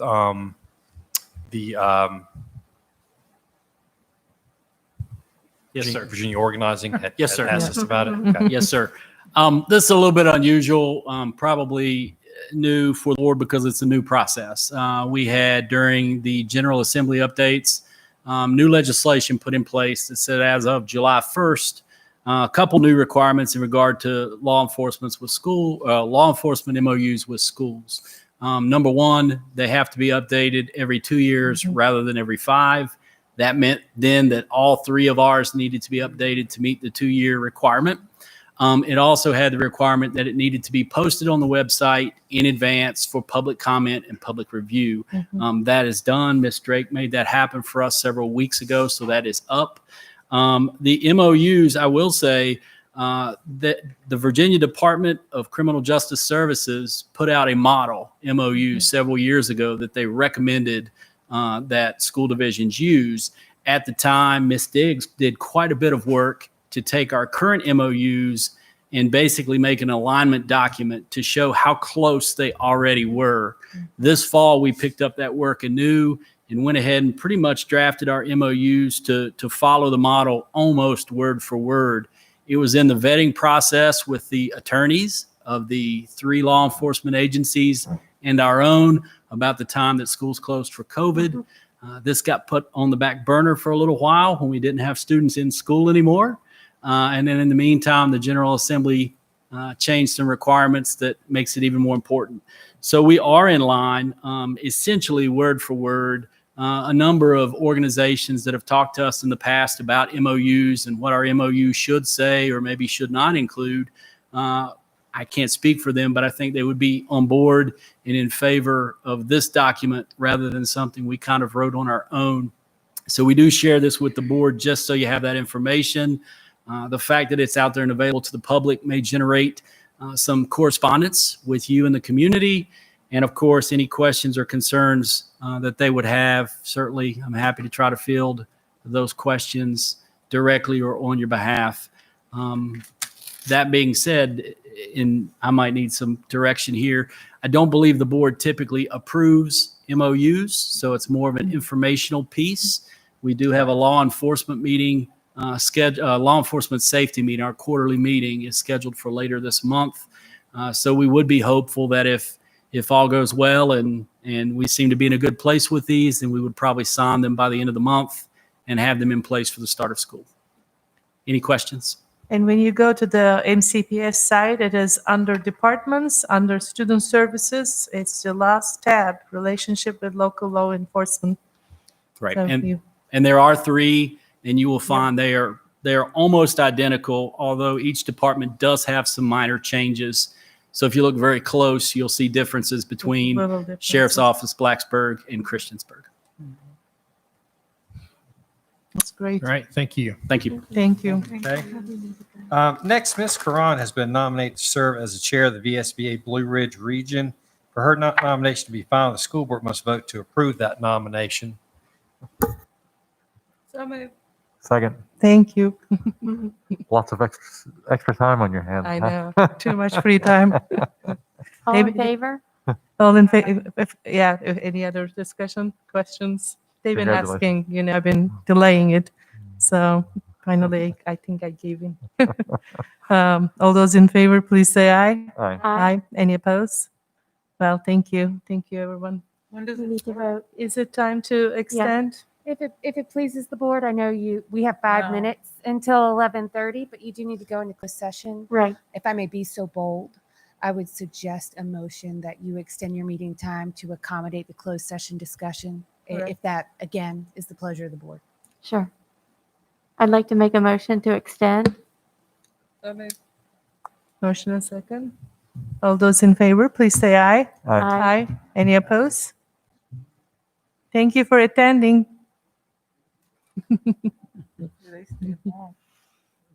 The next item is our unfinished business. Are there any matters of unfinished business, board members? The last thing I want to do is bring something new up, but only I maybe we extend this to the next meeting, but the whole gifted thing that's been going back and forth and we're going to bring that to you at the next meeting. okay. Yeah. I didn't want that to just No, it's not. No. We're going to bring it to you Go at the next away. meeting for to look at the makeup of the committee. okay. I thought when we brought this up last time, I thought that we talked about doing this more holistically. I kind of, for me, I mean, we can talk about it next time, but I thought the idea was that, I don't think we should be looking at just the gifted committee. We should probably talk as a board Yeah, about how We just we said we were want going to start with to. gifted. Yeah, Well, hang on. I thought we sorry, would talk I as a didn't know you were finished board. talking. I apologize. That's all right. That we would talk as a board about how we're going to do all the advisory committees. And I Right. think at the last Yeah. meeting, Ms. Yeah. Karan mentioned the Alexandria City Public Yeah. School Advisory Committee. So to me, I'd rather start at kind of a more holistic level. Align all our committees. Yeah. I mean, yeah, I think, they should all be aligned. I agree. yeah. Yeah. And I think we are looking into that, all right. Yeah, that's fine. And we can do that. We've already looked at Special Ed Advisory Committee, Mhm. how that's set up, and then Mr. Husband's Career and Technical Education Committee. And we can basically, I think what we need to do is sort of give you an overview of how they are set up. Yeah. Because like the Special Ed Committee is heavily regulated by the state. The CTE Committee has some regulations within it as well. Yeah. What we found was the Gifted Committee is not as heavily regulated. It's more of how we want to do it here locally. So, but I think it's good to educate the board on those Yeah. and to show you the different roles of each of the committee. I think that would be a good educational Mhm. experience for all of us. Yeah, I just want to make sure we didn't not acknowledge it tonight. No. No. Okay. I appreciate you bringing that up. Yes, it was full, and I thought we could maybe do it the next one. So Any other unfinished business, board members? I just want to say thanks to Betty Thomas and her mom for coming out and speaking to us today. I was really moved by that. We've had some friends that have gone through that kind of a thing before, and I just think it takes a lot of courage to come up Yes. and speak in public about something like that. And I think it's a great service to our community, to our school system, and I'm proud of the direction that we're moving on that. So thank you. Any other unfinished business, board members? Now moving on to new business. Any new matters? Moving on, announcement and information. Well, announce again that the Dialogue on Race, this coming Saturday, August the 22nd at 4 p.m. Need to register for the Zoom Summer Summit. And the focus is on racial trauma. This will be very enlightening, and hopefully if folks tune in, they'll be able to have a different perspective on the work that we're doing here in Montgomery County also. And I heard that I think 290 or so registered. Yep. That's pretty exciting. We can do 500, so Yeah. spread the word. Yeah, we still can share, keep sharing. One thing I would like to, I know we talked about it, this with Mr. Chabaka, that Governor's School board meeting is next Tuesday in Pulaski at 1:30, and I think neither of us are able to go. So I'm just putting it out there if any of other board members have time to drive to Pulaski. And I already got in touch with the director, so she won't count on our presence to have a quorum. But if anybody interested, and if you want to drive Pulaski, or if you want directions to drive Pulaski, let me know. It is next Tuesday on the 28th, 1:30, and usually lasts 1 hour. Anything else? Then you see our upcoming school board meetings. And with that, I think board members, we should a little bit talk about if we are okay to meet at 6 o'clock. And we've been doing that past couple months. And of course, it's pleasure of the board if we want to continue that way, and with dinner provided in advance, or you just come at 6, not join dinner. But I think it gives us a little head start. And although, we're not ending pretty short, but the idea is probably in the future, ending a little shorter than if we start at 7. But I don't know what is the will of the board. So I'm just asking. So I'm still not clear what you're asking. Is it okay to move our meeting time from 7 to 6 moving forward? I would definitely disagree with that for a couple of different reasons.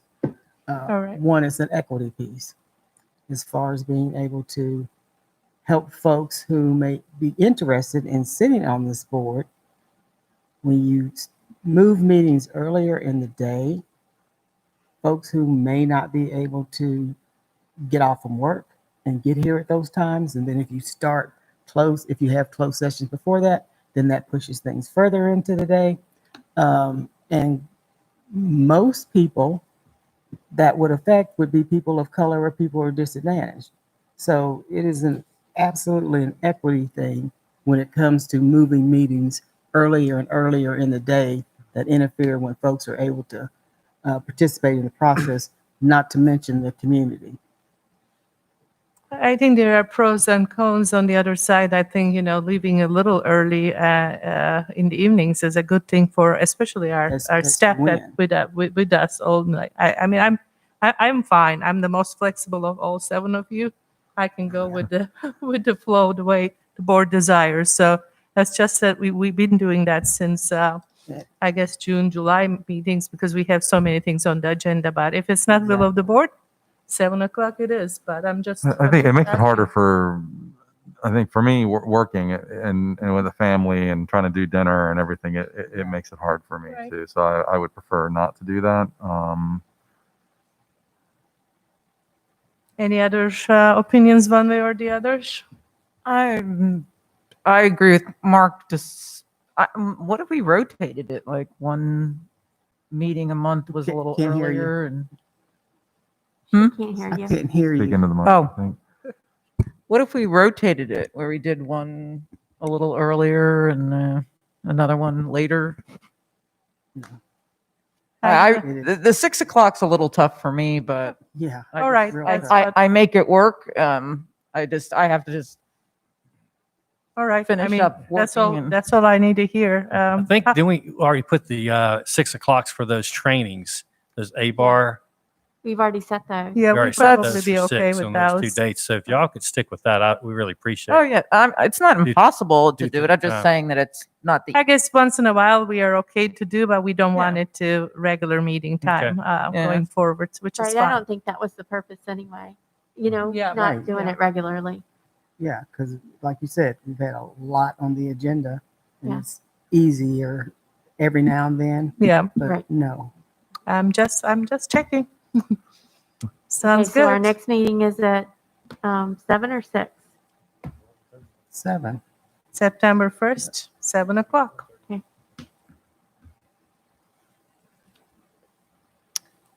And then we're ready to get into closed session, second closed session. May I have a motion to enter the closed session to discuss one real estate matter and one personnel matter as authorized by section 2.2-3711 of Code of Virginia. So moved. Second. All those in favor, please say aye. Aye. Any opposed? Now we're in closed session. We're going back Are we over there. going back to the room? Yeah, I think so.